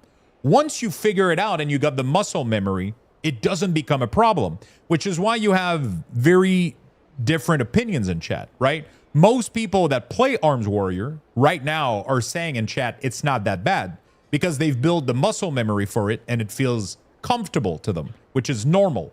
Most people can achieve this. The problem is most people, when they go try Arms Warrior, they get the same reaction that I do. They see the number of button and they go, fuck no. And that's a design problem in itself because you don't want your class to feel that way. You don't want to see this as a huge wall. You know, you want to kind of have a middle ground in between where it's like, okay, you want to have like, you want most of your class to have between maybe 4 and 7 ability, right? But once you go in the 8, 9, I think it starts to be a little bit too much out of the scope of what the other classes feel like and look like. You know? Freedom! Yo, what's up, Void? How you doing, brother? Happy to see you, my friend.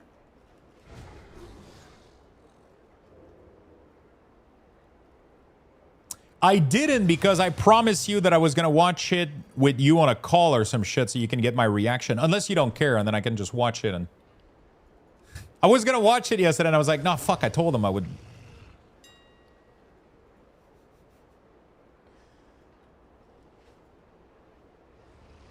Yesterday, I got stuck until 4 in the morning setting up my new toy. Oh, shit, you missed that today. We did, we played with the new toy on stream today.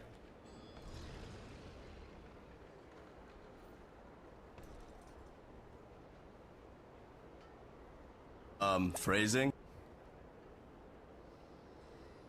I did that just so you could do that.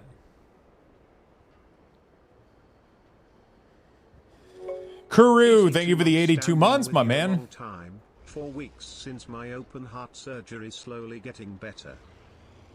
Oh shit, I turned off the lights.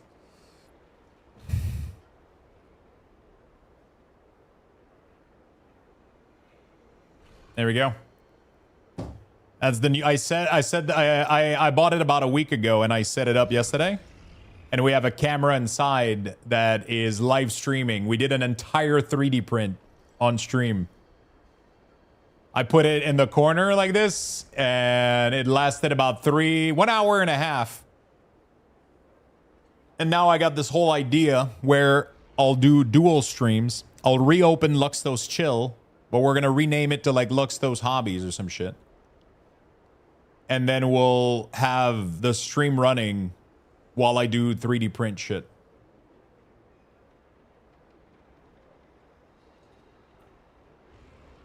You found space for it? Let's just say that my apartment is starting to get crowded. Let's just put it like that. I don't. Is it on your desk? No, I bought. Hold on a second. Yeah, it's like. Let me.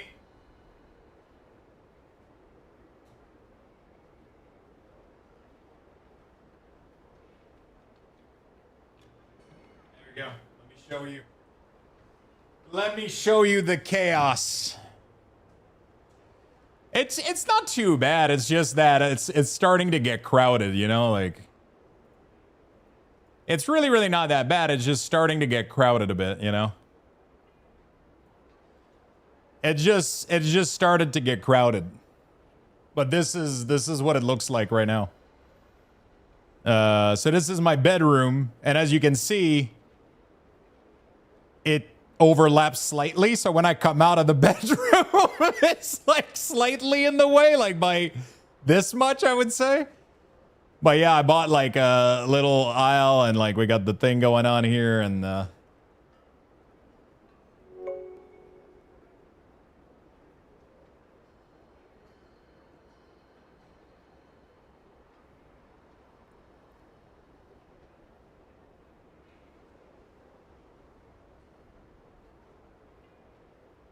just enough to be annoying as hell. It hasn't been too bad so far. It's pretty good. Nice view. Yeah, the view is really nice. The man lives in the middle of the forest. No, actually, I'm actually in a pretty good spot, but you know, I'm not gonna, you know, but yeah, we got a nice view. We got a nice view. But I'm city though. I'm city. Yo, what's up, Astro? How you doing, my friend? But yeah, you got the little printer here. And that's the setup right now. You can see the dick in the back here. The what is it called? Beastie's crochet that she did for my birthday.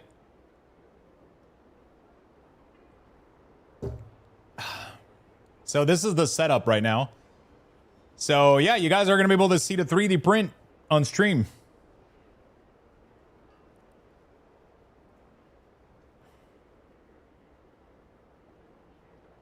You guys are going to be able to see the 3D print.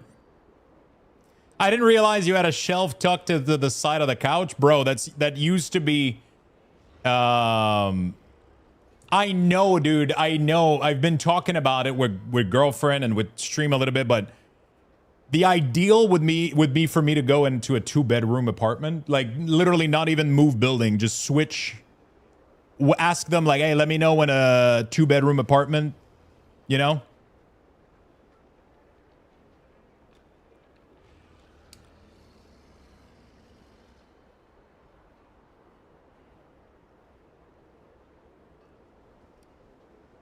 They usually aren't that much more. Yeah, I mean, yeah, it's a little bit more. Yeah, it's about 300 to 400 more per month, which is considerable amount just for shoving side hobby shit. But the problem right now is that the shelf that was in the corner there that you saw was filled with all my boxes. And then I moved those into another shelf. And now that shelf is just gonna, I gotta clean it up, and then we're gonna put like Lego in there and like more like display stuff that actually looks good. Wait, they still build a 1-bedroom apartment? Yeah, I mean, that's the standard pretty much.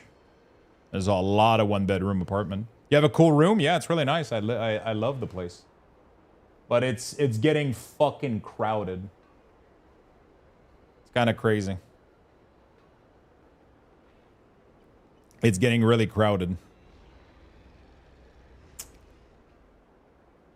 I'm not going to answer that, John. You understand that I'm not just going to fucking dox myself. You know, I'm trying to... I don't mind showing people stuff, but I'm not going to tell people exactly where I live, right? You know, I'm trying to...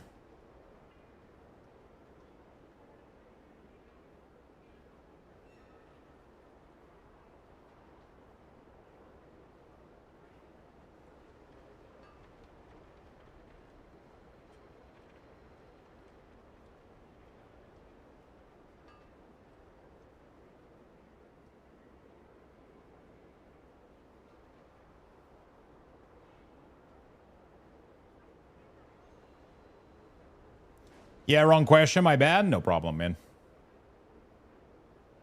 No problem. It happens. It's a nice place, though. I like it. I like it a lot. But yeah, the rent is pretty. I mean, it's pretty okay for the amount of services that I have. But yeah, it's pretty cool. I like it. But yeah, I don't think it's a good idea to go up one room. It's just gonna increase expense a lot. It's actually good that I have limited space. That way, I'm gonna have to force myself to stop buying shit. You know, like. But anyway, the plan for this is I would love to have a stream that would display what we're printing. And eventually, so right now I was in the process of looking into rebuilding my website, luxtos.com, but I want to have a second website, which is going to be Luxtos TCG, which is going to have all my single cards. So it's going to have my single cards. It's going to have my boxes, everything that I'm going to be selling TCG-wise, which is my other setup that you guys see in the back here, which is the other desk here, the other PC that has my scanner. All my TCG stuff is over there. You guys know that. I sell TCG card on eBay. I do a lot of that. I'm going to make my own website. It's going to be a Shopify store. It's going to have all my inventory. And what I want to do is add a 3D print category. So there would be product related to TCG, either... maybe card holder, boxes, card dispenser, all kind of stuff that I can 3D print for myself and for others. I'm going to put it on there. If people want to have some, we could even customize some of them to have like logos of Luxtos or your name on it. Like I could do like some really, really cool stuff. And then what we're going to be doing is if the community, we're going to print orders live on stream. So literally if people from stream want to order like a deck box, I'm literally going to print it live on the second stream, and then I'm going to ship it to your place, right? So that's going to be fun as fuck. Should be really, really cool project. So that's the whole point of this little thing. I just want to have a cool little shop where we mix all of the stuff that we do on stream, right? So a deck box, chat, for cards, okay? Not for your Twizzler. So that's the goal. That's what I want to do. Would you ever put out kitchen accessory like hand towel or spatula? I don't recommend using 3D printed stuff for food. Like I don't think a spatula, for example, like a holder would be cool. Something to hold spatula maybe would be cool, but I don't recommend using 3D printed stuff for food stuff. Definitely for like holding stuff and shit and like, separately, not printed. Oh shit. Okay, I see. Oh, you mean kitchen? No, I don't. Yeah, no, I don't think we'll go there. Welcome to the store. TCG 3D print and kitchen appliance. It's like Jesus Christ. That's like ADHD in a website right there. It's already bad that I have two fucking hobbies. Cards and 3D printing. We're not gonna... They make food grade PLA. Really?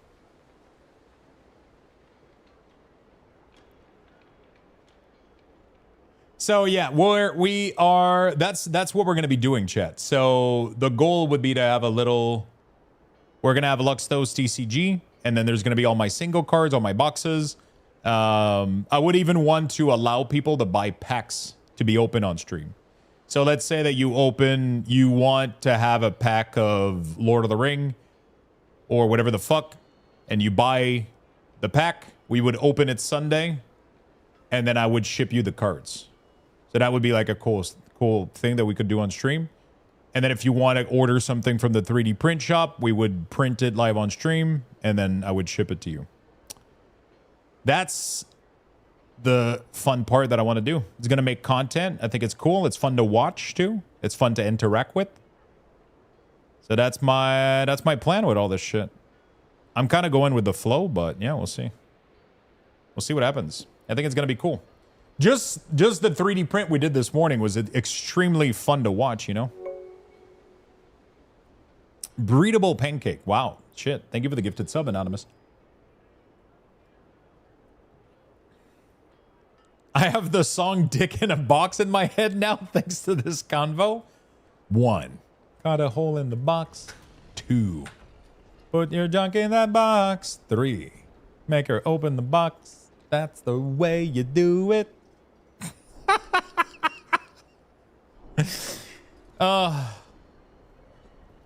Dude, I've been on this hunter doing nothing for like an hour. Jesus Christ. What am I doing? Okay.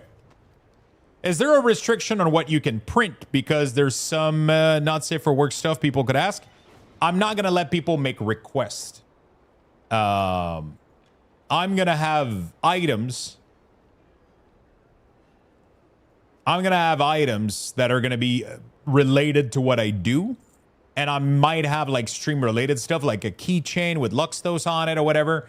And then, or we could print your name. Like that's the extent of it. I'm not going to get somebody to print me a dick on stream or like a massive pair of balls. I don't, you know, like that's, we're not going to just print whatever the fuck people want to print. We're just going to, you know, where it's just going to be stuff that is related to what I do. So like either TCG stuff or little geeky pieces of whatever the fuck we want to make, you know, like if people have suggestions, they're like, hey, Lux, I would love to have like a, like whatever we add that to the store. I'll check out, I'll build something. We'll slice it and we'll put it up there, you know? That's my goal. That's my goal. I want to build my own stuff and just print it and have fun, you know? Print your own Lego. Hey, if I ask for some nuts, I expect some print nuts.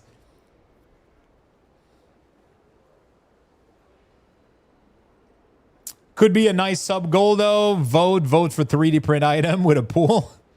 If I want to build my own life-size Lich King, I mean, you could technically, you know, like it's just going to take probably a while to assemble all of it. Oh, you know what we should do? We should print like an actual nut. And inside of it, there's 2 little nut. And the only thing it does is it shakes and you know they're in there, but you can't get to them. That's it. And it's just a peanut. And it's just really annoying. You can just shake it. That's all there is to it. That's it. It's just a peanut case with 2 nuts inside.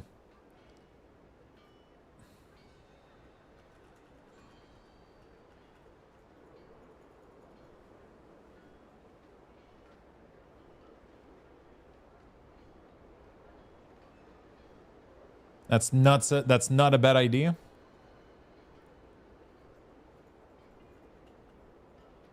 I'll make like 20 of them and ship them to Void's house.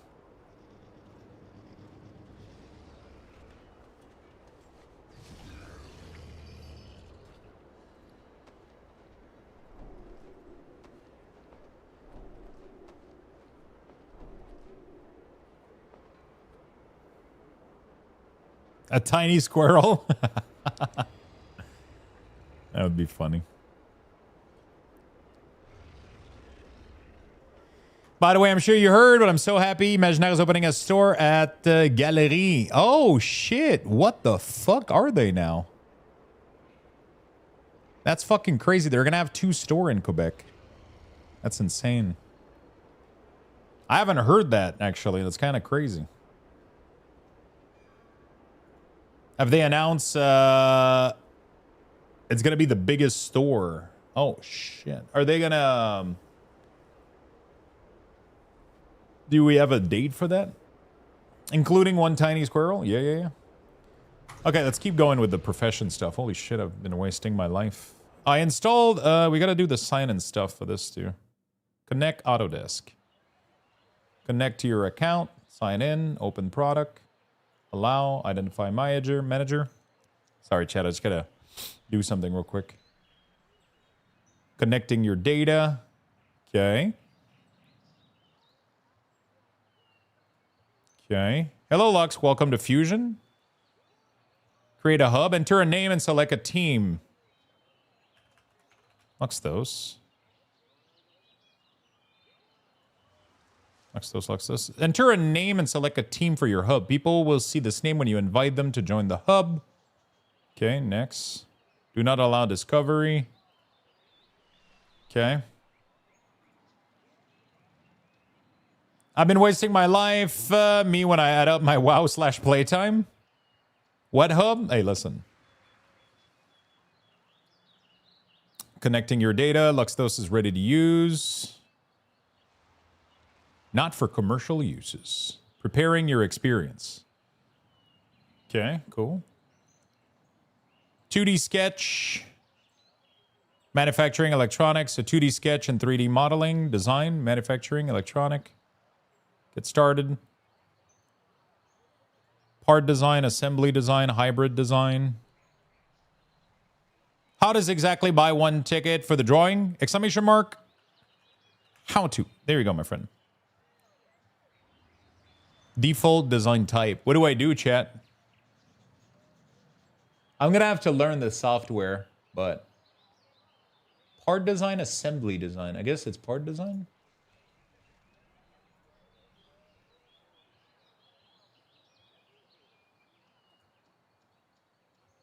Pan, zoom, orbit. Okay. Additional information. How many teammate might use Fusion? Just me? What software to use the most? I don't. None?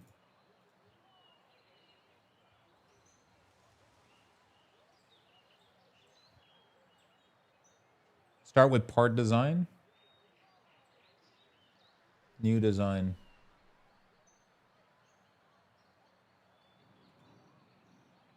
Part design. Millimeter. Create new. Holy shit.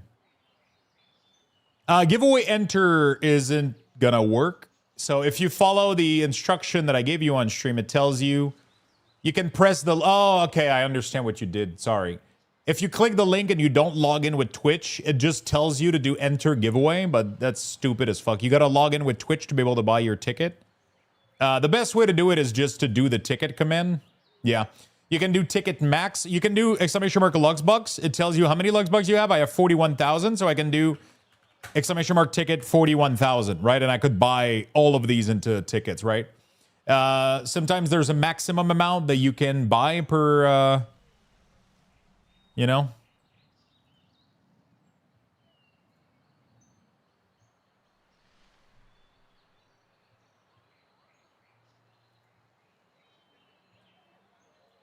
Oops.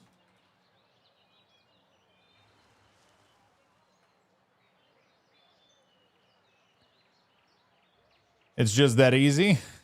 Yeah, you can also, whoops, what the fuck? Gimbal all. There you go. Just double up your Luxboxes. What did I do? Fuck. I just pressed a bunch of shit and now my screen is all over the place.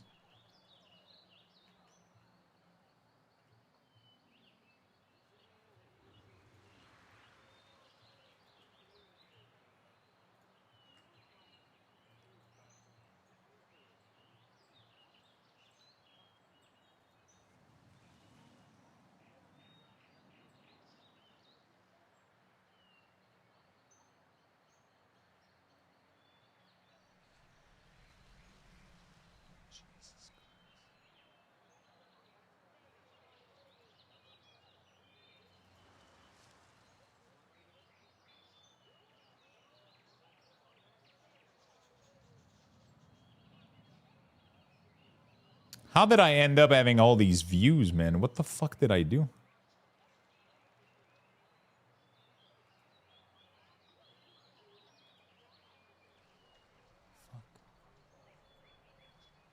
Oh, I keep trying to...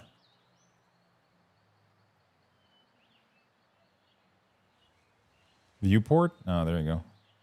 Single view. Top.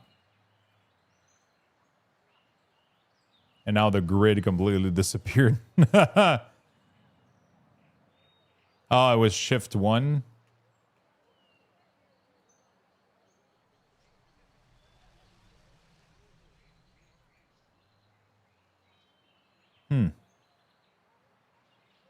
Look at.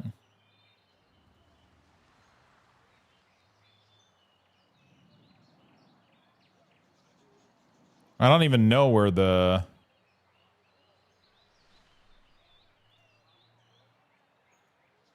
where the grid is anymore.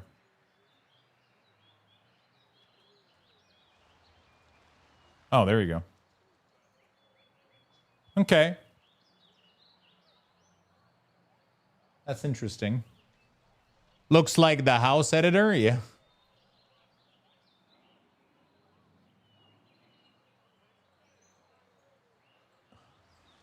New ADHD side project. I've been working on this stuff I've been thinking about this for a very long time. And when I went over it, I explained like everything a little bit earlier. I bought it like about a week ago, and I didn't want it to. I wanted to showcase it on stream once everything was working and ready to go. We ended up doing a print earlier today on stream that was really cool. And yeah, pretty much everything that's gonna be happening with like, you know, we'll do some live streaming of it. We'll be able to print stuff to put on a shop and fun stuff. And we were just talking about Autodesk and like creating stuff. So yeah, we got a 3D printer. You know. May I ask you about leveling? Does the delve have to be on? Yeah, no, you have to be on 11 to get. And it's not treasure farming. It is curio. The little bags underground. But honestly, my friend, it's so brain rotting. I don't even recommend it. You should probably just wait until... Blizzard releases the... what is it called? The Bountiful Delve next week. That's going to give a ton of XP. Yeah, Bountiful farming just seems like a way better option, honestly.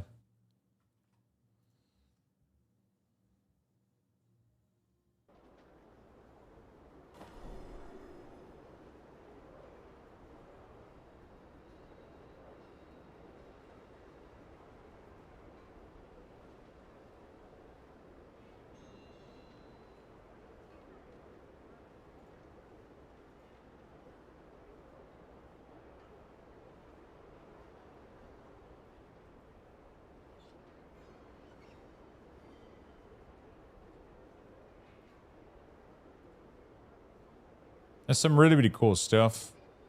So you click this, put it here, and then you can put how many millimeter.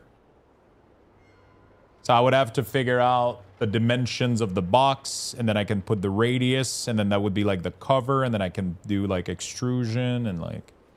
There's so much fucking shit that goes into this. I'm gonna have to learn how this shit works, but... I did it, wasn't too bad. 3 hours from 60 to 80. Yeah, the problem is I'm at 40. 40 to 80 is like 9 hours non-stop of dodging trap and nuts, and it's like I would rather jump off like a fucking 6 hours. No, because 40 to 60 takes more time than 60 to 80. For some fucking dumb reason, the higher level she is, the more XP she earns. So 60 to 80 is faster. Yeah, I don't know why the fuck it's the dumbest fucking shit. I don't know why. But it's really obnoxious, so. It's percentage base. Yeah, it's really, really weird. Isn't it? Oh, it's always percentage base, so she just gets a higher number. Oh, okay.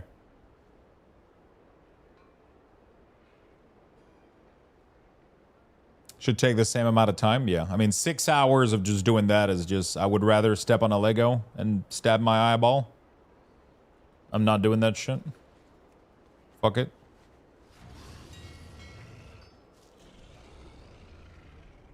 How's the new WoW update? It's pretty chill, man.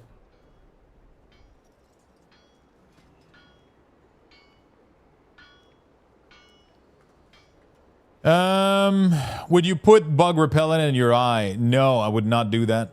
Why did Void did that?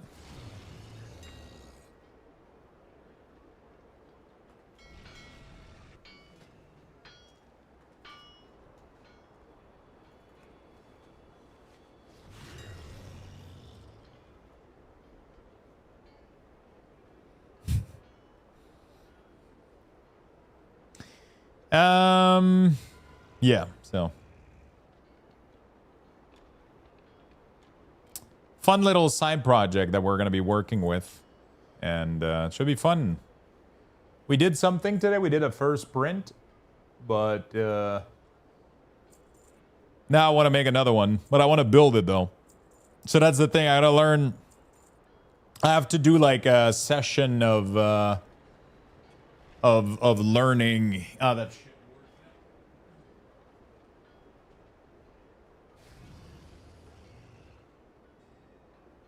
I gotta figure out how that shit work. I gotta get measuring tools and shit. So like this is 4.5 inches. How much millimeter is that? 4.5 inch to mm. It is 114. So we gotta do 114 millimeter. Boom. Right? Holy shit. Okay, there we go. And then this mesh is going to be 114 too.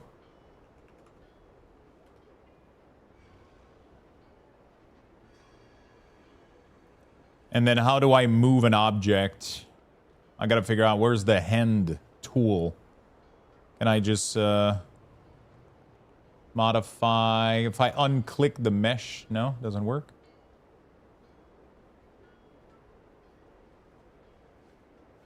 Select.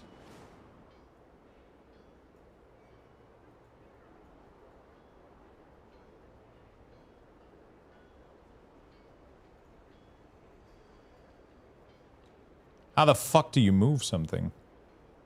There has to be a keybind, but...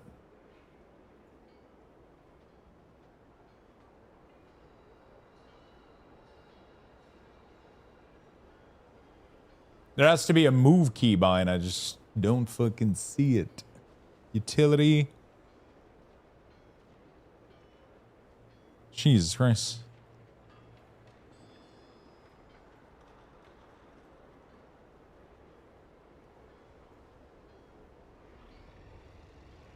The most basic shit.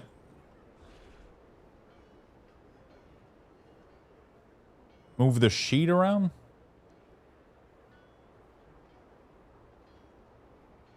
Trim, offset, blend.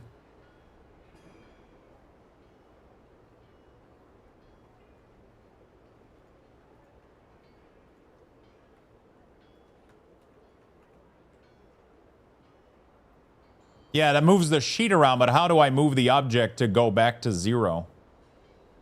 You know? That's the kind of shit that I...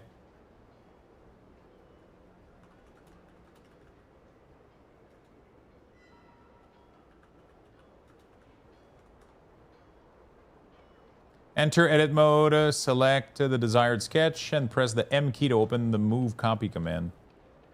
Okay.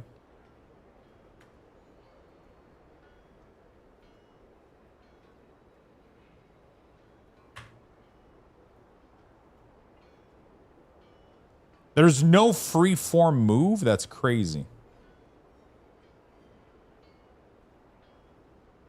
In the middle of... Oh, shit! I just... Oh, no, that's a pen. Look at? No. Yeah, that's the pen stuff. That's fine. Select. Like, I have the object selected right now, but I don't know how to... That's crazy. Point. Set pivot? No. Set point. Point to position?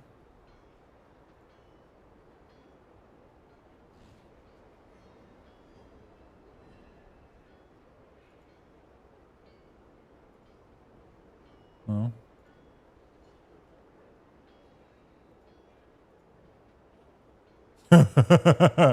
Just like the most basic shit is complicated. I mean, it's, you know. Hole, undo, extrude, delete, inspect, configure, assemble, move copy, move copy, move object.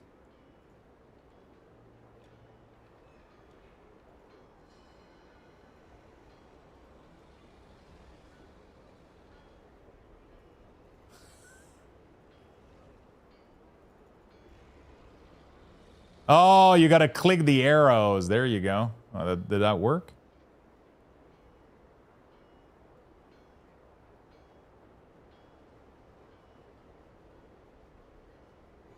Why is it doing...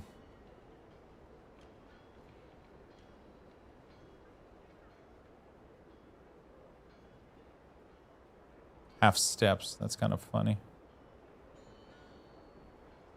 I can't snap it.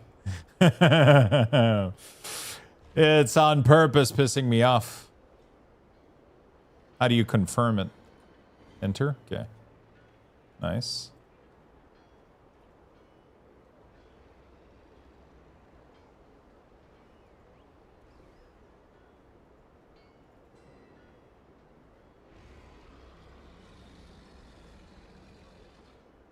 Move type. Free move. Translate. Rotate. Point from point to point. Position to point.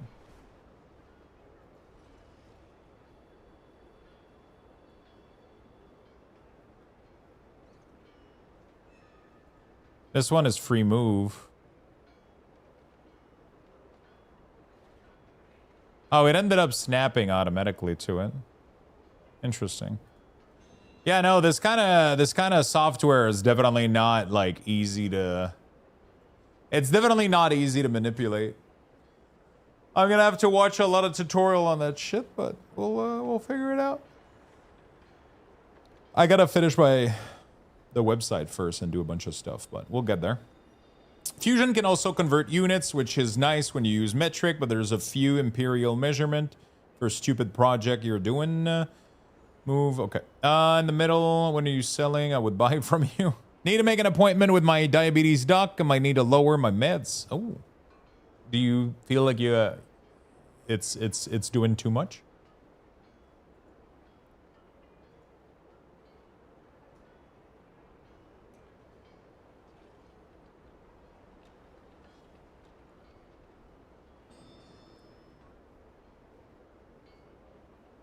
But free naps?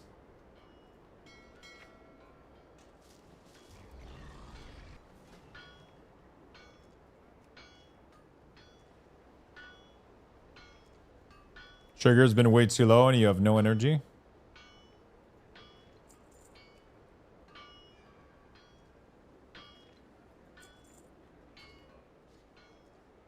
I'm done being productive today, I think. What's the next step? Are you home? You going home?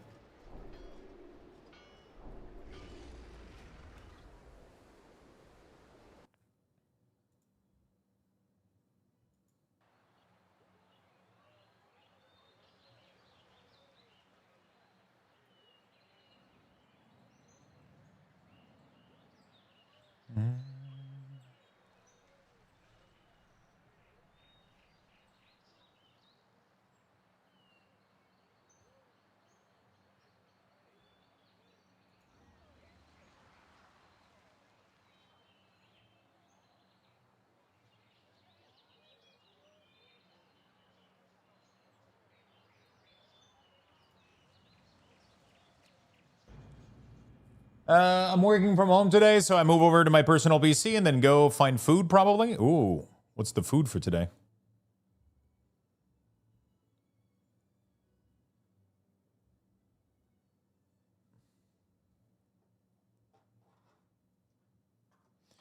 Yeah, so the goal would be to design this.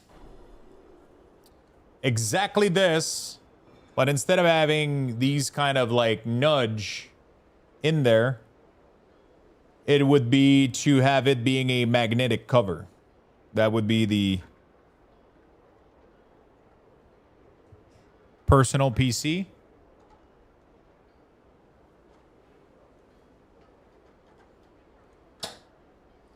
Yeah, I mean, we kind of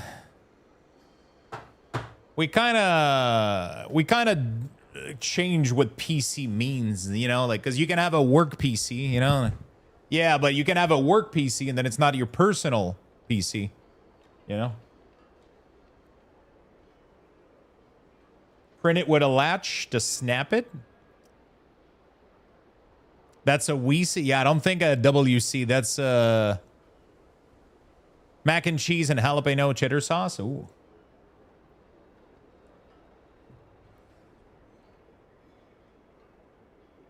Lux playing Unholy Death Knight, I see. Yeah, exactly.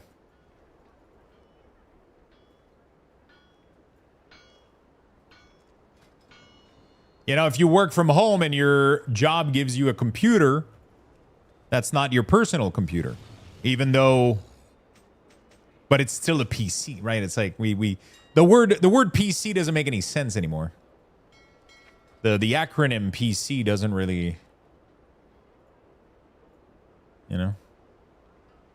Want to know something evil? We allowed a user to log into their Google account at work, so now we can see their personal web browsing on their work laptop.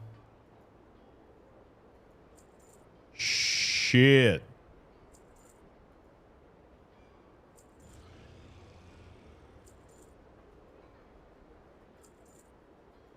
Wait, they don't have a separate Google account for their...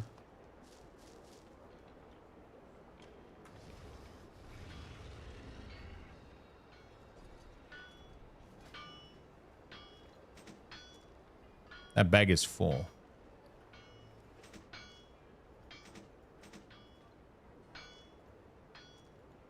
What do you mean equip? Tool slot empty. What the fuck are you talking about?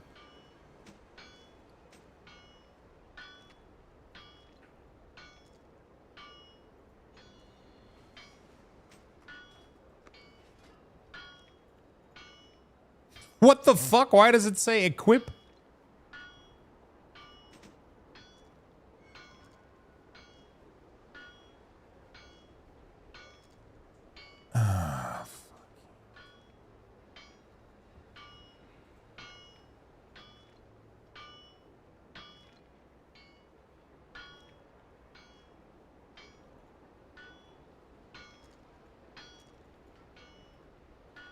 It doesn't...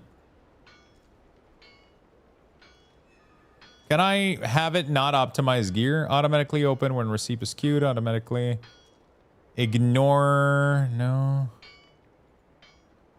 How do I fucking remove the...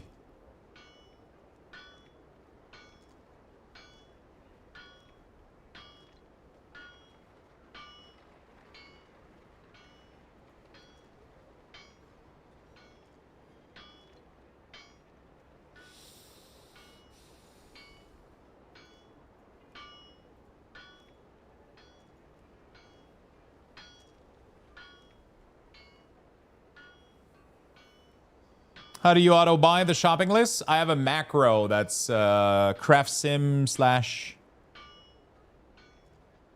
Put your multi-craft tool in the drop down on your tool too. Oh, like that? Oh, I can just do disable auto equip. I see it here. It still forces me to...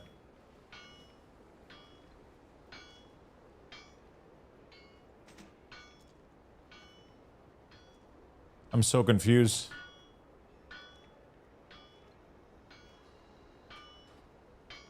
Maybe reload.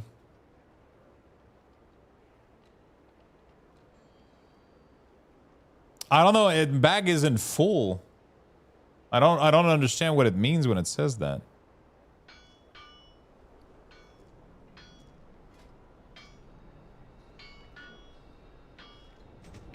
That bag is full. What do you... The macro is /craftsim space quick buy.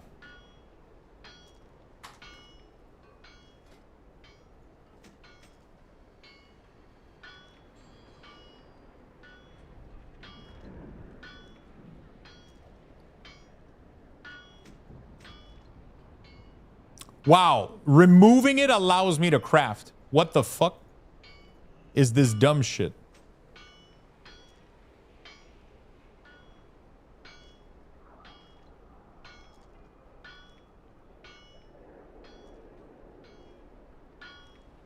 Just put your resourceful and multi-craft tool in the drop down. I don't have any other tool. I only have multi-craft. I don't understand. Like, I don't care. I just want to fucking craft.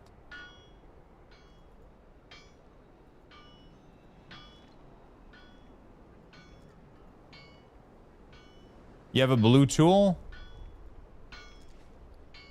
Yeah, but it's still multi.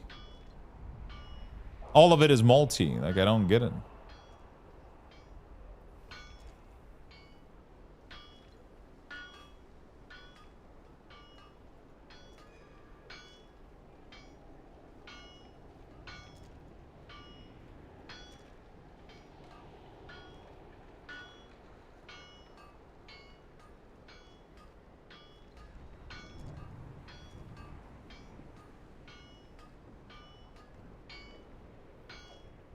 Sell the blue to vendor?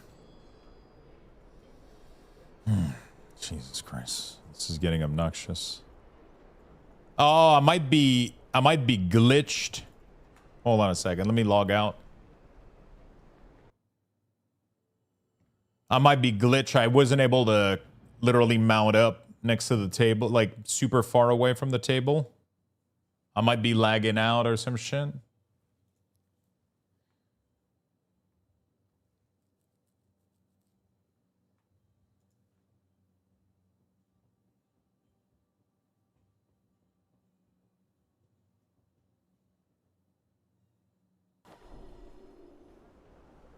Arcane Missile feels so good. Arcane is really, really fun right now. I highly, super, super fun.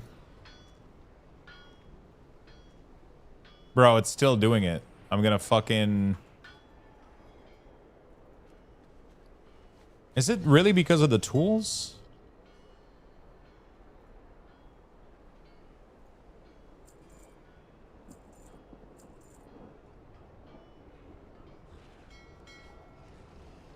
Like, I've never had this issue before.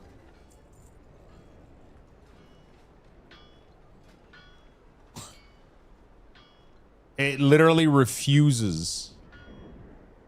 How do I make it not give... I don't give a shit. Options. Banking, tooltip.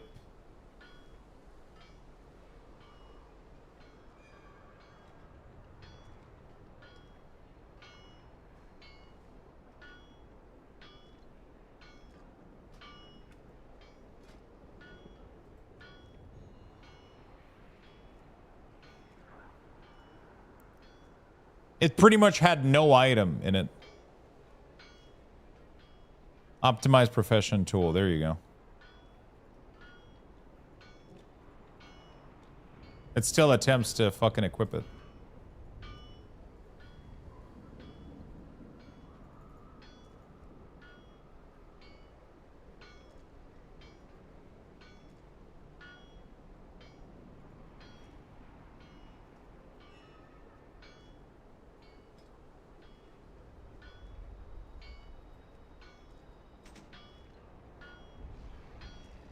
It literally unequips my tool.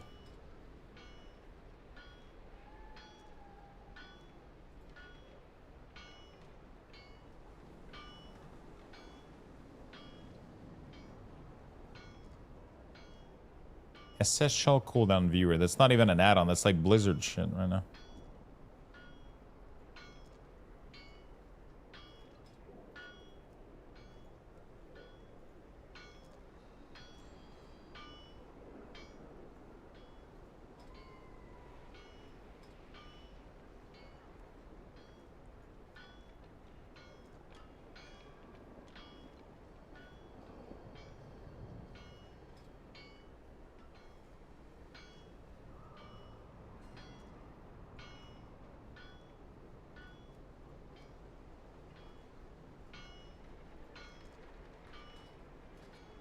I don't understand what's going on, dude. They must have broken something.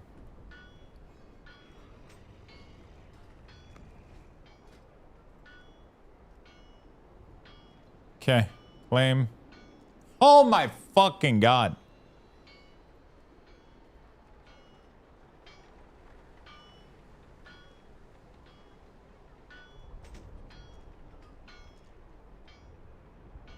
It literally crafted it without my tool.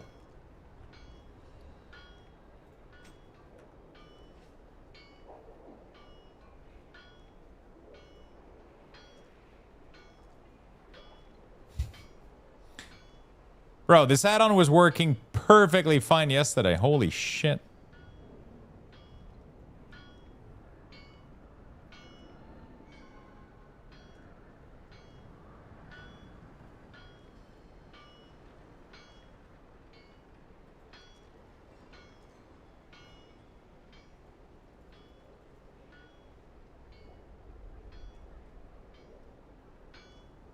I don't understand what's going on.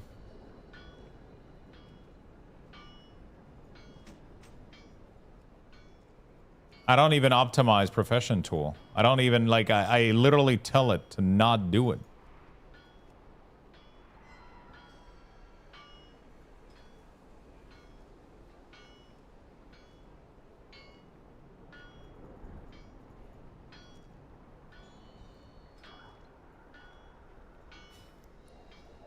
I don't understand.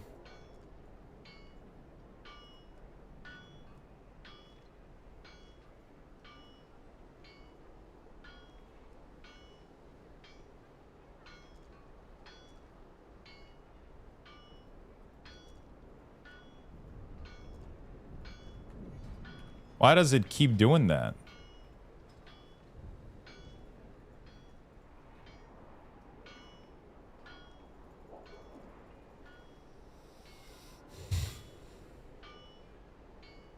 That's so weird. Everything was working fine like minutes ago.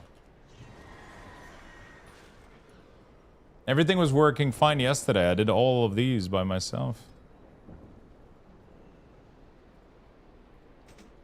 It does the same thing for this guy too. What the fuck?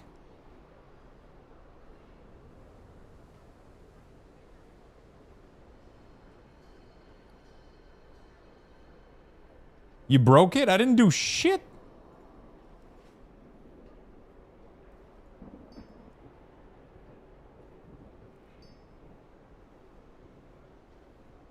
Update on curse? I mean, I have auto update on right now.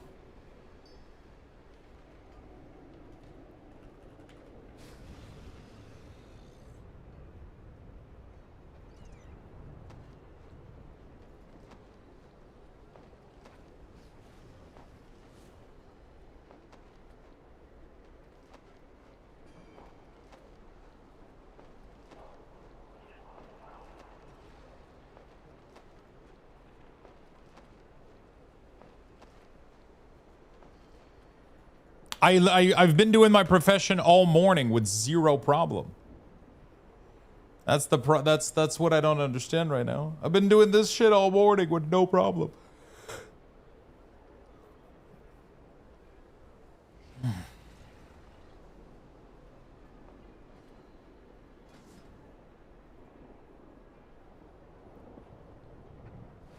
Yeah, I'm at 27.0.0. But for some reason, it says that it's optimizing my gear to not have the fucking weapon. That makes zero fucking sense.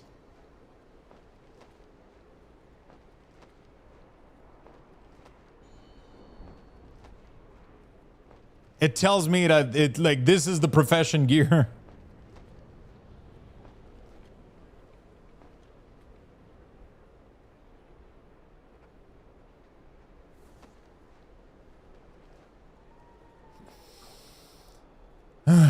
Well, I don't know, dude.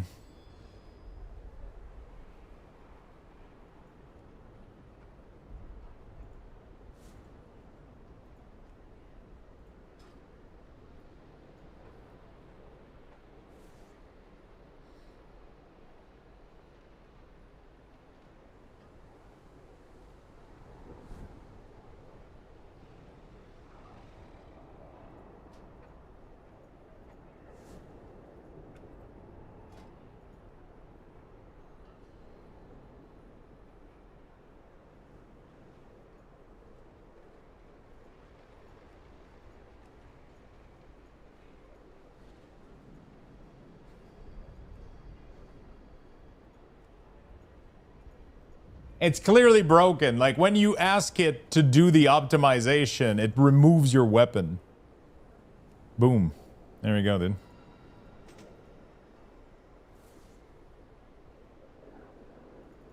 Missing region. It's literally forcing me to do all of this shit without the... Like, what the fuck is the point?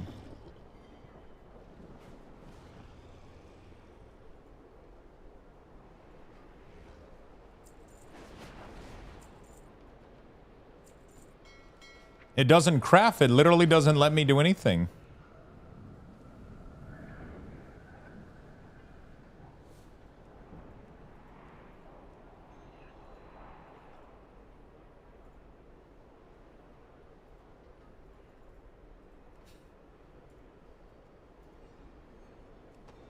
It just removes my weapon.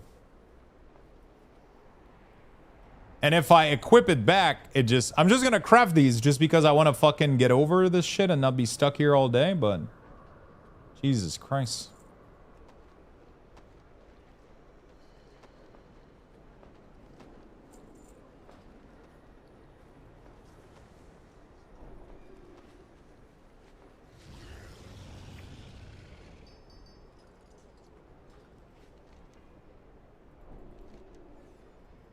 Must be a setting to optimize profit or something.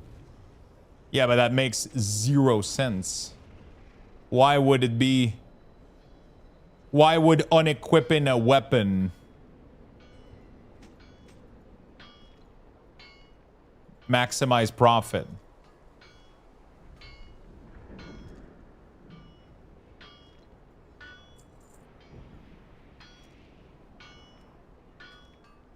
From Google, force equipped... I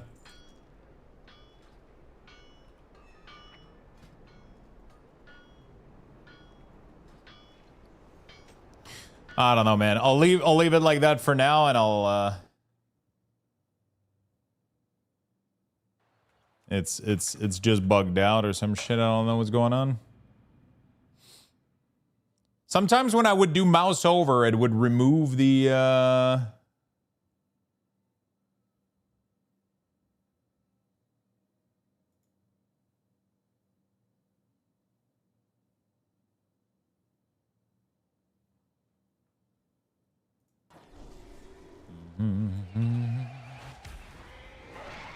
Okay.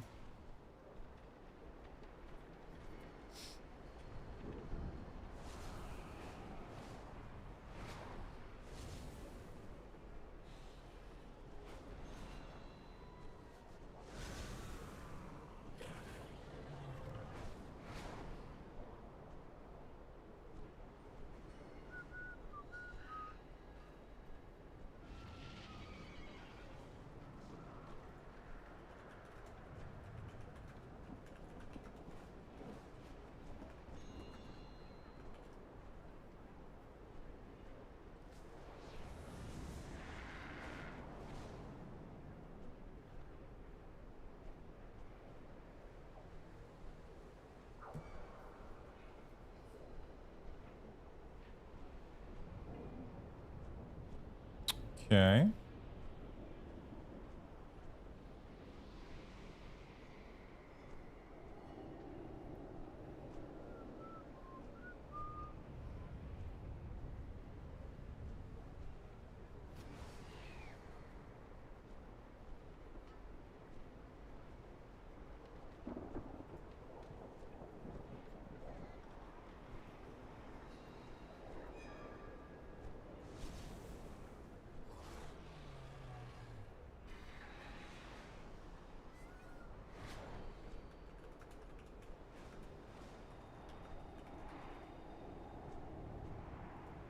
Okay, we're good. Let's go do this one. This doesn't look like WoW. It doesn't? What does this look like?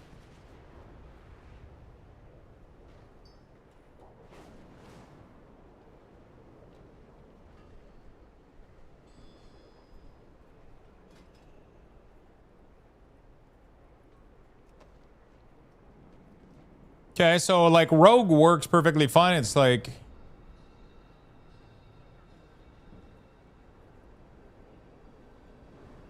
Oh, were you delayed back or some shit, maybe? Hey, Lux, is it worth maxing Delve to 11 before reset tomorrow? Yeah, I mean, it's definitely, if you want to go attempt, I mean, you could do it tomorrow as well. Like, it doesn't really do anything to do it today. You know, you don't have to do it today. If you want to, you can, but you could do it tomorrow too. You know?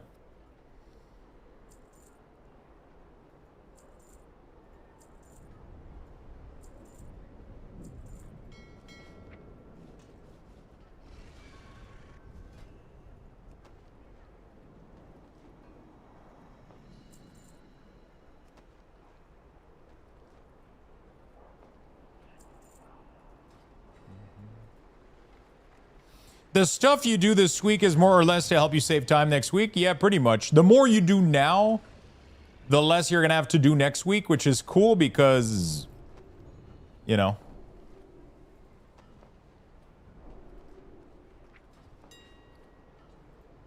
It's going to help a little bit because next week is going to be like, there's going to be a million shit you're going to be able to do, right? So.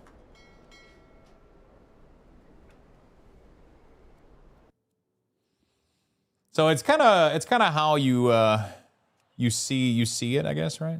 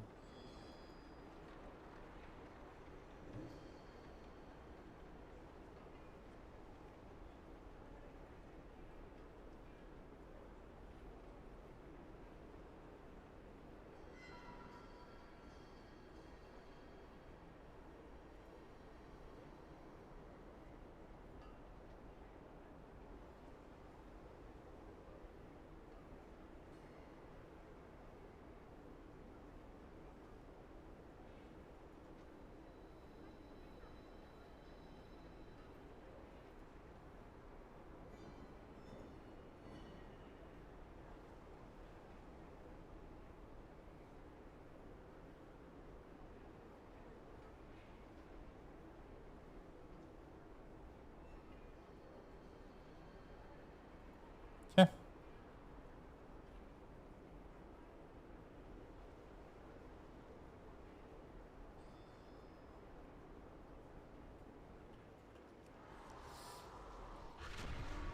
Did Twitch freeze again, or is Lux reading something?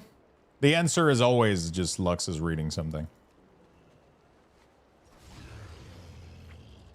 What hero piece you got? From my delve, you mean?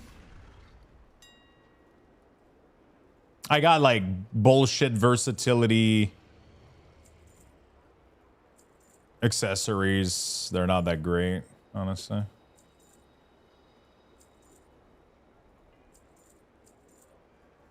Just mostly getting some bullshit.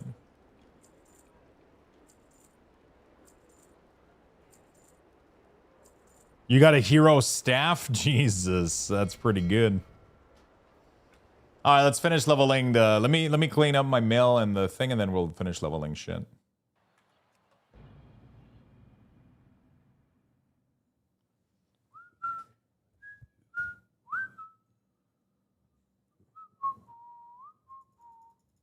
Beautiful.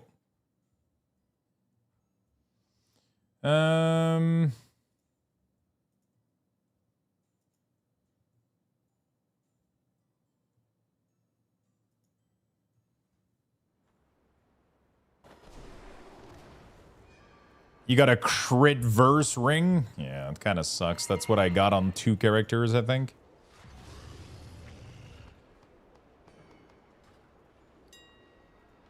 That's what I got on 2 characters.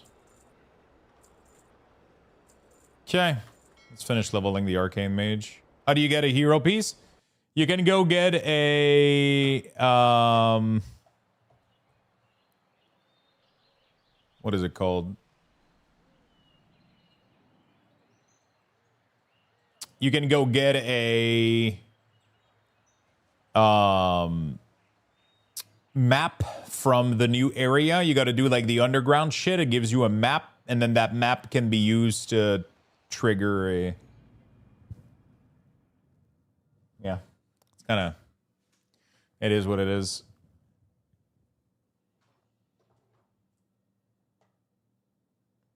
I'm just gonna take a bathroom break really quickly, Lux chat. Bucks Give me a raffle has second. been I'll be right back. initiated. Type Get in there, exclamation point friends. join in the chat for a chance to win. Good luck, everyone.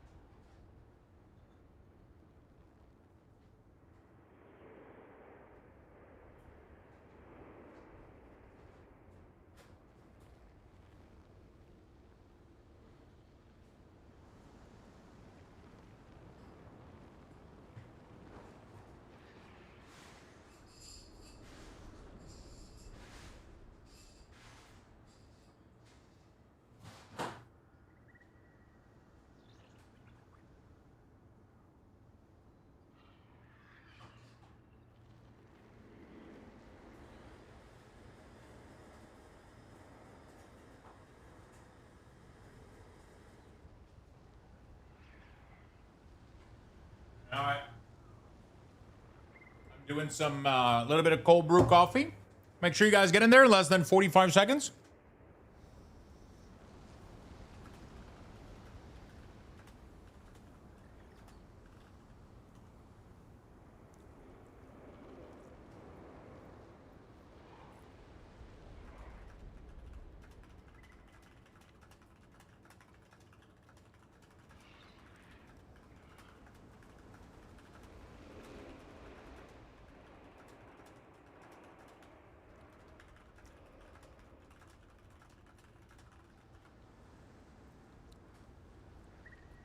Okay, I got coffee.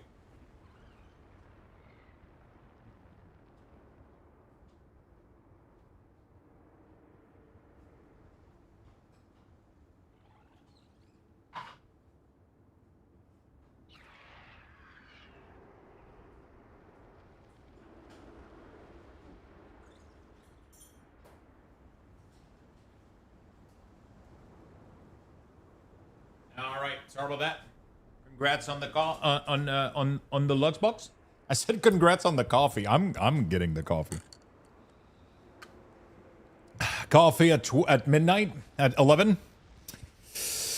Man, no, it's only 5 for me. For most people though, they wouldn't have coffee past right. But no, I like my afternoon, evening coffee. Well, if you insist, dude. I pour a double shot of espresso on. I put double shot of espresso. It has. It's a little bit pale right now. Sometimes I do another shot, but I do double shot of espresso on ice, and then I put a little bit of milk. There's not even that much milk in there. There's barely like, you know, it's just. I could put a third shot if I wanted to, but it gets kind of intense a little bit. Hey, what's up, Anna? How you doing? I rubbed my eyes again? Wait, what's going? Why do you have bug repellent inside? Was that what you did? What is happening?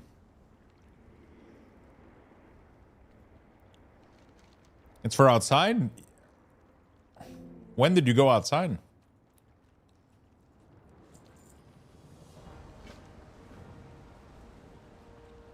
I just make a liter of black coffee with some sugar and freeze it these days? Oh, sure. I smoke? Wait, is it that bad that you need bug repellent for smoking? Isn't smoking in itself a bug repellent? You just fucking on them. Just blow them the smoke, dude.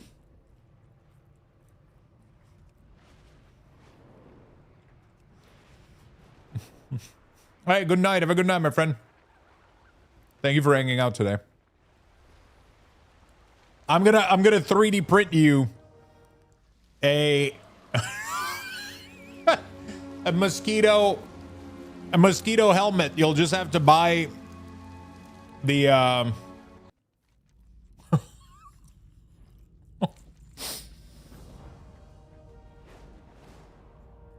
the netting.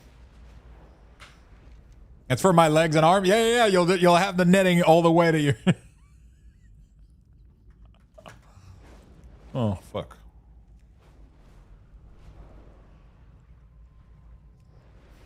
"3D printed mosquito armor."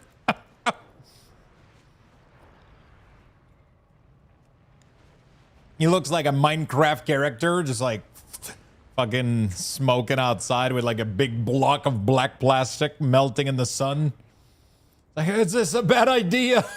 Especially PLA, it like melts super easily.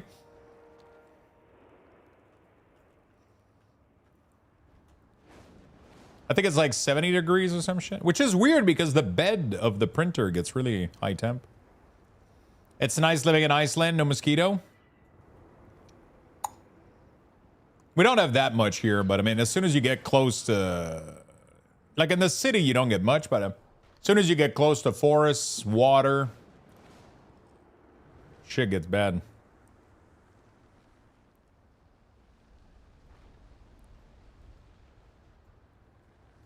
Shit gets bad.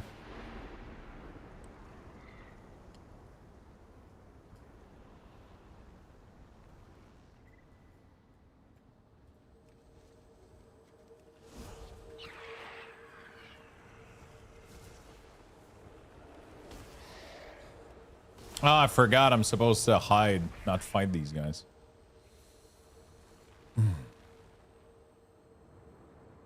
Whoops. Can you fuck off, mate?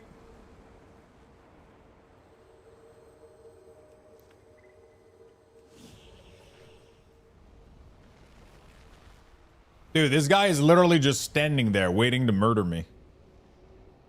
What's his problem? Okay. Melting point is lower, of course. Oh. Yeah. The bed sheet gets to like 50, 60, right? 50? I'm so captivated by this shit, man. It's been a really, really fun journey so far. Hopefully I managed to juggle with all of these. Talking about jungle. When's the last time you played League, Void? Yeah, I hope I managed to juggle between all my hobby. I mean, I only have 2 right now. It's not too bad. We got the TCG stuff and then the 3D printing stuff on top of streaming, but it's kind of cool. I'm able to merge these with streaming a little bit and do some fun stuff. I just gotta get a couple I think for tomorrow, I'll try to have a couple plans in advance for tomorrow. And then I'm going to be able to print, because I didn't have enough. I didn't think I was going to be streaming today. I literally found out this morning that you can stream the thing. So I was like, oh, fuck. I didn't plan to have more 3D printed stuff, you know?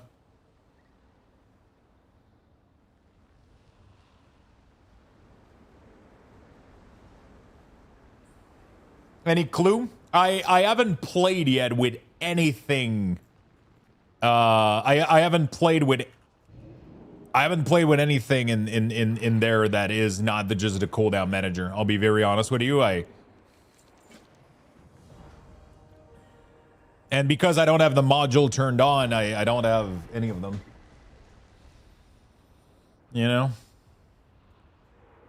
But I'm probably going to end up making a full profile pretty soon, so it should have been today, but I kind of got caught up with like 3D stuff and shit, so.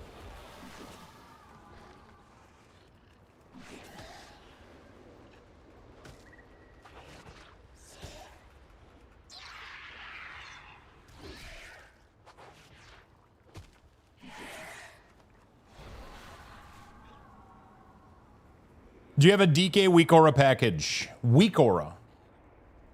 Do you mean Cooldown Manager? Because Weak Auras don't exist anymore.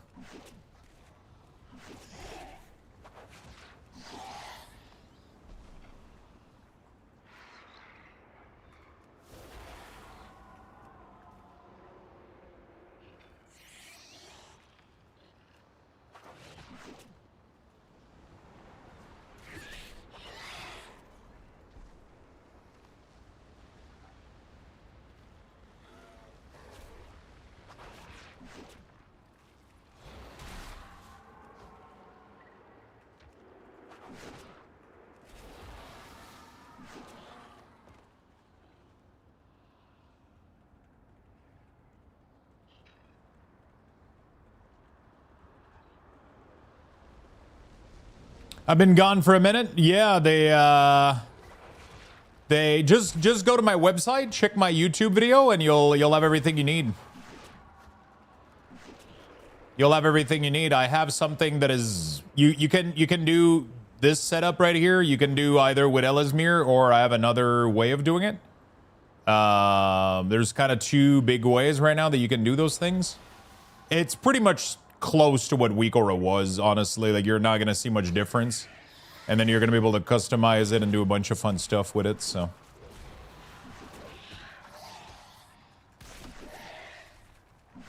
it's pretty cool. I have a full you make a full Ellesmere UI. I don't have it yet, but it's something that people have been asking for, so I'm probably gonna end up making one.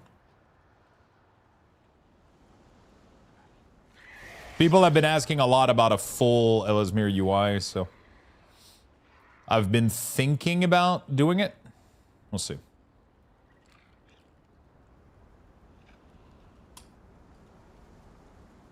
We will see.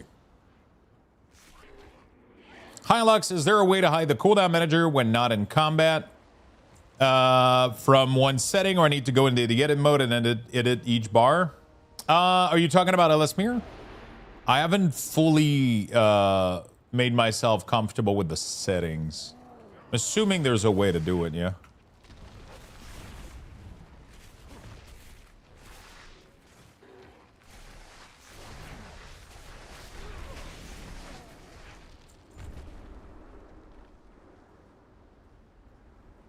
There's a bunch of creator with some partner up thing with Ellesmere. You should do that, Lux. What do you mean?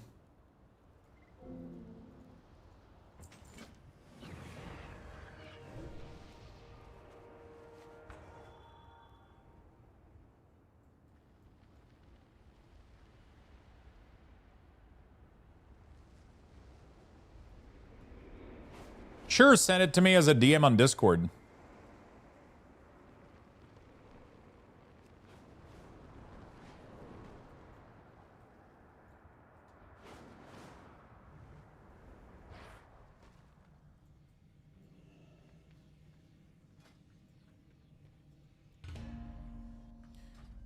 So right now, my Ellesmere UI is only for 1440p, right?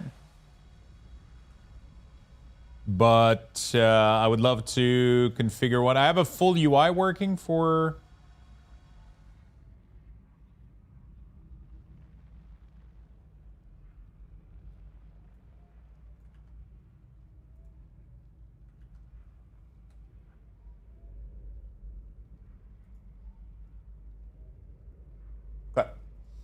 Yeah, we'll do, this is what I want to do. For the cooldown manager, assuming you can do like global setting maybe. No, cooldown manager, cooldown. There's probably a way to hide it in combat. I haven't figured it out yet, but visibility option, there we go.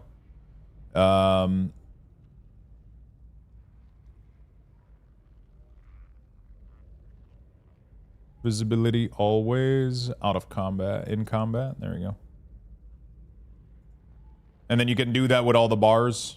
It takes a 1, 2, 3. You just do it with all the options. Right?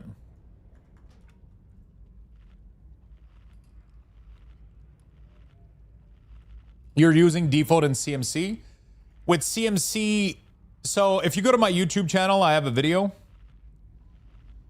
that explains settings with CMC and Sensei.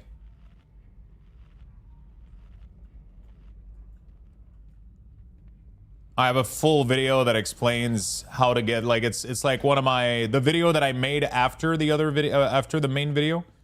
If you check it out, it shows you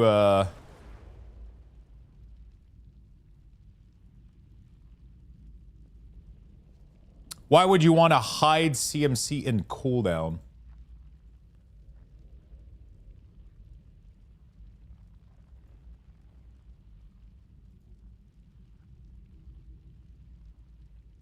You mean out of combat? What? Oh, why would you want to hide it in combat? I mean, there might be people that do creative stuff. Might as well give them the option. Like, some people might be using this for a profile, for example, for gathering, right? And they don't want it to show, yeah, you know, like it's there might be some use cases where people would want the feature, so why not add it? It takes 2 seconds, you know? While for most use case, it's definitely weird. There's probably some use cases that it would make sense, where they would want to hide, you know, certain bars. They want to hide them in combat.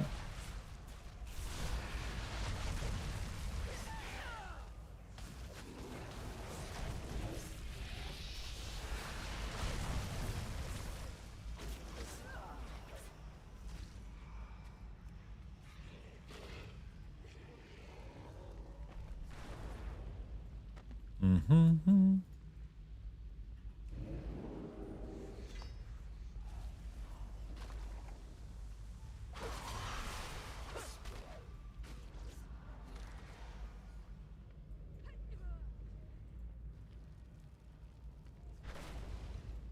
Do, do, do, do, do, do.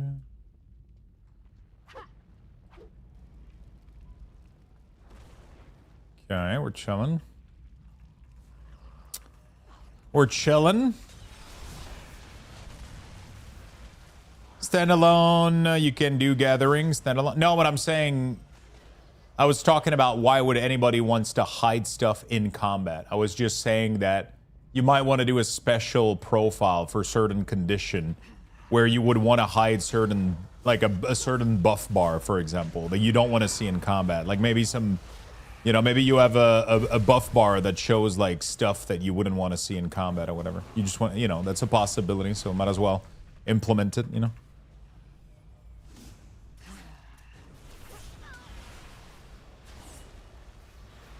You never know the use cases, you know. One of the rules with I mean, it's not a rule, but one of the thing with UI is, you know, giving too many options is definitely a problem, but there's definitely like cases where it's like, it's just like if you have the option, just give it to people. If it's easy to do.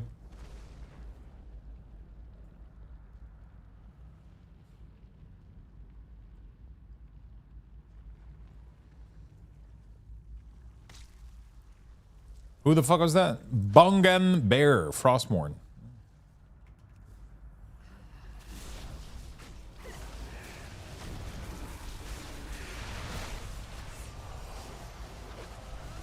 It's so funny that they fucking show people that died on with Tombstone.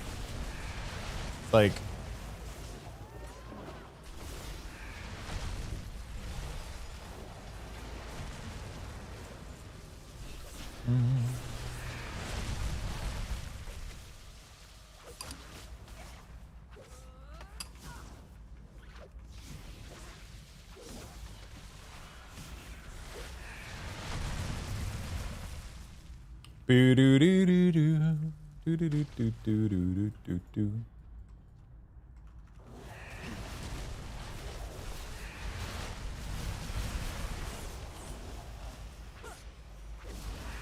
okay. I love the override thing. I fucking love Elismir UI. It's really nice. It's really, really nice. It is a very nice tool. There's still some add-ons that I wouldn't go full module on everything, but there's a lot of good stuff that are worth using. The CDM so far has been worth using. The raid profile, I've heard good things about it too. I'm a big fan of like Baganator, the way that it looks. I like when my UI looks like default a little bit. So it's like one of those things where as much as I love the feature, I'm not a big fan of those full UI framework because it just makes it look like not World of Warcraft anymore, and I don't like that. But just the CDM for me is like perfect, and then I can have everything else still look like default, you know? It's almost as taunting. Yeah, it is. It sounds like, because you have to, like, that feature has to be only used by people to bully their friends, you know? It's like, ha, you fucking noob, I saw your tombstone, you know? There's no other use of that feature than just laughing at your friend. Let's be honest.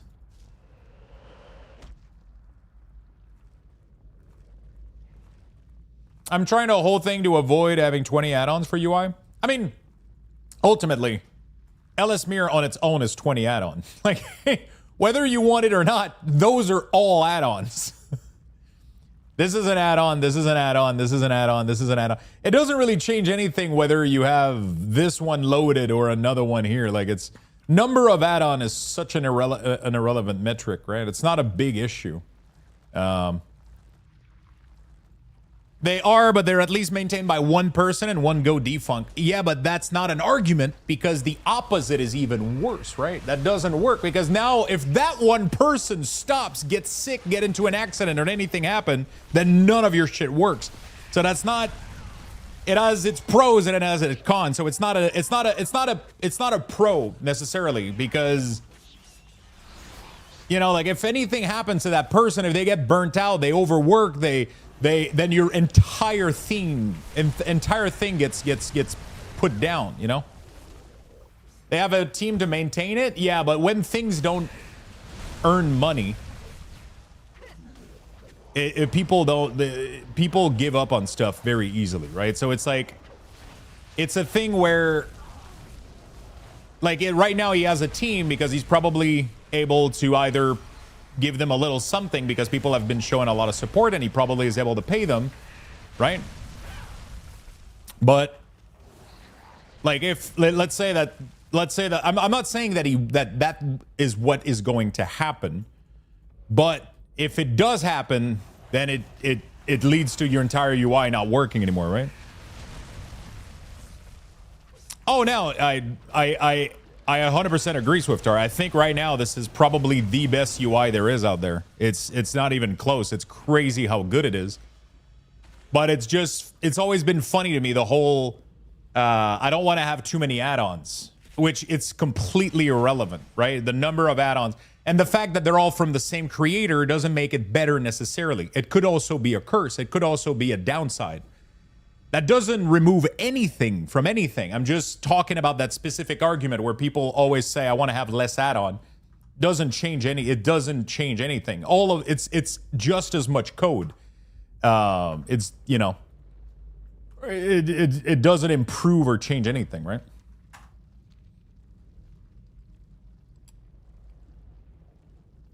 But yeah, I mean,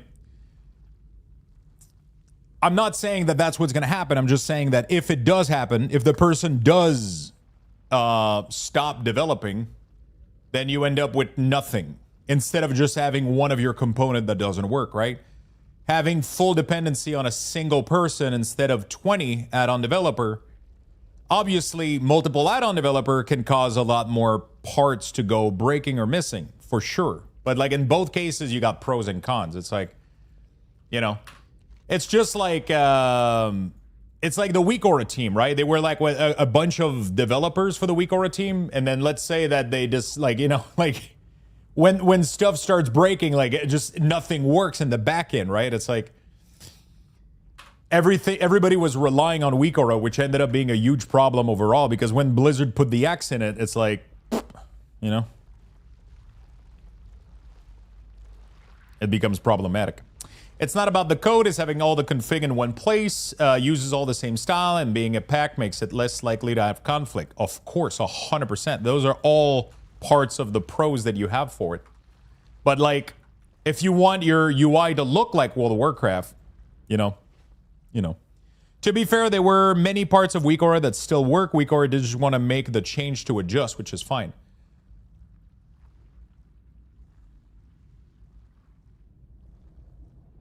I think it would have not been worth it because the whole essence of WeakAura was supposed to be combat stuff, right? It was that's what it started as, right? Power Aura only did combat shit back in the day, right?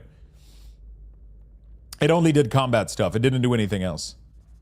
And that's what it started at, right? And that was kind of the core spirit of what WeakAura was. And I think as soon as that got absolutely destroyed and shit on, they would have to refactor everything, and for nothing, right? It's like Helve UI is a hobby project, right? It's like Lucky has been working on that shit for years without making a fucking dime out of it. Same thing with WeakAuras. It's been all work that people have done out of the sheer kindness of their heart. They're not making anything. It's like pennies per thousands of download, right? So it's fucking soul crushing when you put this much time into something, right? And it gets absolutely shat on and obliterated, right? LSMIR is in a different position that is pretty unique, and it's one of the position that I was in myself, is that being a content creator, it opens the window to an insane amount of support, right? I got probably way more support for my WeakAuras than FNR ever did. Just because FNR wasn't doing content creation, right? So FNR right now is making a shit ton of money doing this, and he's having support for it, which helps him a lot. But everybody that doesn't do that is such at a disadvantage. It's fucking crazy, right? It makes it almost unsustainable for these people. You know, it's I don't know how they do it, man. It's crazy. It's fucking crazy. Lucky, like, he hasn't been like, he's been doing this for how long has he been doing LVUI? It's crazy. He's been doing this shit for free for how many years, you know? He's made a couple $1 here and there, but like in terms of development compared to $1, he's probably been doing this shit for yeah, so it has to come from passion. It has to come from you know, you have to be in it for the long run, you know, and it's a big project, man, you know, and as long as he's doing content creation, it's probably going to be working just fine. He can get a lot of support from that, which is great. But imagine the WeakAura team, you know, like it's none of them was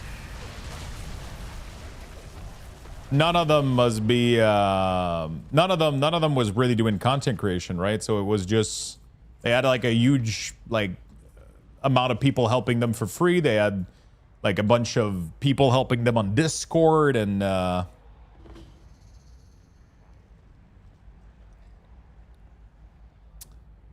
you know, this is the time I found out LSMIR is a content creator. Yeah, he's more known for Holy Paladin. He's been playing like a lot of Holy Paladin. He's a pretty big healer in the healer scene, and he does a lot of streaming and all that shit. And he's been able to get a lot of support for the add-on because people fucking love it, right? But yeah, imagine being like WeakAura, for example, right? And then your entire past like 15, 20 years of work gets obliterated. And then people were like, oh, but you could totally have saved it and done like non-combat stuff. It's like, it's such a thankless, for having done this for many years. Like, I got so much love for the WeakAuras that I made, but the amount of shit the community gives add-on developer and profile developer is insane.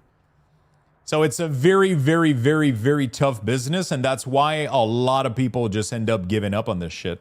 Like, Unaltered Frame literally quit one day because everybody gave him a ton of shit for some... He made one update that crashed, and people started DMing him shit and, like, insults and shit. And he just went, fuck that shit. Like, that's what happens, man. It's fucking brutal. It's insane.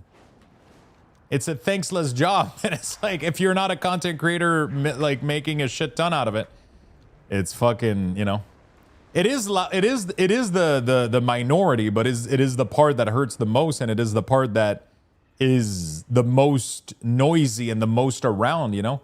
People pour like thousands of hours, you know, into these things, and it's tough. It's really, really tough. I always get skeptical a little bit of add-ons because of this. Because projects fucking come and go. You know what I'm saying? They come and go. People come and go. People get, you know, people get. It's tough. It's a tough, you know. Tech, thank you so much for the resub, my friend. Thank you for the 37. But yeah, man, in terms of like quality of UI, I am like, this is probably one of the best thing I've ever seen. It is absolutely amazing. It still doesn't convince me to have a full UI with this because again, I love when my game looks like the way it does with like the border and all that stuff. I love when it looks like Warcraft. The only exception that I do to that is the UI in the middle right here, right? That's the only part where I want things to be more condensed a little bit, but everything else I like it to be a little bit more default. But every function that I've used right now just for these two has been pretty impressive. It's been good. It's been really, really good.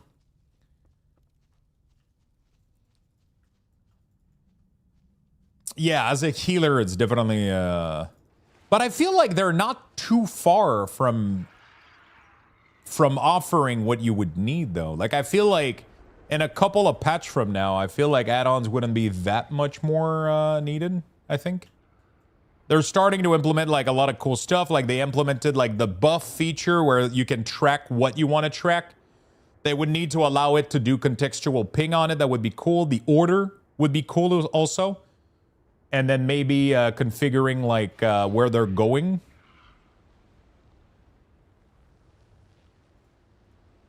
So they already added buff filtering. I don't know if you saw. But this is a new feature of this patch. Healer have access to this new feature here called... it's literally buff filtering. So you can put buff that you want to show up on the healing frame by default. Vanilla. It's really cool. Really, really cool. So they're going on the right track. It's just taking them like, and pretty much as everybody been talking about, they clearly they should have waited an entire expansion, I think, for removing for doing the changes that they did. But I think they're getting there. I think it's gonna get better. It already is. It's just moving at a slow pace, you know. It's like.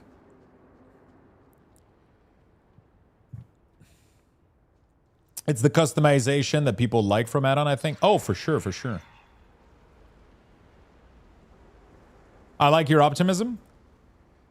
Yeah. Even after getting my soul crushed multiple times, I'm still optimistic about it.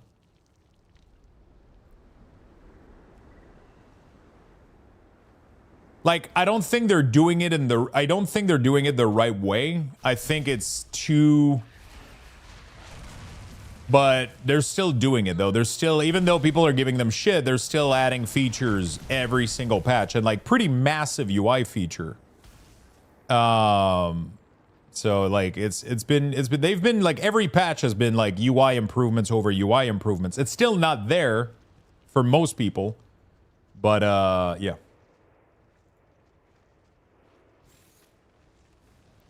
Right, the filtering is there, but the minute customization, the minute customization is where you need add-ons. But also, I'm very particular about my UI setup. Yeah, I used to be a little bit, and then I went like a little bit more freestyle, where I'm like, but I don't heal. So again, my opinion on that is so.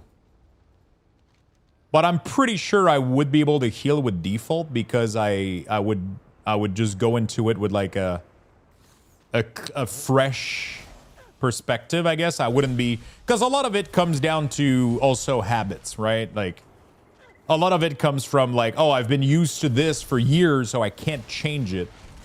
But I've had to do a lot of that, which is I've had to relearn myself how to play with default UI because I was tired of struggling with setting up UI and patches, and like I barely don't have to do anything every patch now. Like I don't have to figure out my I don't have to refix everything like it's very simple for most of my UI, but I've had to relearn myself to do that, you know.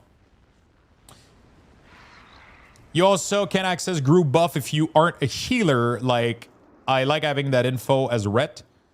That seems to be a mistake, though, because I've seen some DPS spec that had access to it. So I think it's just like a flagging issue. I'm 99% sure ret should have access to it, because I think Devotion has access to it, or Augment has access to it, which is, you know... No, I know you can't access this as red. I'm saying I think it's a mistake. Like, I think it's just a flagging issue. Like, I think in the next couple patch they'll unlock it for sure. Because I've just seen Devastation, I think, had access to it, or one of the DPS had access to it when I was doing the configuration for CDM. So it might just be like because there's not a lot of DPS that you would want to have access to that. Like, very, very few. There's Ret. And maybe like I honestly, there's no other DPS where Esprits for what? Power infusion? For what? What do you want to track for Esprits? I mean, you don't even need to track power infusion because you're...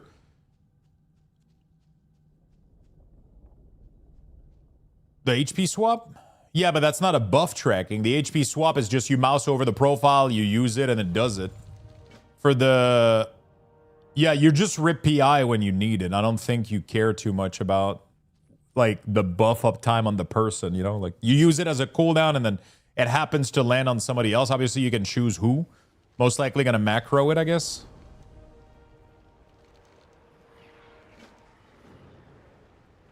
You don't use HP swap if someone is immune, though, so that's good info. Oh, yeah, I mean, obviously, PvP is another fucking basket of... But, like, you know, yeah, PvP. I don't even think what you're describing with LS Mirror works in PvP, though. Like, I don't think you can track... I don't think you can customize player buff tracking in PvP because they limit it. It's like... That's fucked. It's super fucked, I think. I don't even... From what I remember, the API is different in PvP. There's like... it's like limited amount of info that you can get from... right, isn't it?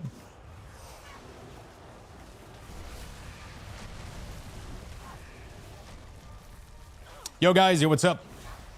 You can track buff?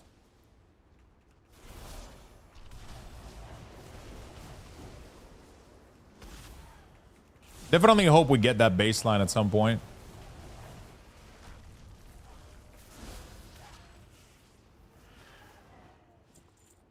That'd be cool.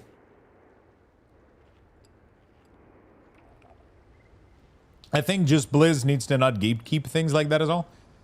Yeah, at the end of the day, I think they just saw a problem and they didn't go about it the right way to fix it, right? So their initial problem was like, fuck. We have people with weak ores that are literally screaming at them like, this person has bubble, this person is this person is that, right?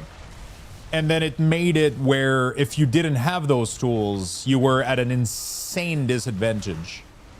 And then they kind of did like a knee-jerk reaction, which was just, okay, let's fucking wipe everything and we're going to take control of it. But ultimately, that needed to happen. Like, the way that they did it is the right way. I don't think you should have access to that through an add-on. But I think the default UI should allow you to correctly identify it. I don't think you should have an add-on that screams at you that somebody has an immunity. I think it should be clearly displayed on the frame where you want it to be shown. But I don't think you should have access to that data, necessarily, to make custom alert out of it and shit. Like, that becomes so... out of hand, like it just becomes so like crazy, right? But you should have the tools baseline, which is the huge problem, is that we don't have those tools right now. There's no way in game to be like, Hey, I would love to see my teammates' defense ability in this corner. I want to see my buff that I apply in that corner. And I want to put like, right, like and I want to only see these ones. Like, I don't give a shit if a hunter press mend pet, you know? Yeah, you can do that with EUI, but that's a problem. But that's the problem, is that you can't do it baseline. You know, like they just kind of gave up and they reactivated it. So that was a thing that wasn't possible. So you can do that with any add-on, by the way. It's not just Elismir, it's just that they recently re-enabled a bunch of aura from being trackable because they realized like, okay, we don't have anything ready for this shit. Like we don't have any functionality, right? From what I understand. Because that shit should be available on any raid frame add-on. It's just that they recently went back on their decision for that one, for the track for these, is what I understand, right?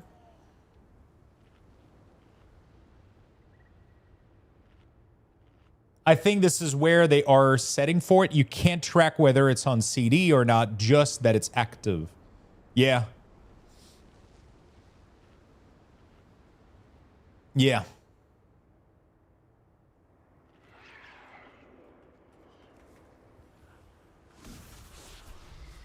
But you can't even do that baseline, though. That's the problem. So they gave people the switch, but they're not using it themselves, which is weird.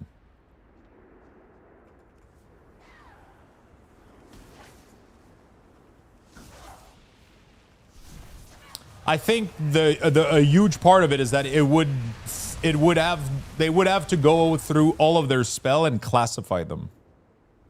Like, classify everything that's a damage reduction, everything that's an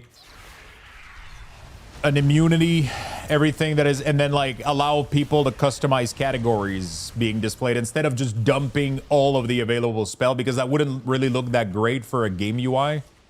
Like a new player comes in and you have to customize your UI and there's just a list of everybody's ability. It's like, you know? I think they did that. It's definitely getting better. Hopefully they keep improving on it. In the meantime, we got like add-ons like this that are helping out a lot. So I'm using an add-on called Health Bar Color, which just hides my power bar on my frame.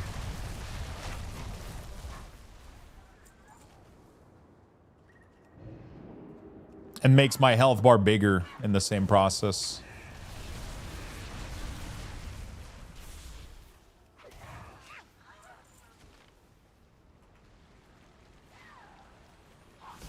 If you go to luxtos.com, you have a full list of all my add-ons and all my profiles and everything.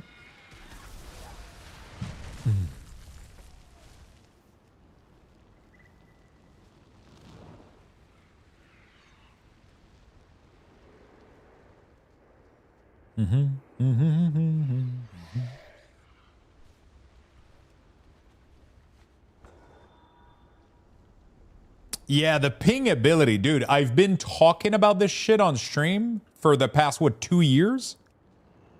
I'm so happy they added that. I never thought they would do it, honestly. Like, I was kind of just talking about this, and I was like I remember talking about this shit. I was like, you should be able to literally just ping your mana, ping your ability, and communicate to people. That was one of the #1 accessibility thing that Weak Aura was allowing to do, that we lost with the loss of Weak Auras for people that are either blind, deaf, or like, that was like, and it, just for normal gameplay, it is so good. And like, after playing League of Legends, it just reinforced that system. It's like, League of Legends, you can have like full communication with your team without even typing a single time in chat. Like, you can play with your chat fully muted and fully understand what you want people to do in almost at every time. It's crazy. And I'm really happy they introduced that, because that opens up a lot of possibility for that opens up so many possibility for communication and accessibility. Yeah, Valera in a delve. If you want her to attack something, you just ping the it's kind of cool, yeah. They've added like a lot of these functionalities. But it's really cool. Like, if you ping an ability, it will tell your entire party, like, hey, my Arcane Surge is ready.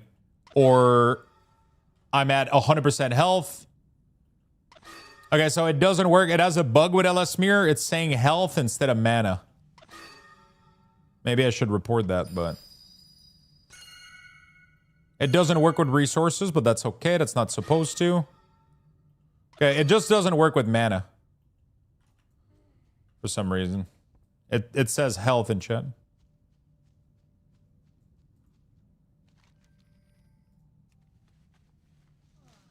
I wonder if an add-on out there has a library of abilities that will let you ping them. Like, I can ping Heroism as a paladin to call for it.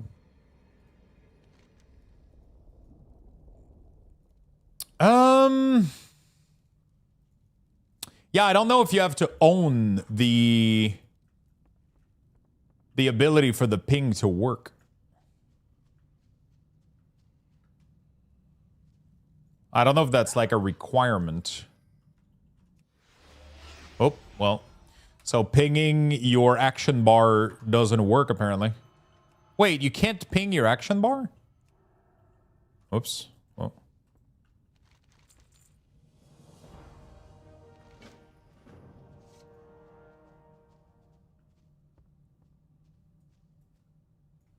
It doesn't let me ping Time Warp in my bar. It doesn't let me ping also debuff.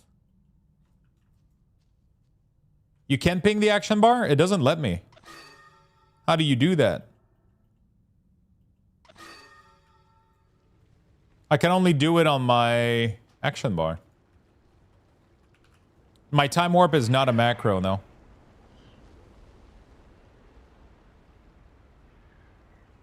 No, I understand. Like, I'm doing my keybind right now. Look, ping, ping. But if I do it on Time Warp, it doesn't work.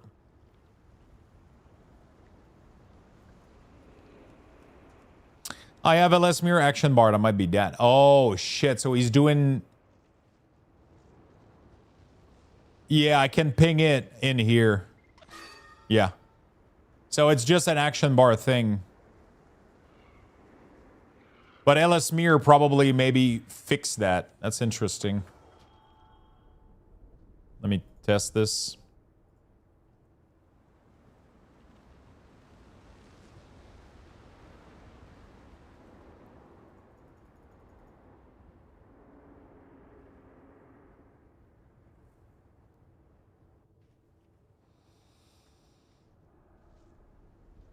I'm lagging. No, it doesn't work.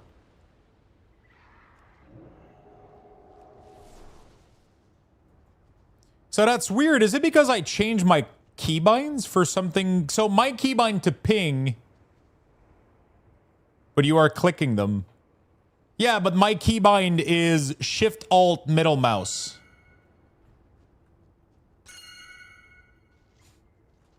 So that means that there's a limitation. You can't have it be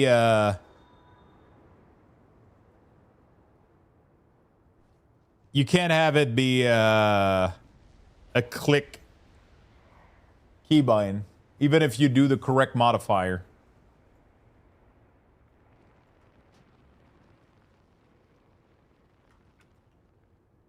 I would have to find a new keybind, honestly.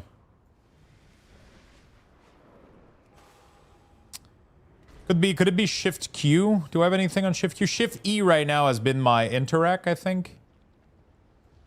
Has it been my interact? Let me validate. I think it is. I could do Shift Q. That could be a nice keybind.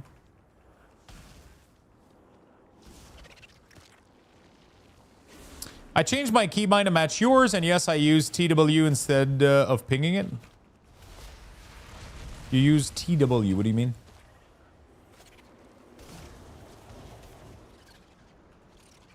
Yeah, so Shift E is my auto loot, so let's do ping. Let's do Shift Q. There we go. Okay, that works. It's just because of the it's because of my middle mouse button.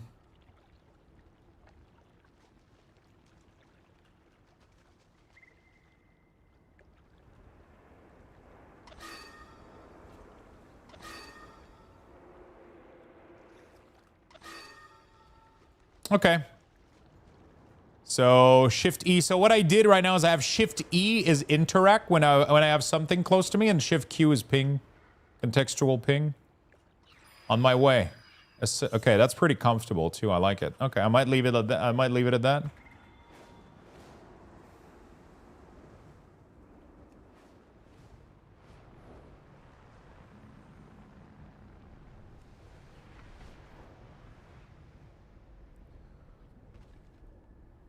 I should enable everything and fucking start customizing them.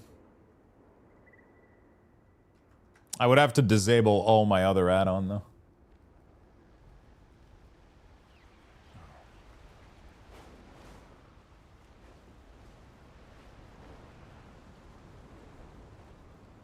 ADHD hitting in?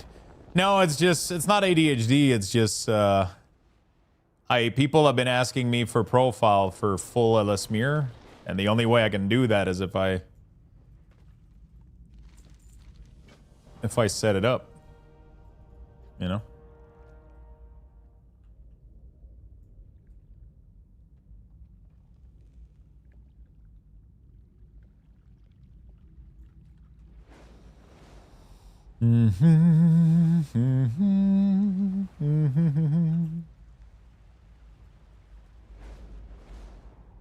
Be a fun stream. Yeah, I was kind of going to do that today. And then I got distracted with 3D printing, with leveling mage and doing a million shit, and then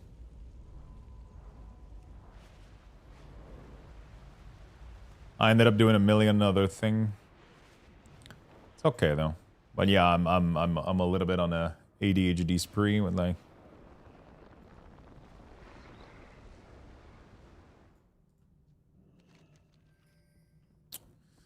what I told you about the override yesterday, that it's scrambled action bar, turns out to be a bug, which if you do a whole UI for all class will experience most likely.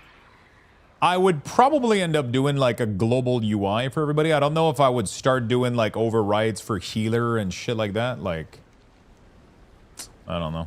I personally wouldn't change my interface from healer to, but a lot of people do love having their party in the middle for healing. And that's the issue, is that it never fits with my way that I like to do my UI. I like to have more space for my stuff here. Otherwise, you have to cram everything into a tight block to leave space for a raid frame in here. You know?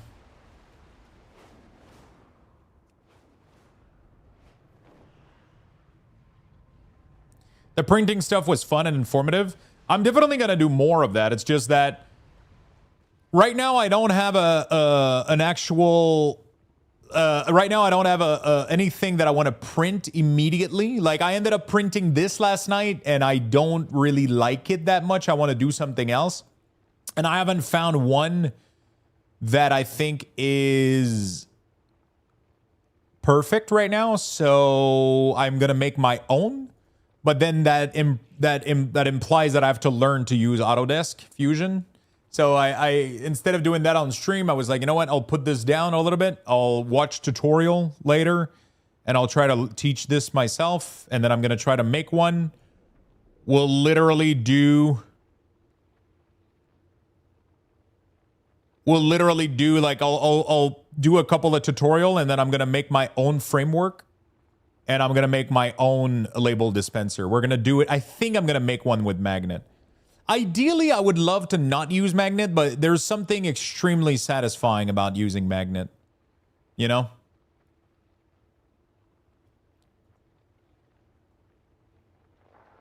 Yeah, but what I'm like, it doesn't look too cram, but the way that you display your info, I don't like that personally.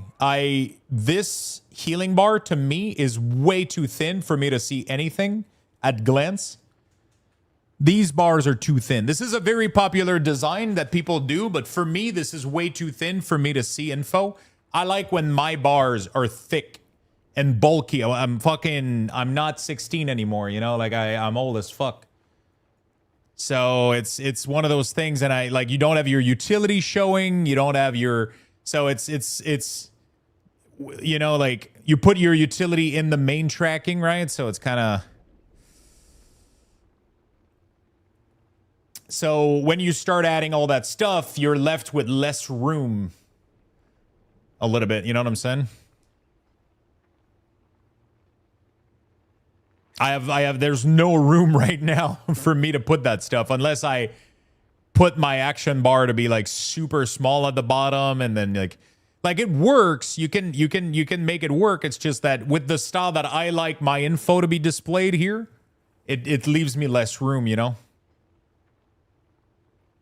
Yeah, that's you got to make some compromise, you know? It's and that's the part that I haven't figured out, I guess, you know?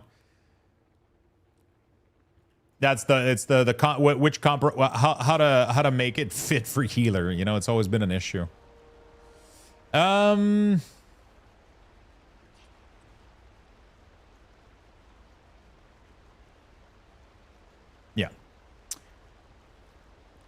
I can't wait to Yo, spend Tenton, thank you for the gifted sub, my friend. I What should appreciate get? it. Thank you for the big love, brother. Very, very nice of you. Thank you for the love.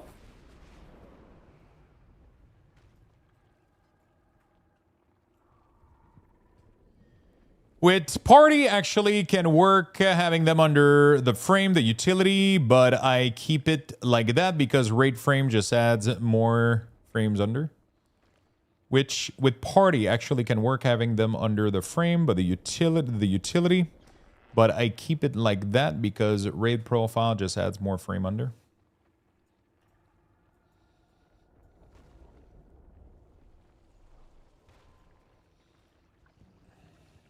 Thank you so much, Tenton. I appreciate the big love, man. Appreciate the support today.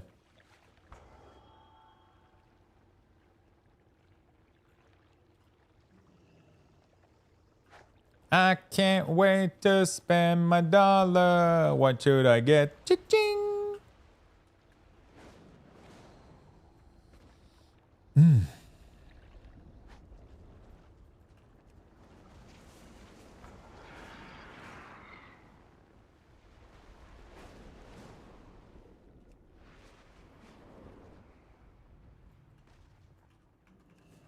Okay.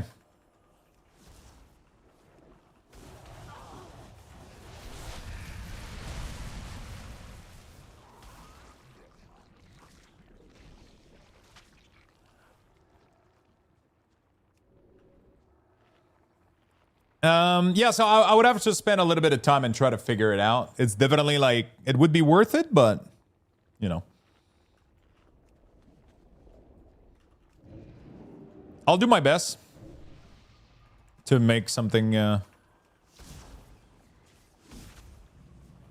if I'm doing, yeah, I mean, if I'm doing a whole UI too, I would obviously also like go back to like a minimalistic font instead of keeping the classic font. That's always been a part of my design, has been like the original font. A lot of people don't like it, but it reminds me of everything in the game is written in this font. So it's like, it always felt natural to me to leave it on, even though, you know what's weird is like the idea that I had for doing that was that back in the day, there was no such thing as a library for font. Most people didn't have library baseline. And I remember I downloaded a WeakAura back in the day. We didn't have Wago back then. Like you downloaded a WeakAura because your cousin Steve gave you a link or some shit, you know, like. And then there was like there was a picture of like what it would look like and everything. And then I loaded it up and it didn't look anything like in the picture, right? And I was like, oh, that sucks. And then I read more and it was like, oh, you got to load this, that. You got to install the icon package. You got to install the font package. You got to install the texture shit. I was like, fuck that shit. Like I want to have something that I can install and just have it look good or decent baseline. And that's when I made my WeakAuras. And I made it so that none of the texture needed an additional export. So that meant that I had to play with default font available within World of Warcraft, not from any other add-ons. And I didn't use any special texture. I didn't use any special things so that when you would load them up, they would automatically look decent. They didn't look as good as what everybody else was doing, but at least they look pretty good out of the box. You didn't have any additional tweaking to do. But nowadays, it's not even a thing anymore, right? It's like everybody has 18 million add-on, which all fucking load the library of, you know, like every add-on has access to like the full shared media library nowadays, which is not really like it's not really an issue. They function from the start. Yeah, that was the whole point of my week orders was you load them and it's gonna look exactly like the screenshot that I took, right? I took a screenshot of what it would look like, and that's exactly what you would get in your game when you loaded them up. So you didn't have like a bad experience, and that was really important to me, and that's the reason I left this font for so long. The whatever the fuck Frank something, I don't remember. I left that shit there for so long just because it you know. But I'm old school, man. I did UIs back when, you know. UIs have evolved so much in World of Warcraft compared to back in the day. It's crazy.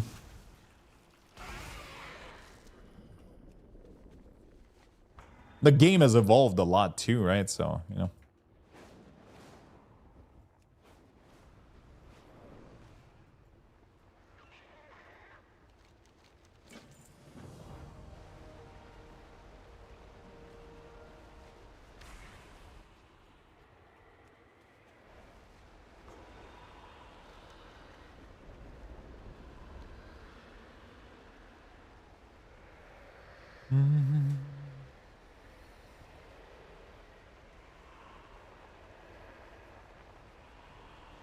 Oh, fuck.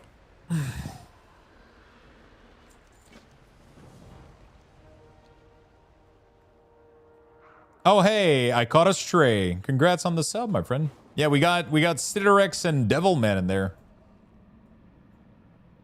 Those are the two names I saw. This new Delve boss seems pretty straightforward. Apparently the question mark version is 5, 6, and 7, Simon says, on top of having an ad that follows you.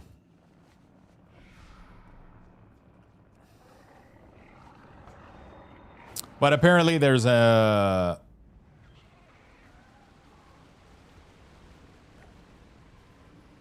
throw some world marker down. Yeah, but when you have 7 to do on top of an ad following you, it's gonna get interesting.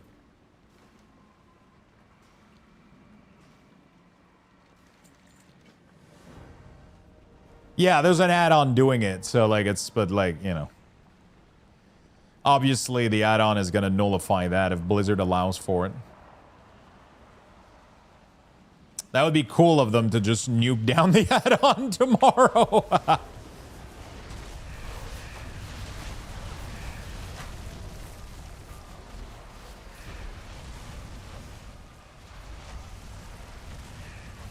They nuke down the first version of it?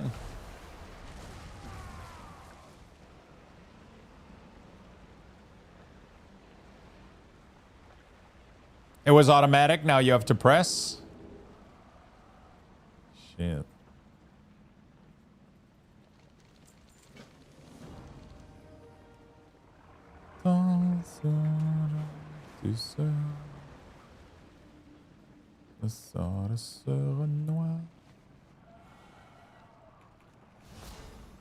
Clair obscur.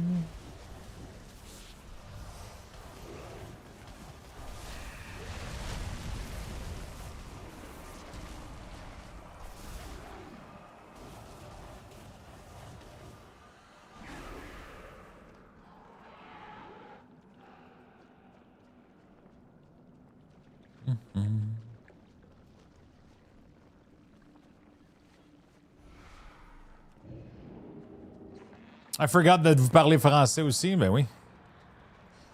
Je parle française.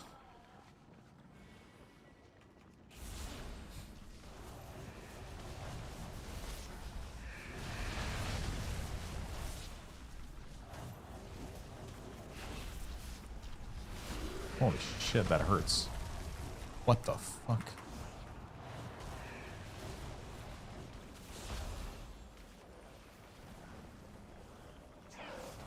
I didn't expect this guy to one-shot me. I think I'm gonna have to invis my way out of here. That hurts too much.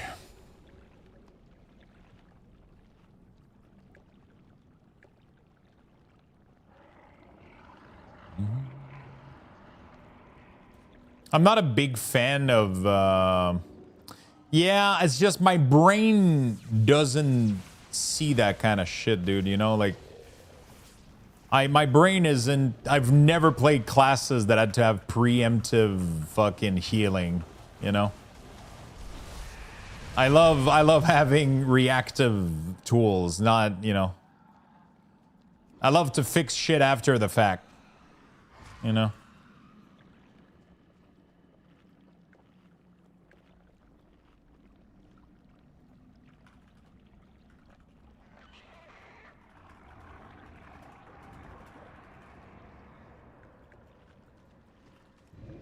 I'm not, my brain doesn't think in alter time, you know? Like, also, I didn't know that this guy was gonna one-shot me, you know?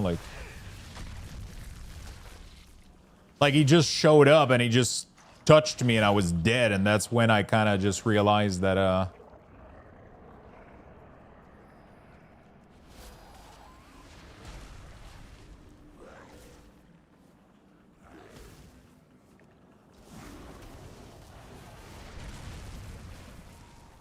Mage, it's not for you then? Yeah, I mean, in Mythic Dungeon, it doesn't matter. I'm just not gonna do outside content. I just want to do dungeons. For dungeons, it doesn't fucking matter.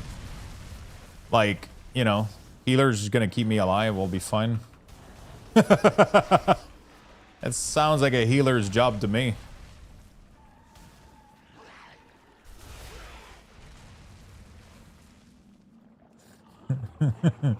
It's just for outdoor content. I don't like it as much because I like having drain life. I like having, you know.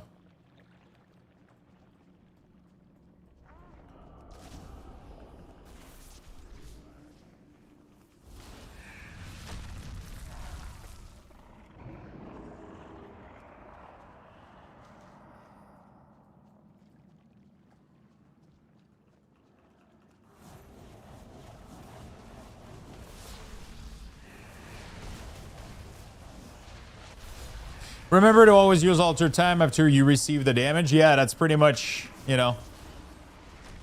I do that a lot.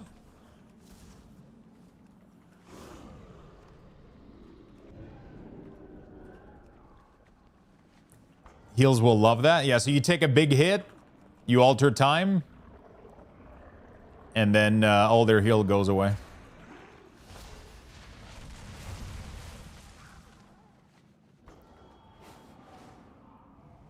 Is that how that works?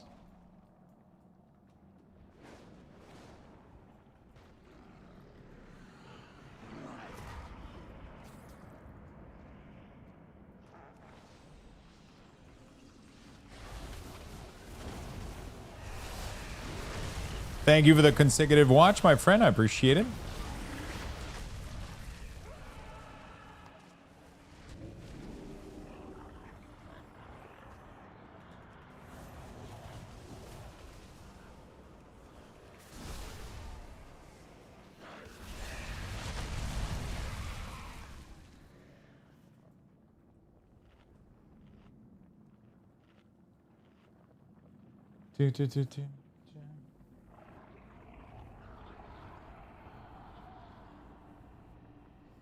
Yeah, yeah.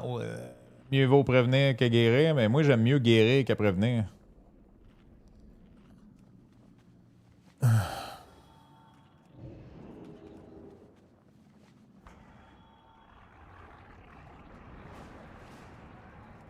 You know?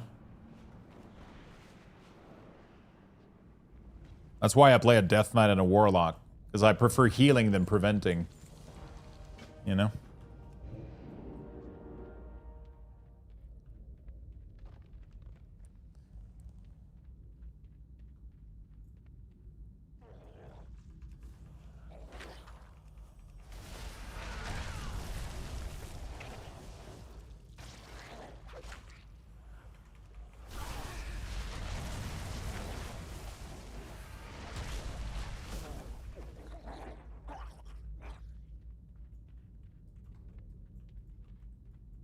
I'm always like getting obliterated. It's crazy.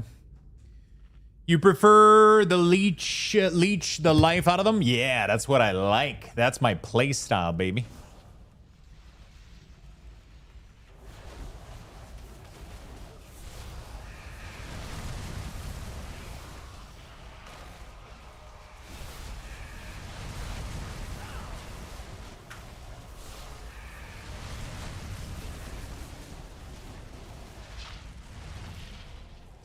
I just gotta use it, but it's like a muscle memory thing. You know what I'm saying? It's just I don't have the muscle memory to ever press that thing, so it doesn't. You know.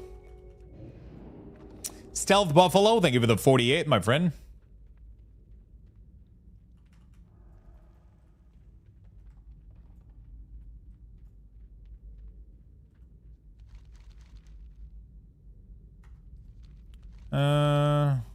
Haste. Okay.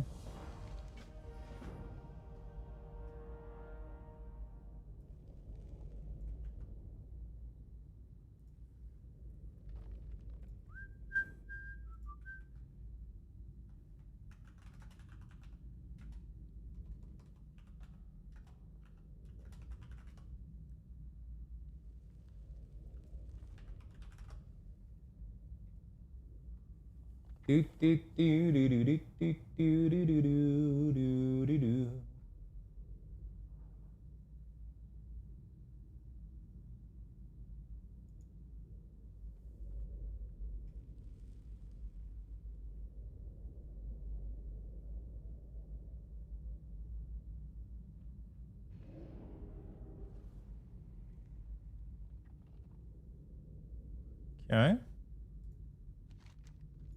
Stay a while and listen. I don't think I give a shit. Stealth again, thank you so much for the 48. Welcome back to the sub club.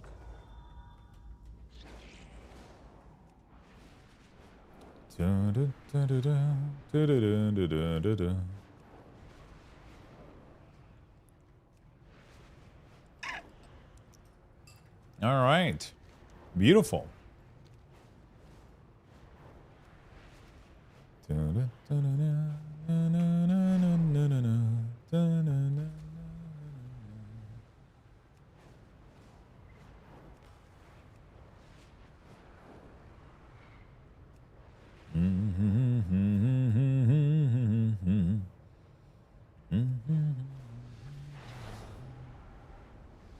Cool.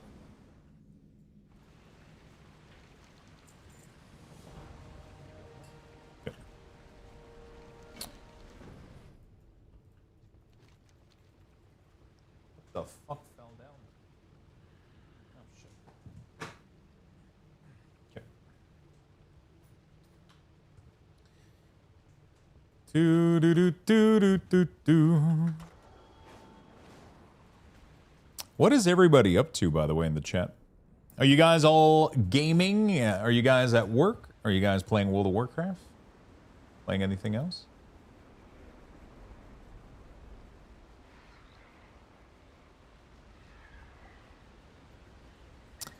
Grinding, tinkering with the UI, M0s on my AddOns Shaman, trying to stay awake at work, EQ Legends. Have you been enjoying EQ Legends?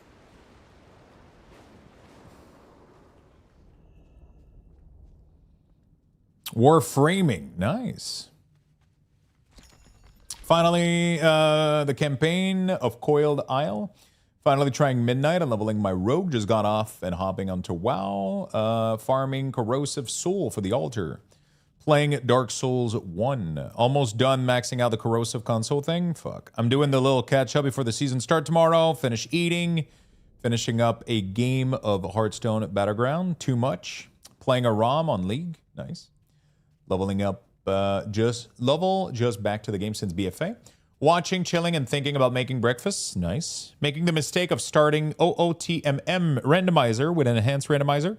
So I'm trying to figure out how to go. Oh shit, you're doing are you doing speedrun or just like fun playthrough with the okay, enough time randomizer?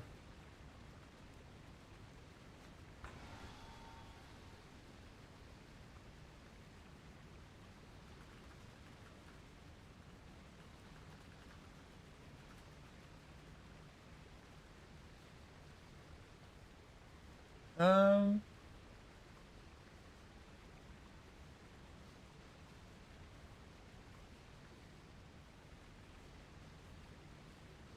Beautiful. We got a hype train. What the hell? Fun playthrough. I really love your weak ores that you made. Thank you so much for making it. It's so bad it died. Hey, no problem, man. I did what I could when I did it. You know, we did what we got. We got some nice tools now, though, so that's kind of cool. I miss the weak ores. You know. I miss the weak ores.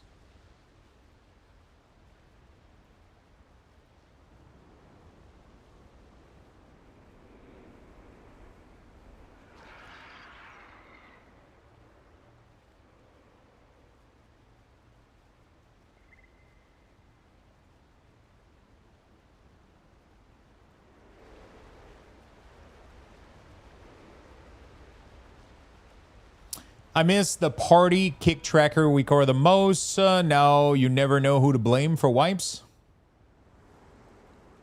Honestly, I wonder why Blizzard doesn't introduce the Fellowship kick tracker. It solves so much issue, and it's a very elegant solution.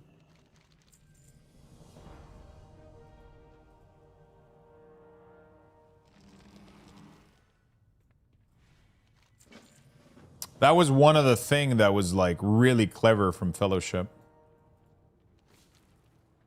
It was so clever. I have a question. I play healer. Is there a way to make my HOTS rest storage would be bigger on the party unit frame? My eyesight is terrible and I can barely see them. Are you using an add-on or default UI right now?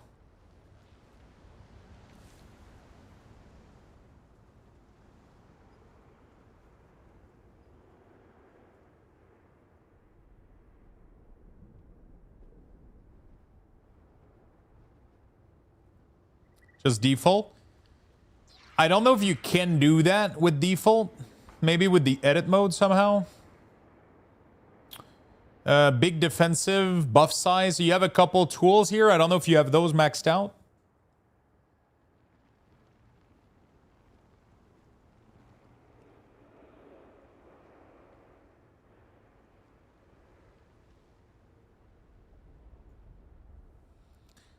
Check if you can customize a little bit of this stuff here.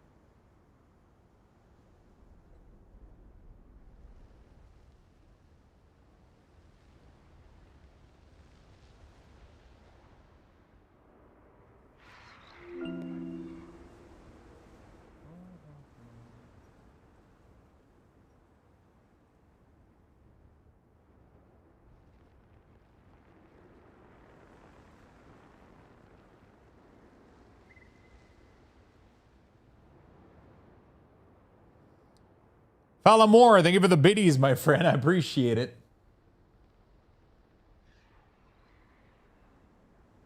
Thank you, thank you, thank you.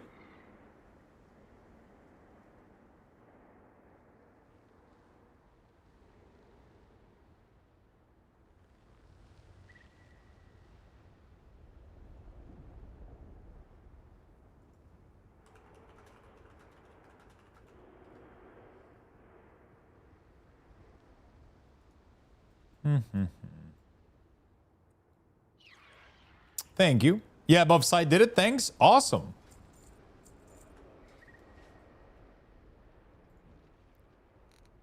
Where the fuck is the other one?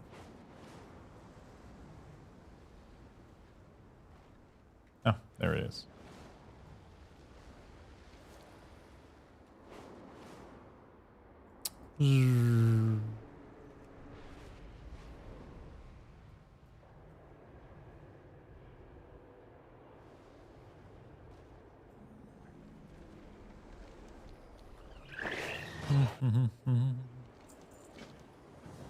Aside from Evoker, as WoW released any new class? We haven't had a new class since Evoker, no. But we had a new spec with Devour. Usually they don't do classes. Yeah. I mean, I'm assuming at some point they can't release a class every 2 expansion, right? That's gonna lead to issue.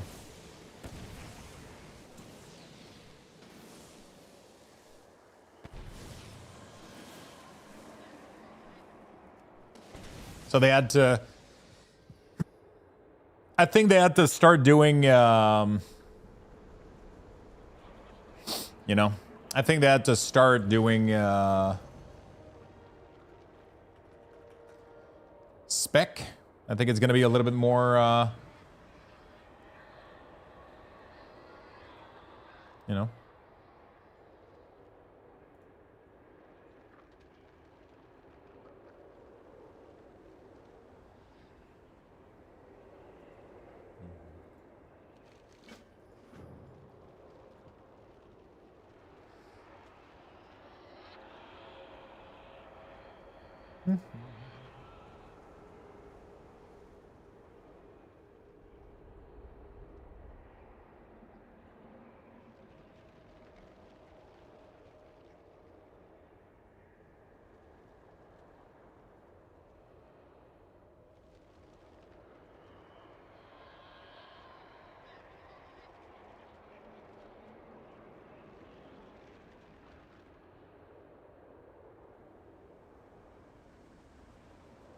Okay. All right. I haven't played in forever, but I was just wondering. I stick to my AF Warlock, but you got me back into Guild Wars 2, so I've been playing that. Yeah, Guild Wars was really, really good. I'm excited to play more again. It's just I want to give a little bit of love to all the game too, you know.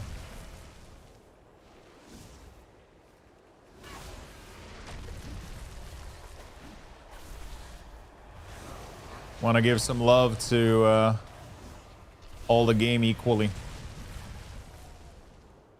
You know? Gotta play some WoW, gotta play some... I mean, if I wanted to be equal, I would have played... I would be playing World of Warcraft for the next 20... Guild Wars for the next 20 years, but, you know.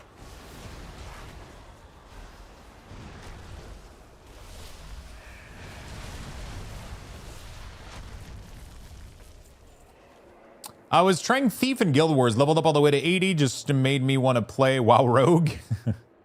That's the thing with World of Warcraft, and it's always going to be the thing, at least right now, is the gameplay. It's the engine. That's what makes World of Warcraft so enjoyable. It's just how smooth control and gameplay is. I just wish that we could get the grind of Guild Wars and the evergreenness of Guild Wars with the engine of World of Warcraft, you know? Like, it's the... That's the...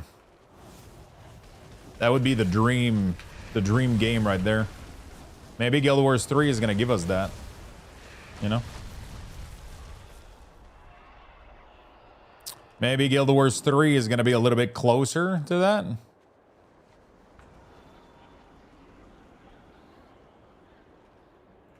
Imagine if they made a WoW version like that. I mean, I think it's one of the reasons that Classic Plus is so hyped up right now is that what if they managed to make Classic Plus evergreen, right? What if they managed to make it closer to what?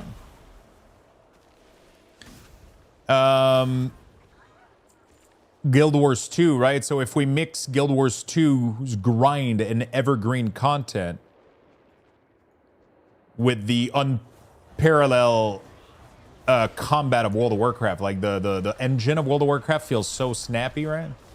A lot of the time, when you play a game like Guild Wars, sometimes it makes you miss the WoW engine. But then when you play WoW, you miss the legendaries and the grind from Guild Wars and shit like that. You know, like it's always so a game that has both would be good. You know, maybe Guild Wars 3.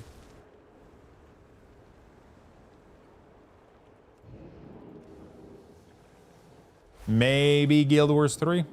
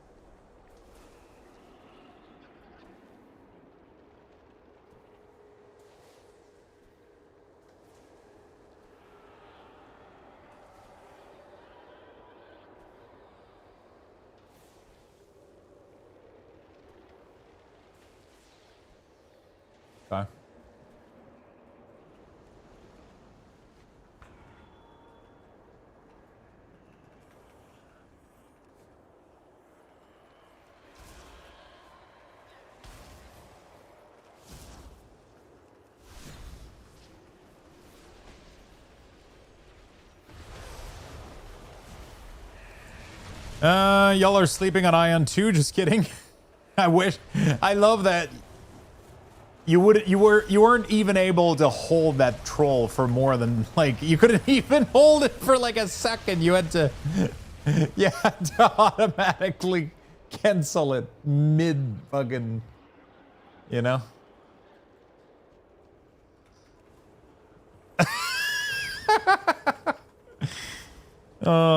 It sucks because Ion is like they have a cool engine, man. It's like they got solid gameplay, man. It's just, you know, a lot of these MMO have really solid gameplay. They just have so much shitty, you know. Do you have a profile for your LS Mirror? Yeah, I do. But it only has the Cooldown Manager right now. It doesn't have anything else. I'm slowly starting to add up add-ons, and I'm gonna make profile for them and extract them. I'm just trying to.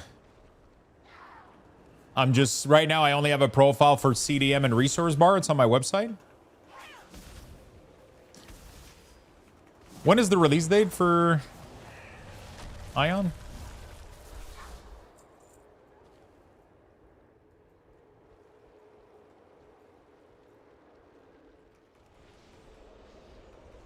Somewhere in September.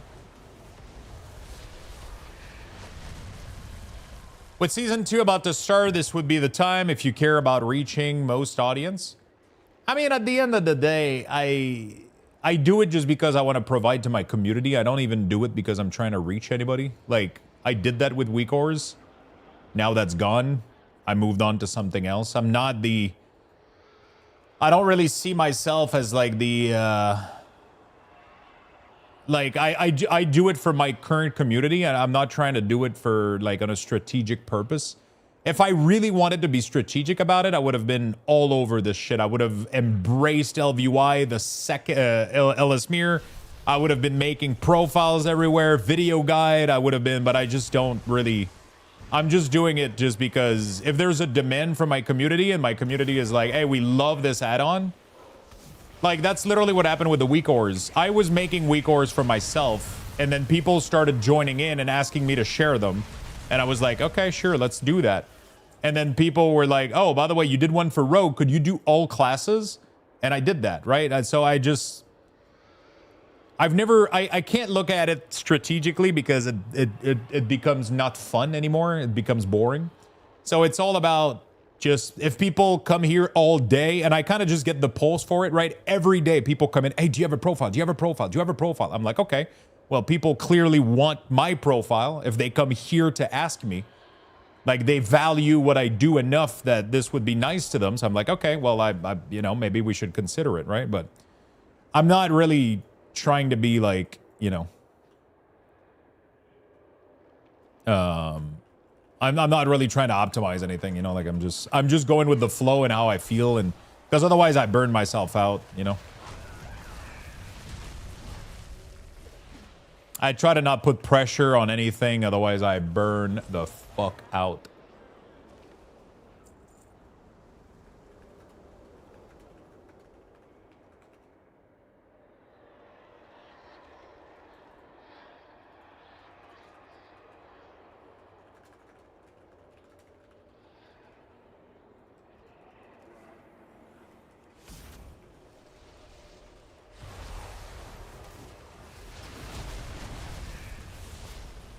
So yeah, I just kind of go with the flow, I guess. I just go with the flow. I just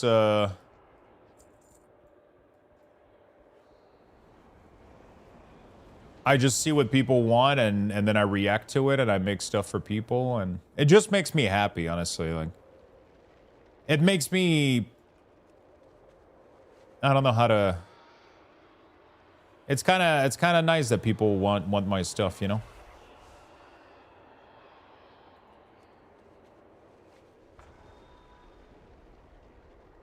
Kind of cool. It's kind of fun. Yeah, no, it feels nice. Like, I like it that people like get to jump back into the game and they don't have to worry about it. They just go like, oh, I'm just gonna go grab luck stuff, you know. And it doesn't even take me that long to do as well. Like, I mean, the weak aura was excruciating, but Like these UI stuff nowadays is like, it's nothing.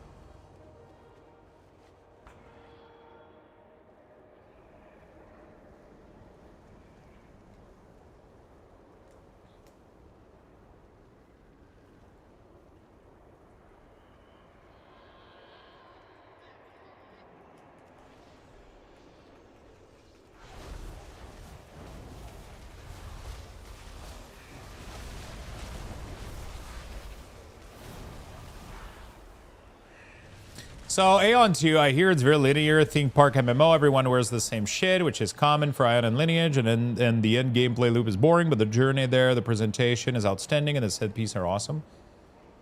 Yeah, that seems to be pretty much the case. It's you know, they make it look pretty, so you want to spend money on shit, and then you end up realizing it's kind of empty.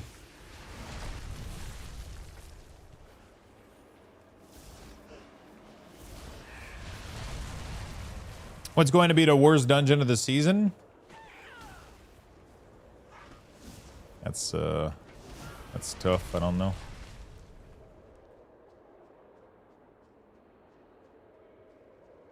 Murder Row if they don't get rid of the RP? Really?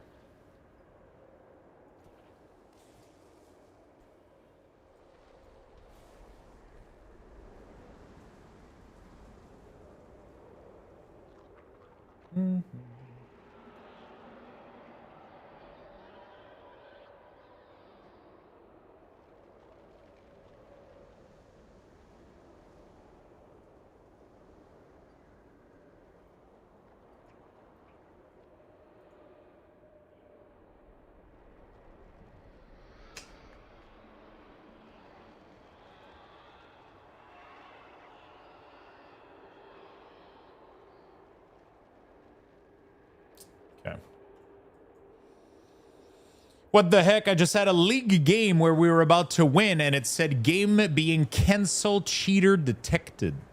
Oh, what the fuck? Auto aim for skill sheet? Yeah, some people have what they call script. So like, for example, if you have a hero like Xerath, for example, you can script his ability so that when you aim at it always aims stuff at people correctly. It's crazy.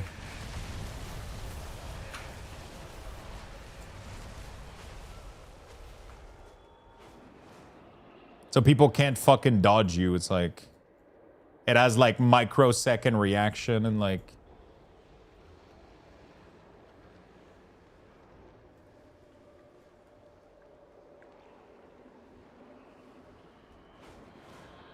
I don't think you can Fog of War. I don't think you can remove the Fog of War, though. Isn't Fog of War server side?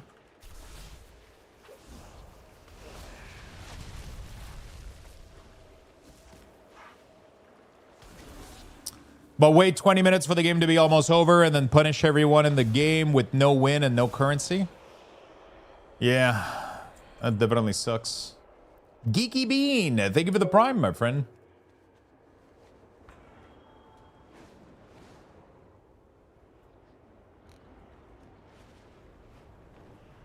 Thank you for the love.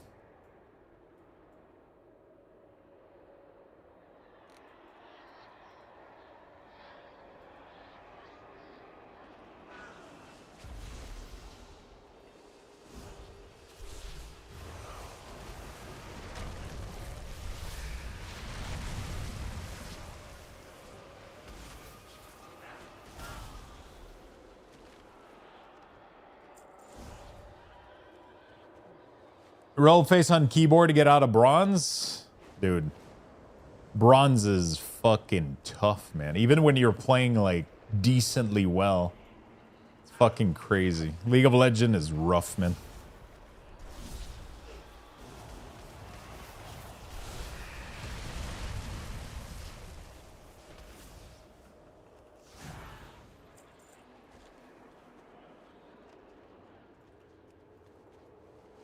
Even when you're just playing okay, it's fucking wild. You just get crushed. I haven't played much rank, but I think I'm silver. Yeah, so that's what happens, right? So when you rank initially, the game will make you rank, will make you do like all of your placement. And then ranking will be, I don't know why it does this, but initially ranking is insane. It's like, I was able to shoot all the way up to gold. And I feel like I was facing like nonstop, like the biggest dumbass. And I was just winning. And I got all the way up to gold. And then it kind of stabilized. And then everybody was a fucking pro gamer. And then you start crashing. And then it's silver. And then you go back to bronze. It's like... It's the weirdest shit, bro. Like the first 10, 15 games that I did in rank, I went all the way up to gold. And then the next 20 game were me suffering immeasurably until I went all the way back to bronze. And it was like, what is happening? It's like, it was so weird, man. It was the weirdest experience ever.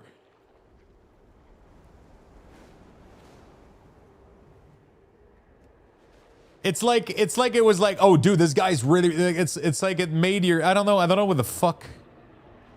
Yeah, like my first like 10, 15 games, I went all the way to gold, and I was like, oh, this is easy. And then it started going like loss after loss after loss after loss, and it's like, what the fuck? Like that's the streak.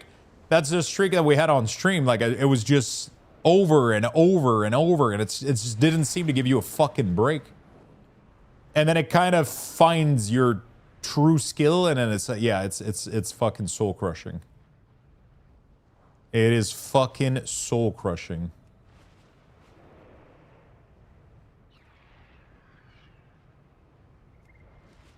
It was Lux.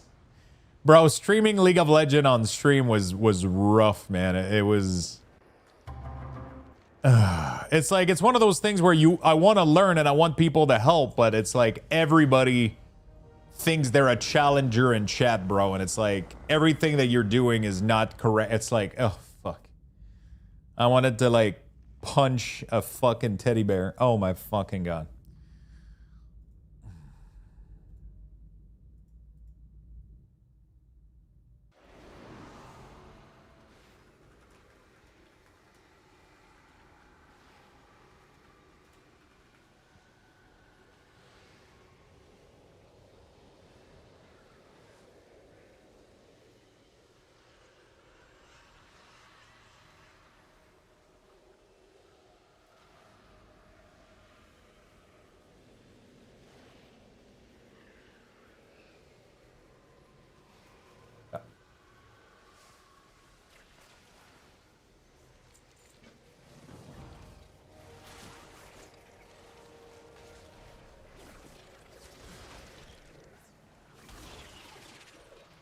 Is this an IPA? IPAs are delicious.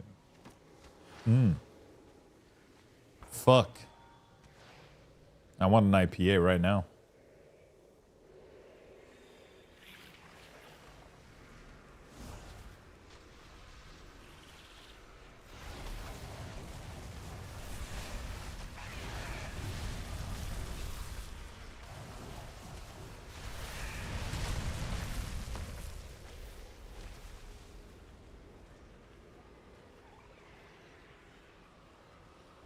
I hate IPA. I drink lager, red stout, port, basically anything but IPA. I drink everything. The stronger the taste, the better, man.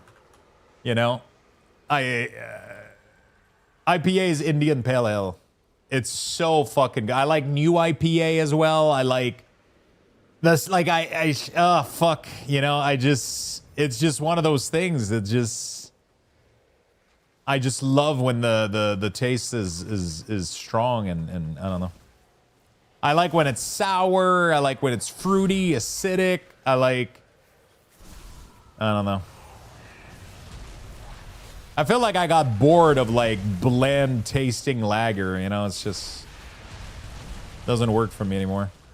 Gross, bro? Yeah, I don't know. Blend tasting, bro, those beers just taste like nut when you get used to. But I mean, beer is like is just like coffee, you know. The more, which is weird considering what I'm gonna say doesn't make any sense because Void should be drinking like insane shit. But I feel like the more you have it and the more you enjoy it, the more you crave to have it taste slightly stronger and slightly more just, you know, like when you drink coffee your entire life, you naturally evolve to having coffee that is a little bit stronger, you know? And for me, that's what happened with beer. I was drinking beer. Yeah, I should be mixing my IPA with Sour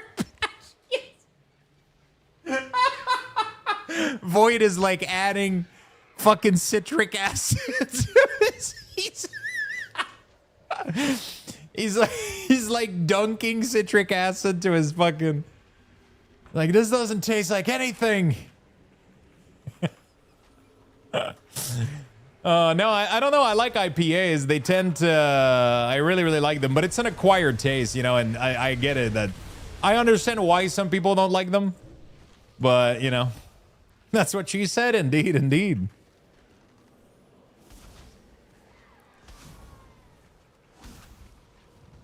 I love higher IBU beer. I just, it just has to, I don't know. It's just so, it's so refreshing. It's so good. It makes you feel fucking alive. But it's definitely something that it's an acquired taste and it's so weird. Like I get it. Like when people say, ew, I hate IPA, they're gross. I get it. I totally do. I probably thought that a couple of years ago. And now that's all I can fucking drink. Like I just crave like strong beer, or like either like very strong in taste or like very high in I just do, man. I fucking crave them. You know?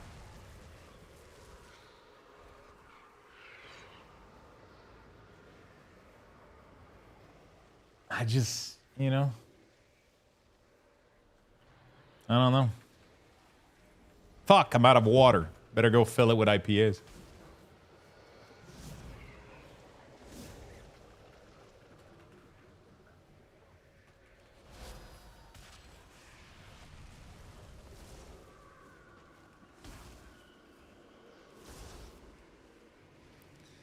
Whenever I find out someone likes IPA, I ask them to come over and mow my lawn with their teeth.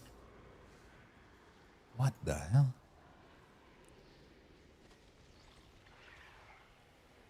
You like the acidic sour taste, not like they're strong? Yeah, I use the word strong poorly in this context because for a beer, IBU doesn't equate strong.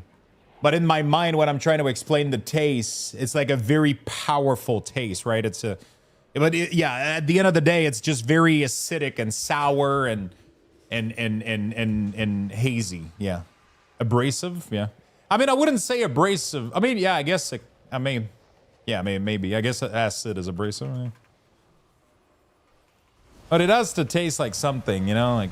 And I'm not there with coffee. Like, I can't do really black coffee. Like, I can't. Right? Like, I can't do it. It doesn't taste good to me. I have to add milk to my coffee. I can't do black coffee. I don't like it. But it's a weird thing. It's because coffee makes me feel like it doesn't... I don't know how to explain it. Black coffee is the opposite for me of an IPA beer. I feel like sour and acidic makes me feel more refreshed. It makes me chill down and makes me cool down. And coffee makes me feel the opposite. Even if it's not a hot temperature, it makes me feel heavy. It drags me down. And like an IPA just makes me like Holy shit, it makes me feel alive. It's crazy. Like it's so like, and then like a very dark, rich chocolate coffee. I love stout, but stout does the opposite. It brings me down a lot. It just like kind of fucking knocks you down on the ground, you know, like where the IPA just like, oh my God, you know? And it's the same reason I think that 7-Up feels refreshing. It's the acidic citrus. It makes me really have that refreshing kind of.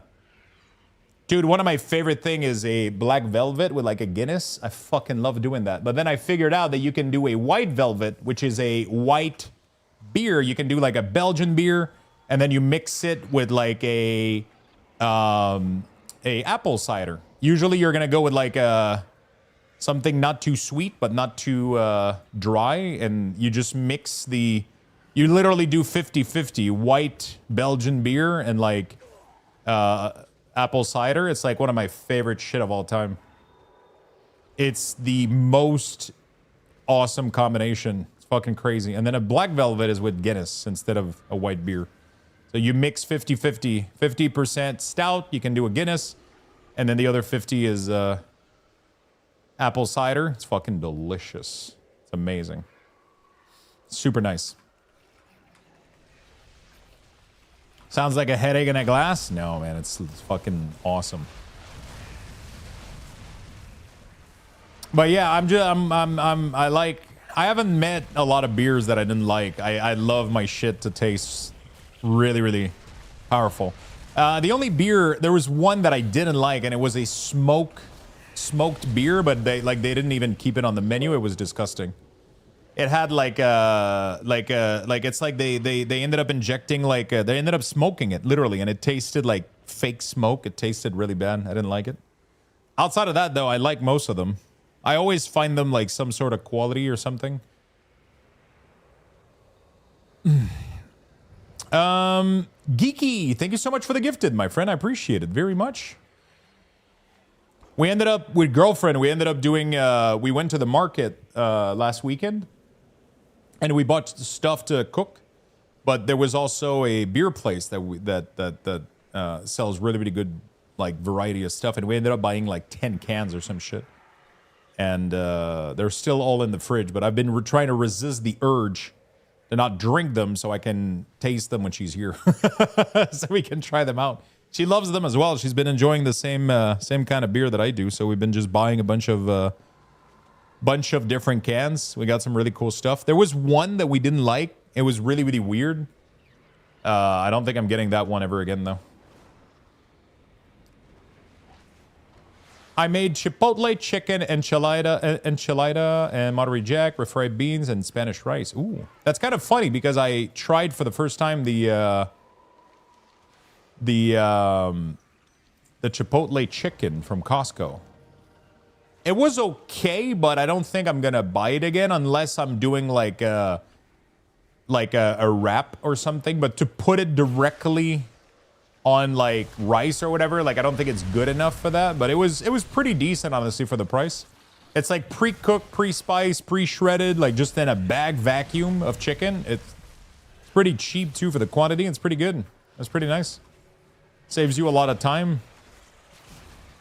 I would totally put that in a, like it's already pre-shred. You can just dunk that into a wrapper and put cheese on it. Fucking put that in the panini press or whatever, and you're good to go. It's really nice to meal prep.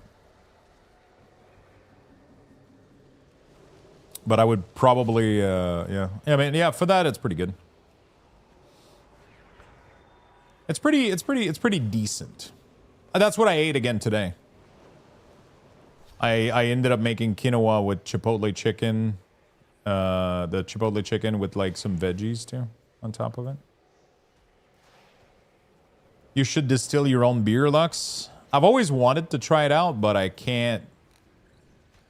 You know, I'm the kind of person that wants to try to do everything, and that's what led me to having a crazy amount of fucking TCG card and a 3D printer in my apartment, so I gotta be careful with the amount of things that I want to try to do myself, because now I have a 3D printer, and you know, I can't on top of it start distilling beer, you know.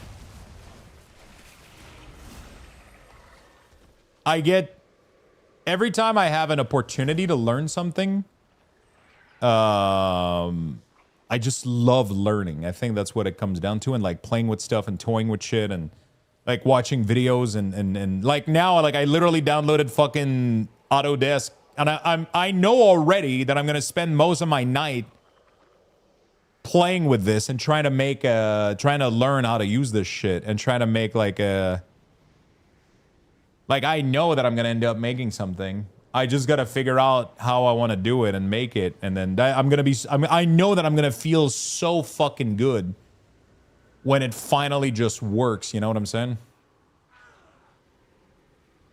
I know it's gonna feel extremely fucking satisfying.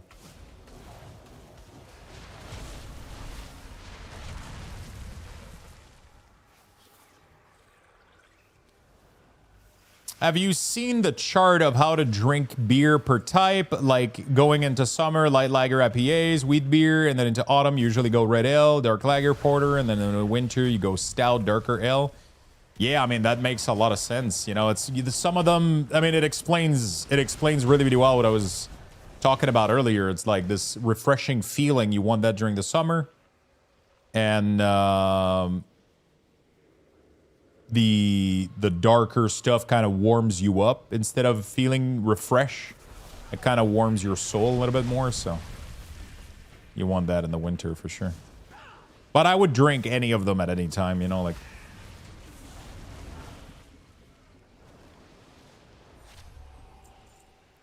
We're gonna be 90 on the mage pretty soon here. Not too shabby. Didn't take me too long.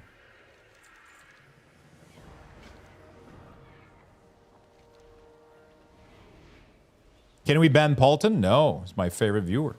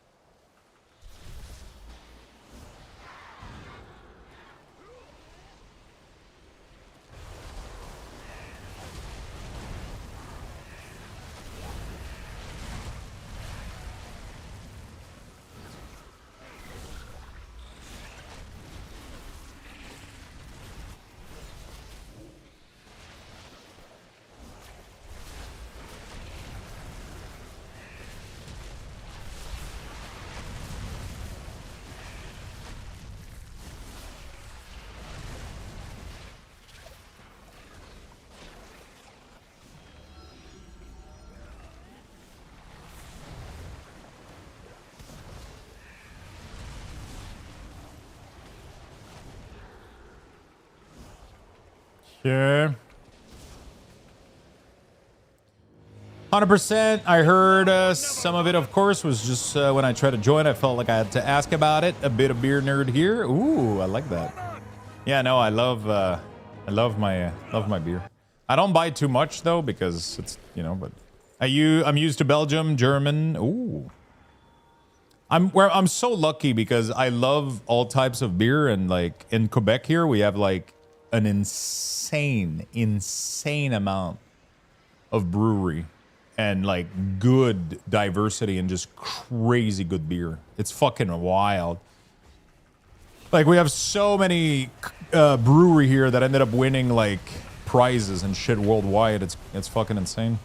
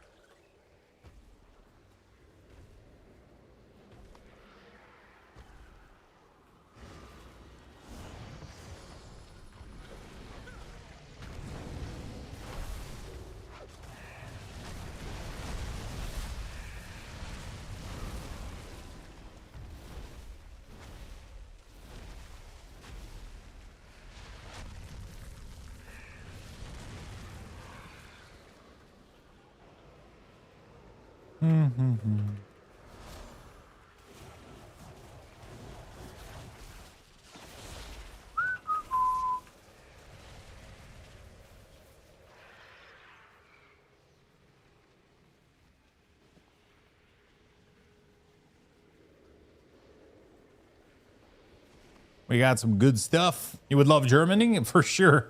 Germany, Belgium.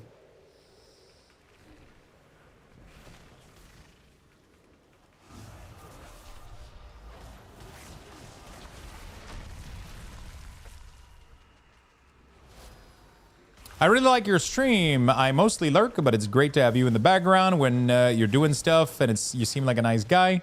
You always answer if people have questions about the game, and you play and explain very well. Keep up the good work. Thank you so much, my friend. I appreciate that very much. I'm glad you enjoy the content. Thank you. That means a lot to me, my friend. Go to the Great American Beer Festival in Denver. Ooh. The Great American Beer Festival.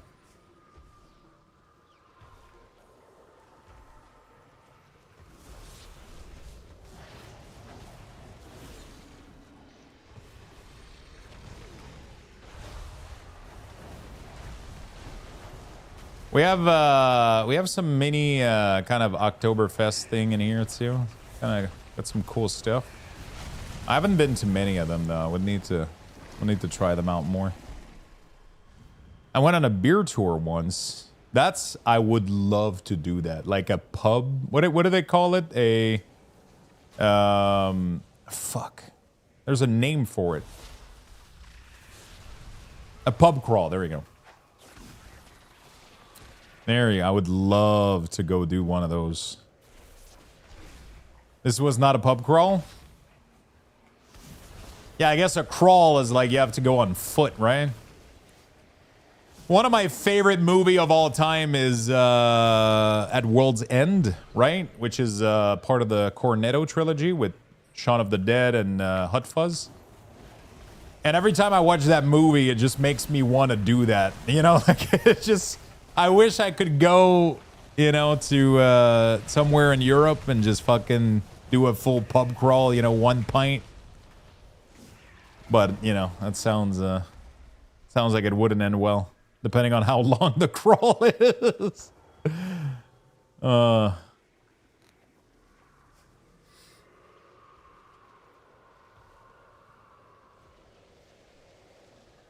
mean, we probably have plenty enough. And I could do one of these in Quebec. You know, it's just part of having it done somewhere else. It's kind of cool, but, you know. You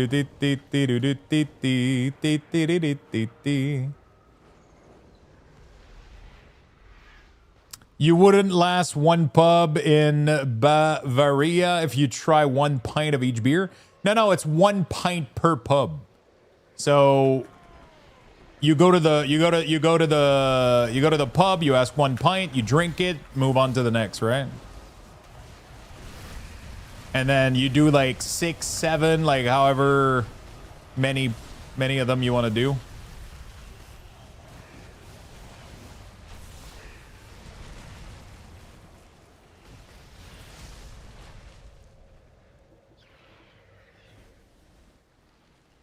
I would just pick one, you know?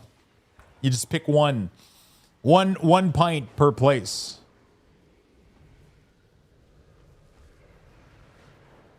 Fuck, I'm craving beer right now. Holy shit, I'm cracking a cold one tonight for sure. Nano Cinco, Bad Bone. Oh, let me copy. Let me copy those real quick. There we go. Nano Cinco. Ooh, what the fuck, dude? The Google review on that shit. What the hell?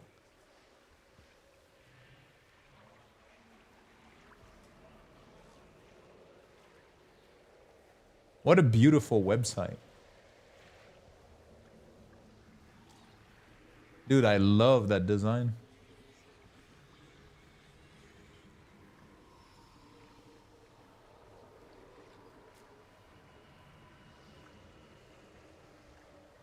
I wonder if I have one of these in the fridge, huh?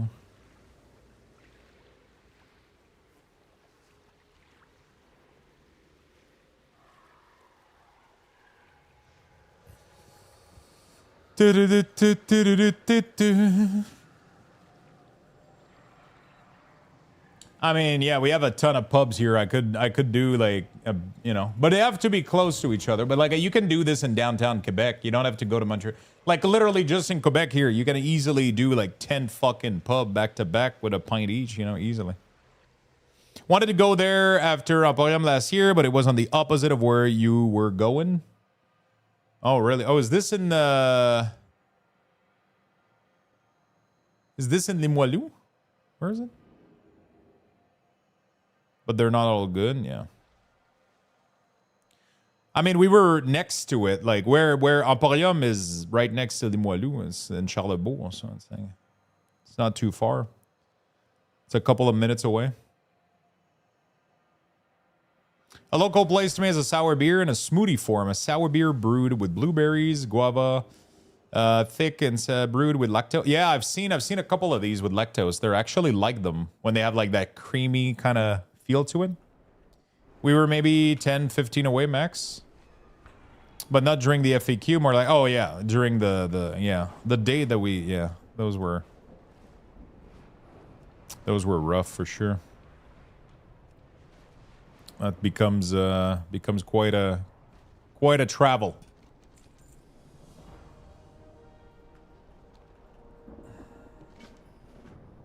We chose the date really badly, yeah. Peanut butter stout. Ooh. Oh fuck, I don't know. I've realized that I don't like a lot of things peanut flavor. Like, I've realized that very few things taste good with peanut butter flavoring. I don't know why.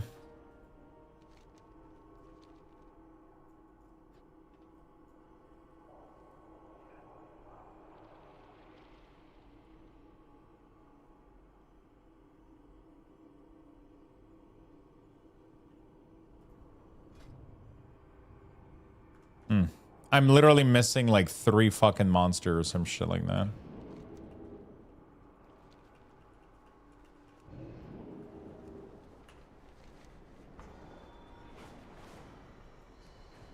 How much XP is that?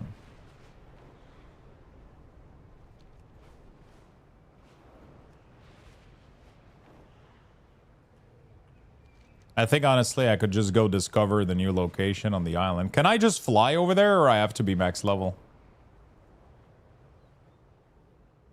I could just go do a world quest, too. Would be easy.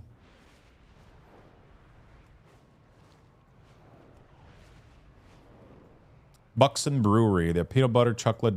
Oh, fuck. Oh, my God. We had a stout here.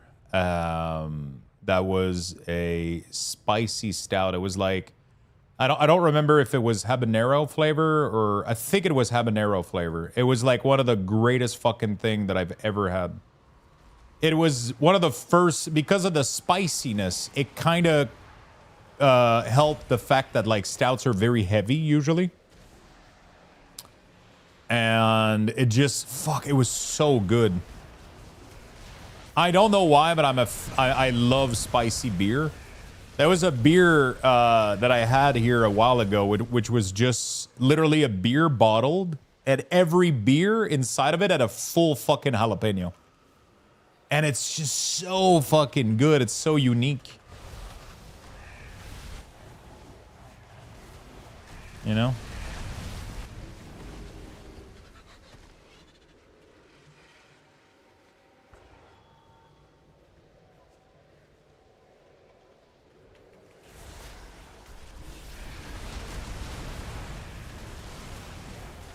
I don't think I have, no.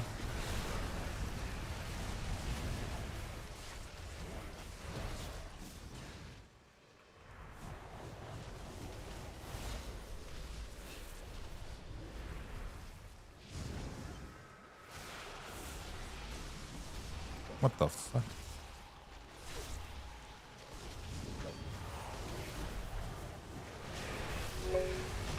Whiskey with chili and cinnamon. What the hell? Yo, Fat Cat Matt, thank you for the 14 months. And we got max level. We got level 90.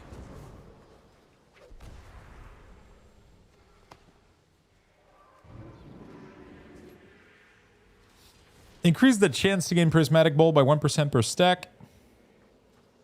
That's gonna help.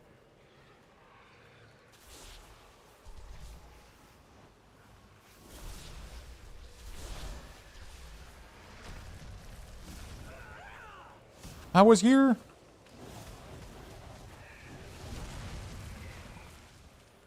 I gotta do like an M0 tour or some shit.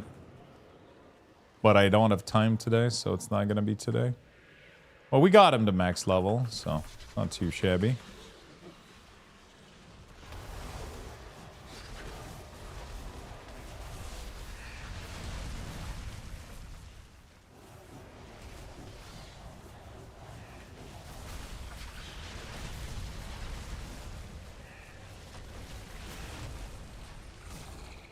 $90. How many does that make now? 6, I think. 6, 7. God fucking. Can we go back to a world where 6, 7 wasn't fucking? We can't. I can't say that now without.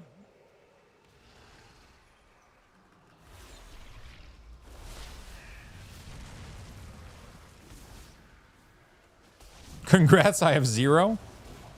I ended up leveling quite a bit this expansion, but I haven't leveled as much as the previous one.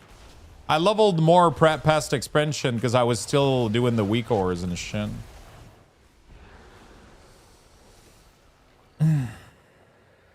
Luxto 6-7 when? Oh god damn it, don't give Aggie ideas.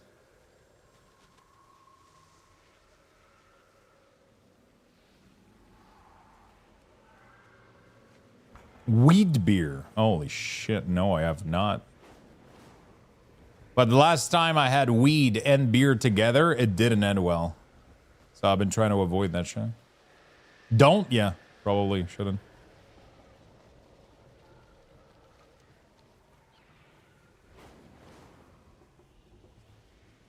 Tastes like shit? Yeah, fucking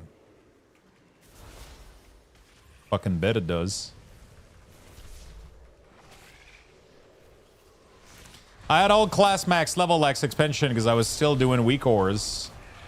But now with the CDM, the job isn't as intense, so I don't need to have them leveled, you know?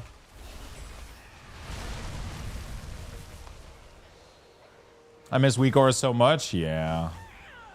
I miss them. I miss mostly doing them and, like, you know, spending time crafting all these things, and that was genuinely fun to do.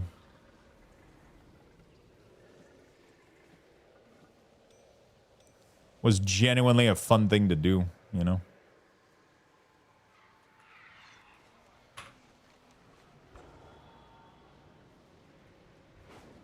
Excited to hardcore steal all your UI stuff tonight, last minute before season 2? Yeah, go for it. I got a couple, I mean, I'm mostly using default UI right now, like everything is default. I ended up making an LSMIR CD manager with resources.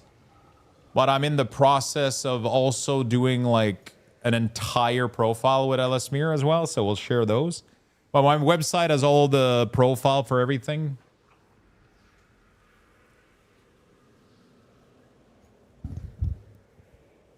I don't have a full LSMIR profile right now, but I would love to get one out at some point.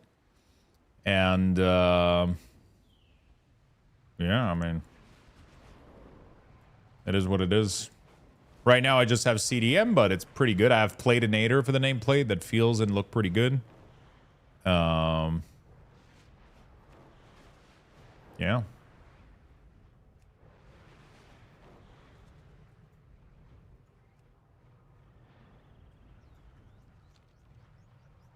So I got profiles for everything. Shouldn't be too hard to set you up, you know? Just let me know if you have any questions. The World Crest gives pretty decent item level gear.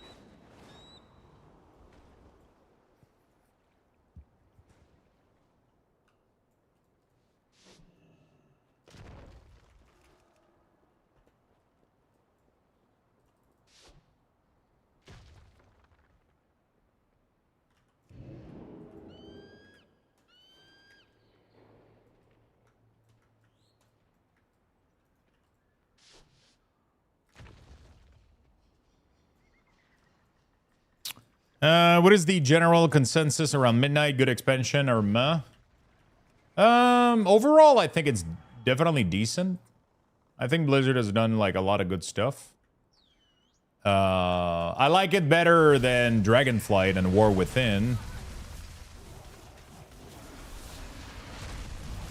But I'm not sure what does that mean, you know?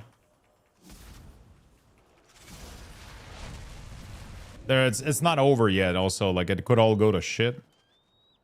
Better than DF, worse than Legion? I mean, yeah, that pretty much applies to every expansion. DF wasn't too bad. I don't know. Why was Legion so good though? It was just a different vibe. Blizzard was still creating, like, there was always something to grind. Like you had AP to grind, you had like legendary to chase. Like the game was so fucking alive, you know, like. And nowadays, like, nobody wants to do this shit, and everything is just vault and, you know, like the back in the day, like literally just doing quests in the in just literally doing a world quest could reward you with a fucking legendary. That felt so good. Like everything was worth doing. You could play the game 24/7 if you wanted, you know, and that felt, I don't know, I know it sounds counterintuitive, but that felt good. It felt good that you could invest time into the game and have it be rewarded, you know? It wasn't just like time gating content and waiting for the vault, you know, like.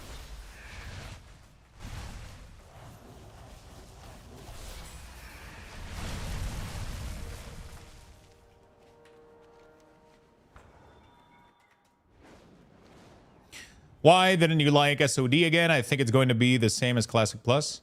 I didn't like SOD because I knew it was a temporary thing, and I don't like temporary MMO. I don't like when I want to be able to invest my time and know that I'm investing that time into something that's going to stay in the future, because I think that's what MMOs are all about. They're about time investment. They're not about weekly seasonal things, you know?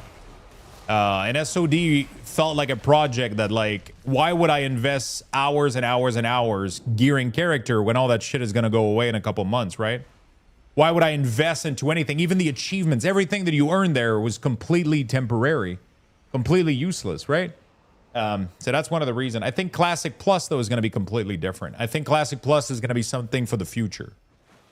I think Classic Plus is going to look forward and try to make something that is evergreen and everlasting. So that's going to be a lot more interesting to me. It wasn't the gameplay of SOD that wasn't fun. That was fun. It's knowing that it had a finite shelf life. The same reason I don't like Classic and BC and Wrath, because I know that they have a finite shelf life.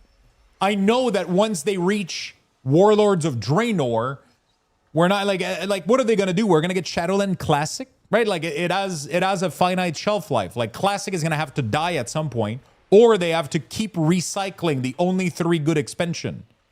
So to me, that becomes uninteresting because I don't see the future of it. I don't see where that project ever goes, and my brain automatically gets detached from it because of that.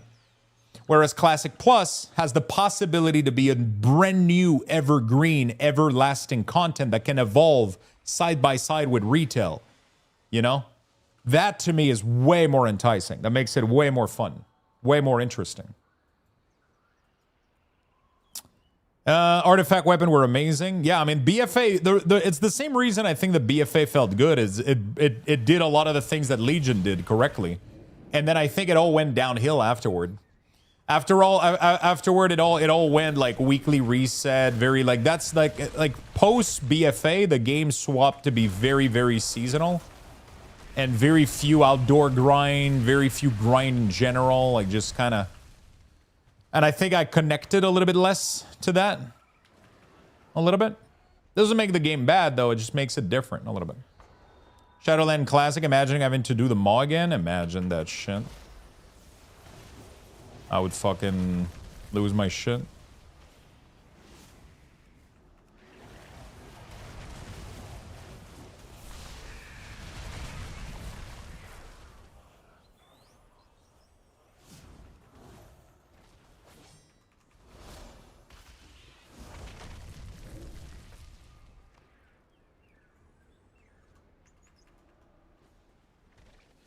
Nobody knows what Classic Plus is about. It's only theory on what people have been asking Blizzard, pretty much. But think OSRS, right? Think, what if Classic didn't go its original path? What if it didn't evolve into Burning Crusade? What if it stayed Classic? What if it kept adding content to the game without changing the core value? That's what people think about Classic. Because every expansion after Classic ended up changing the values of the game. It ended up changing a lot of things. It ended up adding quality of life. It ended up adding so many things that ended up changing what World of Warcraft was. And every time you do that, you lose a little bit of people along the way. You also gain people along the way, right? It's not necessarily like a bad thing, but everything changes, right? Everything scrambles a little bit. So, and yeah, that's how that goes. So that's how that goes, right? So you would, if you try to reimagine Classic, but that instead of going into its original path and adding a million quality of life like flying, what if you keep the world being a world? You have to walk everywhere. You have to fly everywhere. You have to ask for summon. You have to, you know, if the world stays grindy and arid and all, you know, what if the world stays the way it is, where you have to buy arrows for your fucking hunter, you have to feed your pet, you have to fucking suffer, you know? What if all that shit stays, you know?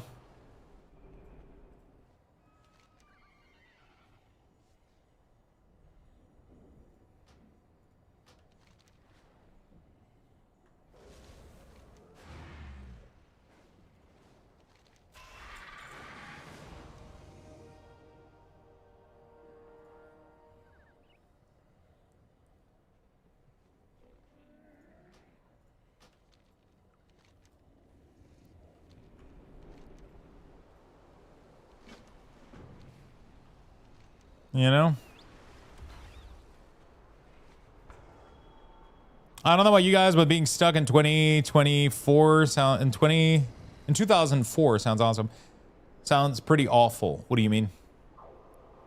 It's not about being stuck in 2004. It's having a world where the world matters.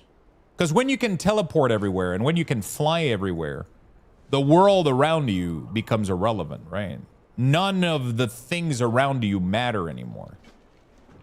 You know? When there's no friction, when you can teleport everywhere and just blink everywhere, it becomes a world of instance, you know? It becomes instance of Warcraft. And the problem with it is once you do it, it's too late. You can't untangle it. And it's one of the reasons why every time Blizzard add a zone and they don't allow you to fly, it feels like shit. Because you just have it permanently, you know? And it's after that it just goes downhill forever. You can't untangle that mess. You cannot untangle that mess. But do you have time to spend walk in 2 hours like we did 20 years ago? Yeah, because the pace of the game is a lot slower.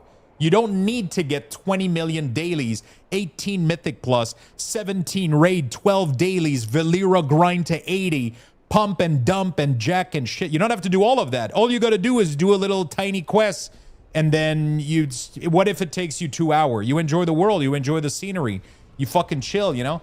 The game took longer to get shit done, but there was nothing to do, so it ended up being just fine, you know? There was nothing and everything to do, and nothing mattered. There was no time constraint, no FOMO, no, you know? So, you know, like, you didn't feel like, sure, it took you 2 hours to do something, but, you know, it mattered for a little bit longer, right?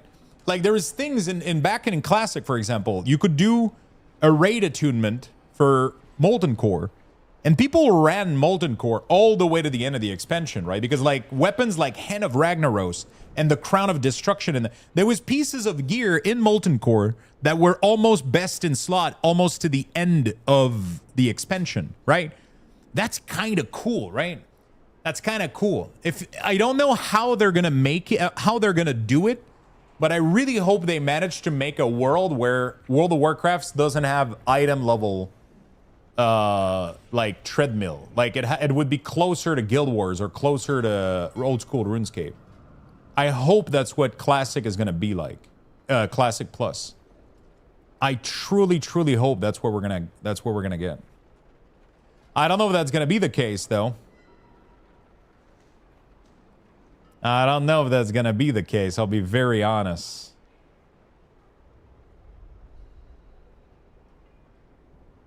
But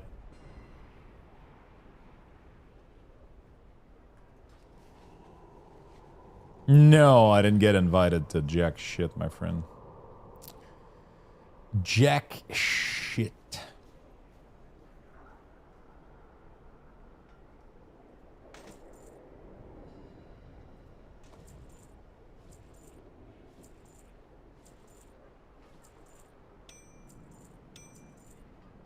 Yeah, they need to define the plus. Yeah, I think that's what we're gonna get at BlizzCon, right? The plus is gonna be defined at BlizzCon.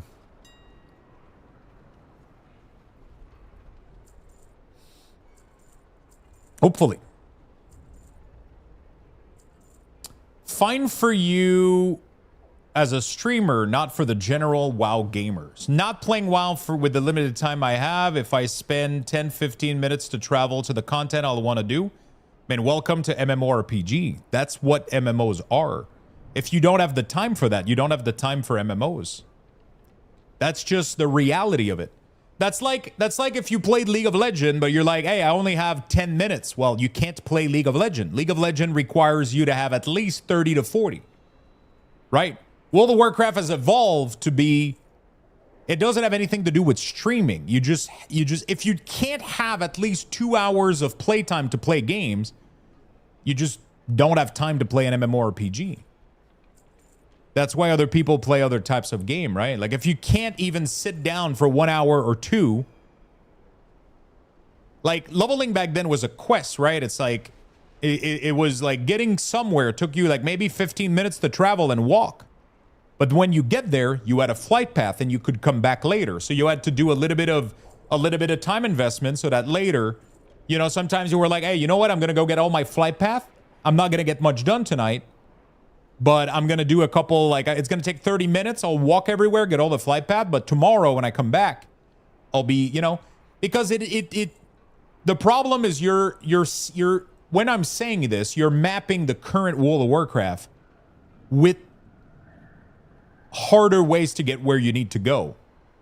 But you have to read that it wouldn't be the same game. You wouldn't have to do like so much in a week. Like the amount of things you would have to do in a week would be way, way, way less intense.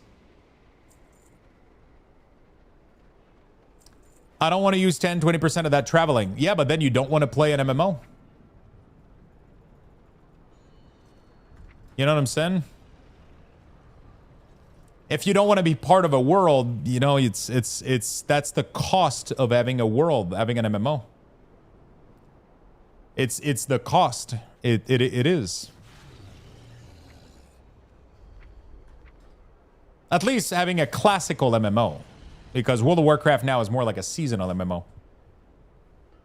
But you have to realize also that, yeah, you're gonna have a time sink over like a bunch of world friction. But then, would you rather now all the time that you invest to play the game right now is wiped out every 3 months? So all the time that you invested is completely wiped out every 3 months, right? I gotta work? Yeah, I mean, people played World of Warcraft back then and had a job, they had kids. They made the time for it. Even if it was just 2 hours a night, you know, they fucking made time for it. And it became one of the most popular. Not everybody was 16 back in vanilla. A lot of people were 30 with kids, wife, job, and shit to do. And they figured out how to make it work, you know. That was part of the, like, what the game was, you know. That's part of the journey, you know. You know, that's just... I mean, the problem right now is they're applying the logic of like Classic Plus into retail, which doesn't work, right? Like, but it's at the end of the day, like if you don't want to play Classic Plus, don't play it. Like if you don't have the time for it, don't play it. Like that's all there is to it, right? It's not like retail is going away or that I'm advocating for retail to change. I'm just explaining what Classic Plus should be. And if you don't have time for that, that's just too bad. It's just not the game for you, and that's okay. You know? Everything is a choice. It's not because you don't have time for it that Blizzard has to go and just like, oh shit, well, Real Perky has a job, so we're gonna make it so you can travel anywhere and we're not gonna have any sense of world building. You know, like that's not how that works, right? They would be making a different product for a different crowd, and that's okay, you know? That's okay. You don't have to play it though, for sure. But you're still gonna have retail where you can just, you know, go to the Mythic Plus and join the Mythic Plus, go to the raid, you know, you can travel fast and have some more fast action-packed gameplay, right? So that's good. There's going to be two product, right? One for people that want like a slower pacing and maybe like long-lasting grind, and then the other one is a little bit more seasonal, a little bit faster, and then you get to join in and play and have a good time, right? There's nothing wrong with that. That's probably the reason they're going to be doing Classic Plus in the first place, so they can cater to both people, right? To both playstyle. You know? Back in vanilla, I was a hardcore raider. I would get off work at 5 and have to haul ass home to get it to time and raid by 6. Yeah, no, I mean, raiding was tough back then. It was tough for sure. It was hectic, you know? It wasn't easy, but it's brutal. It's fucking brutal. You know, there's probably some things that they're going to change. You know, like there's probably some stuff that are going to be different. I don't know what though. I don't know how, but you know, they can still do the same effect without necessarily doing like 40-man raiding and like massive fucking like 8 hours raid. You know, like they don't have to, but you know.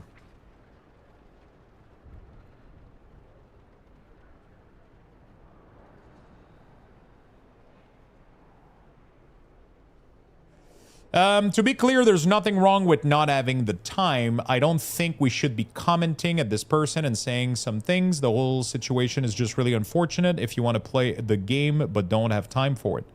No, it's just, I think it's just the way that it's brought up, right? If we're talking about playing classic WoW and the argument is, yeah, but I have limited time. I don't want to spend that time leveling. It's like, okay, but cool, but don't play that game then. You know, like we can't bring up everything that is, that's like that just doesn't work. This, you know, it's not productive. It's not like people are gonna change the way they develop game to cater around a people's schedule, purpose and schedule necessarily. Like there's game type and like, we can't expect game to change for you, and we can't expect you to change for the game either. That's why you kind of just play whatever fits your, you know, like, and it's just that the argument started with, yeah, but it's fine for a streamer, but people like us that only have 2 hours don't want to do that, and that's not true, right? It's just not true. There's tons of people that have 9-to-5 job. They get back home and they hop on Classic and they fucking love it, right? Like it's just not a true statement. So that's why I got a little bit deeper into it. It's not everybody has the same as the same situation. Not everybody has the same taste, you know. I just wanted to make it a little bit more, you know, straightforward, I guess. But ultimately, it doesn't fucking matter. Ultimately, chat, it doesn't fucking matter. You know, doesn't fucking matter. Hey Lux, how you doing? Do you have a link to your DK? You can go on the armory, Luxthos on Illidan. You know? Leveling was much more fun back then. Yeah, I like leveling more back in the day for sure. I think it was a little bit more meaningful. It was fun. There's definitely things that I prefer about retails, and there's a lot that I prefer about classic. You know, like, and it's kind of, it's there. I wish there was a game that was just, you know, like kind of.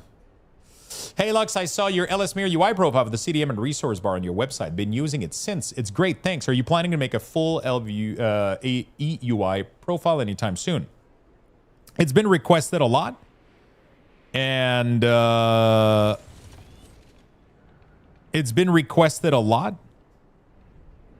And I am currently thinking if I'm going to do it. Yeah, I would love to do it. I don't have a timeline right now, but I would love to do it. It's been requested a lot, and I would like to. I would love to. You know, would love to provide that for sure. Hey, boss, just curious, did you ever check out Any Given Day song? I absolutely have not. I'll be very honest, though. I haven't been driving or listening to music in a very long time. I've been so into like listening to guides and YouTube videos and shit. And that's been like a big, I haven't taken time to listen to music. I need to add, you know what? I'm going to add, let me put it in my playlist though. Dude, it's been 2 months. Yeah, but I happen to work. See, so my life is I wake up at 10, stream until 11, start streaming at 11, and then I usually do that shit until I either pass out or I spend my evening with my girlfriend, or I'm gonna be working on projects here. And I've barely been going out. I haven't been driving. I haven't been, and that the only time that I listen to music is when I drive. I don't listen to music when I'm chilling at home. I like the silence. I like the silence. I used to listen to music all the fucking time when I would go to work because I was driving a lot, and I would go to work and I would listen to music. But now it just never happens, you know? Any Given Day. Any Given Day artists. There we go. We're going to do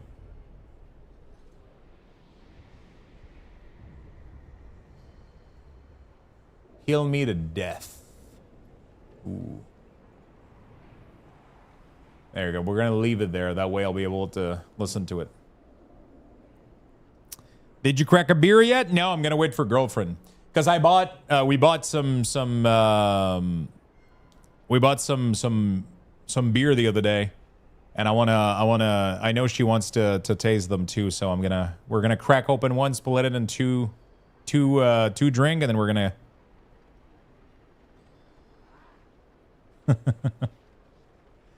Are you going to bed late tonight? It might be late. I don't know if you're probably you're probably gonna go to bed early. All right. So tomorrow's season 2. Tomorrow is season 2. We're gonna see each other tomorrow. How long are you streaming? I'm pretty much done for the day here. We're gonna go do a quick grocery run, get some food, cook some food, and yeah. And then I'll do some stuff maybe on the 3D printer modeling or some shit. Then I'll go to bed at 3 in the morning, and then I'll wake up tomorrow and we're gonna stream, play World of Warcraft, do the new season. Hope your day was good. I just came back after work looking at your setup. Did you ever switch to Waldo Resource Bar? Or are you sticking with LSMIR? Right now, I got LSMIR. Waldo Resource Bar is still being worked on, so I haven't been using it. So, you know, we'll probably I'll probably be using LSMIR for now, and I'll try to maintain the 2 profile. We'll see. The resource bar hasn't been. It was good, but it's not 100% there for me to make a profile for it. So I'm kind of waiting to see if there's some update on that end, and then I'll make an update for it. Ideally, I would love to offer Waldo package, so Cooldown Manager Center plus Waldo Resource Bar, provide profile for both of these, and then LSMIR, Cooldown Manager, and resources. And then underneath, I would ideally love to do a full UI LSMIR, which I haven't done that in a million years, but everybody fucking loves that shit. So people want it, I'll provide. You know what I'm saying? So, people want it, so I will provide. Have a good evening, chat. Thank you so much for watching today. You guys have been absolutely amazing. I'm going to go relax and chill a little bit and hang out for the rest of the night. I'll be back tomorrow, and we're going to be playing the new season together. And I'm going to try to maybe have something to 3D print tomorrow, like a couple of projects so that we can 3D print all day. So I can have like the window and you guys can see that shit while we do Keystone and shit. That would be really, really fun. But yeah, tomorrow we're just going to be blasting keys. I'm probably going to jump on the Death Knight and blast some shit. Maybe try to gear the Mage too, the Warlock, the Shaman. We got so much fucking shit coming up. So many stuff. We're going to have a good time. It's going to be fun. I love you all, chat. Thank you so much for being here. Thank you for watching. Thank you for the support. I got an X2D by Bamboo. It's been great. We actually did a full 3D print on stream today. We did a poop shoot for, we actually printed this right here. There we go. We literally printed this today. We literally printed this little 3D poop shoot for my printer, and we hanged it on it's pretty nice. It has like a little screw thing, and then you clip it. We literally printed that on stream and then yeah, we installed it. So that's pretty nice. Anyway, love you all, my friends. Have a beautiful rest of your night. Thank you for being here today. You guys have been amazing. Thank you for the love. Thank you for the support. Thank you for watching, lurking, gifting, supporting, lurking. See you tomorrow, my friend. We're going to enjoy some season 2 together. It's going to be fun. I'm most likely going to be maining on Holy Death Knight. If depending on how everything works out. I mean, I'm just going to be playing whatever the fuck. You know, you guys know me. A little bit of Unholy. Maybe we're going to try Frost. Maybe some Affliction. Maybe some Enhanced Shaman. Some Arcane Mage looks really fun. We're just going to play everything. And then we're going to have the 3D printer rolling. We're going to have some fun content. It's going to be awesome. It's going to be good. Okay? Love you all, chat. See you tomorrow, my friend. Take care.